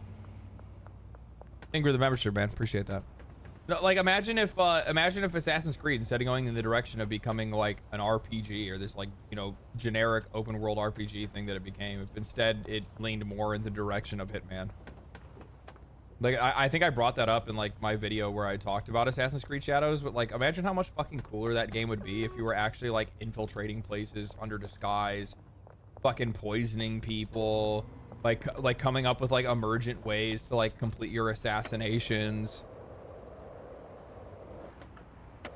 Sucks, dude. What could have been? What could have fucking been?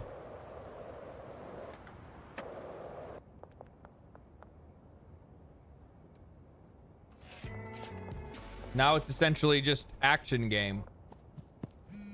Made by Action Game Studios.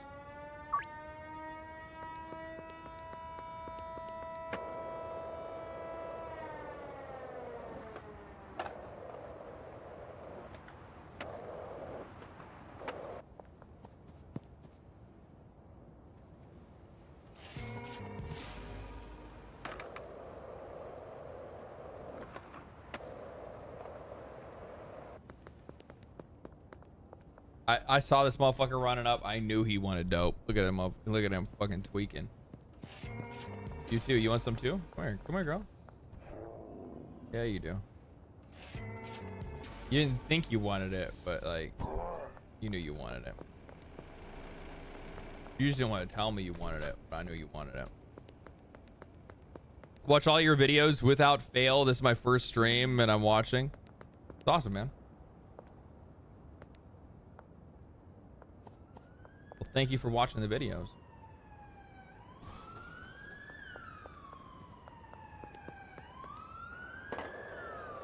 Open world checklist, some combat simulations. Yeah,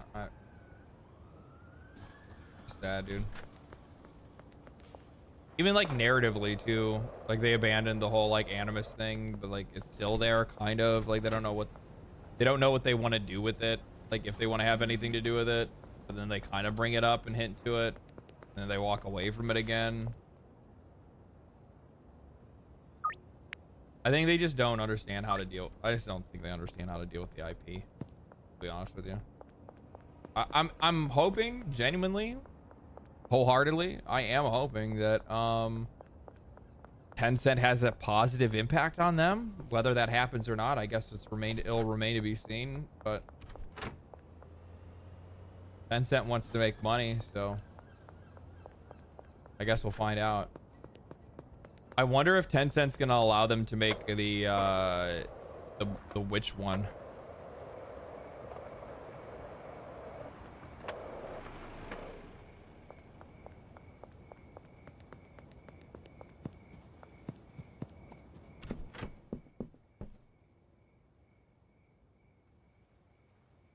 YouTube needs to bring emotes to the other chats. Yeah, it doesn't fucking do that. I thought the Animus became the home game console in the universe. I guess so. Yeah, so you're just like playing a game essentially. Isn't that cool? Fourth wall break. Yeah, aren't we fucking creative?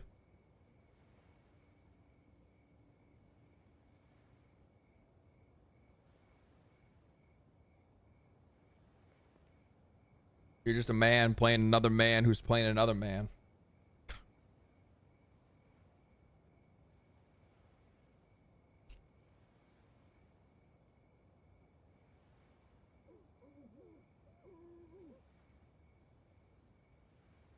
The beginning of the end of that game was when they abandoned Desmond's plot. Oh, I totally agree. There's people that'll disagree. Right? Like 100%. I've seen people that are like, I'm going to be honest with you. I feel like those are the people that are coping the hardest. No, it's so much better, bro. It's so much better that they walked away from the Desmond thing. Like, where was that even going to go?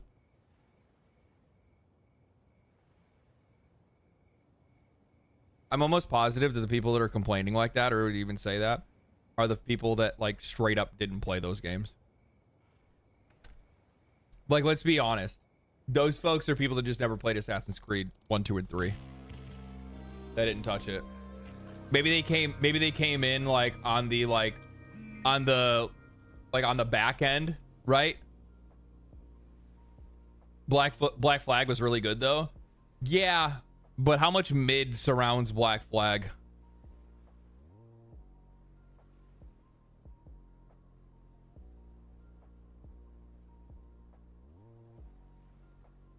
Good night, everyone. Big vibe stream. Yeah, it was a good stream, man. 3 was a bit boring. 3 was more spectacle. 1 and 2 are the best.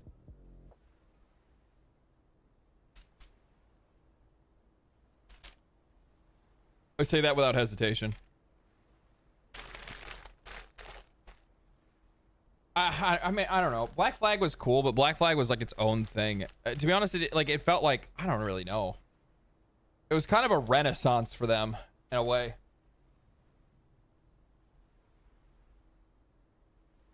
Like a flame burning its brightest before it went out.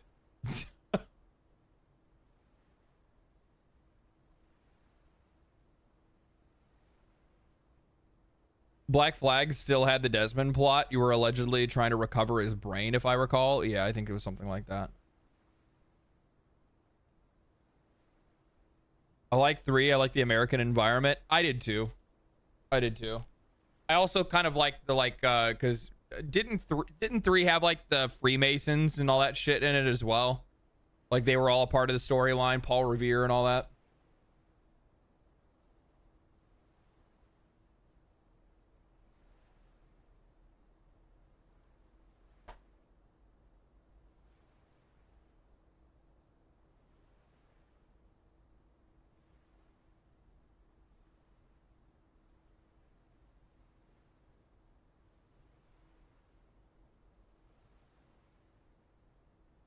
Yeah, that's what I thought.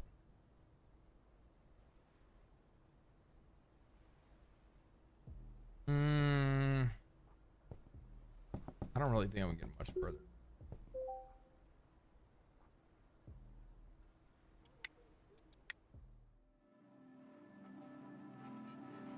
I've kind of done what we could do.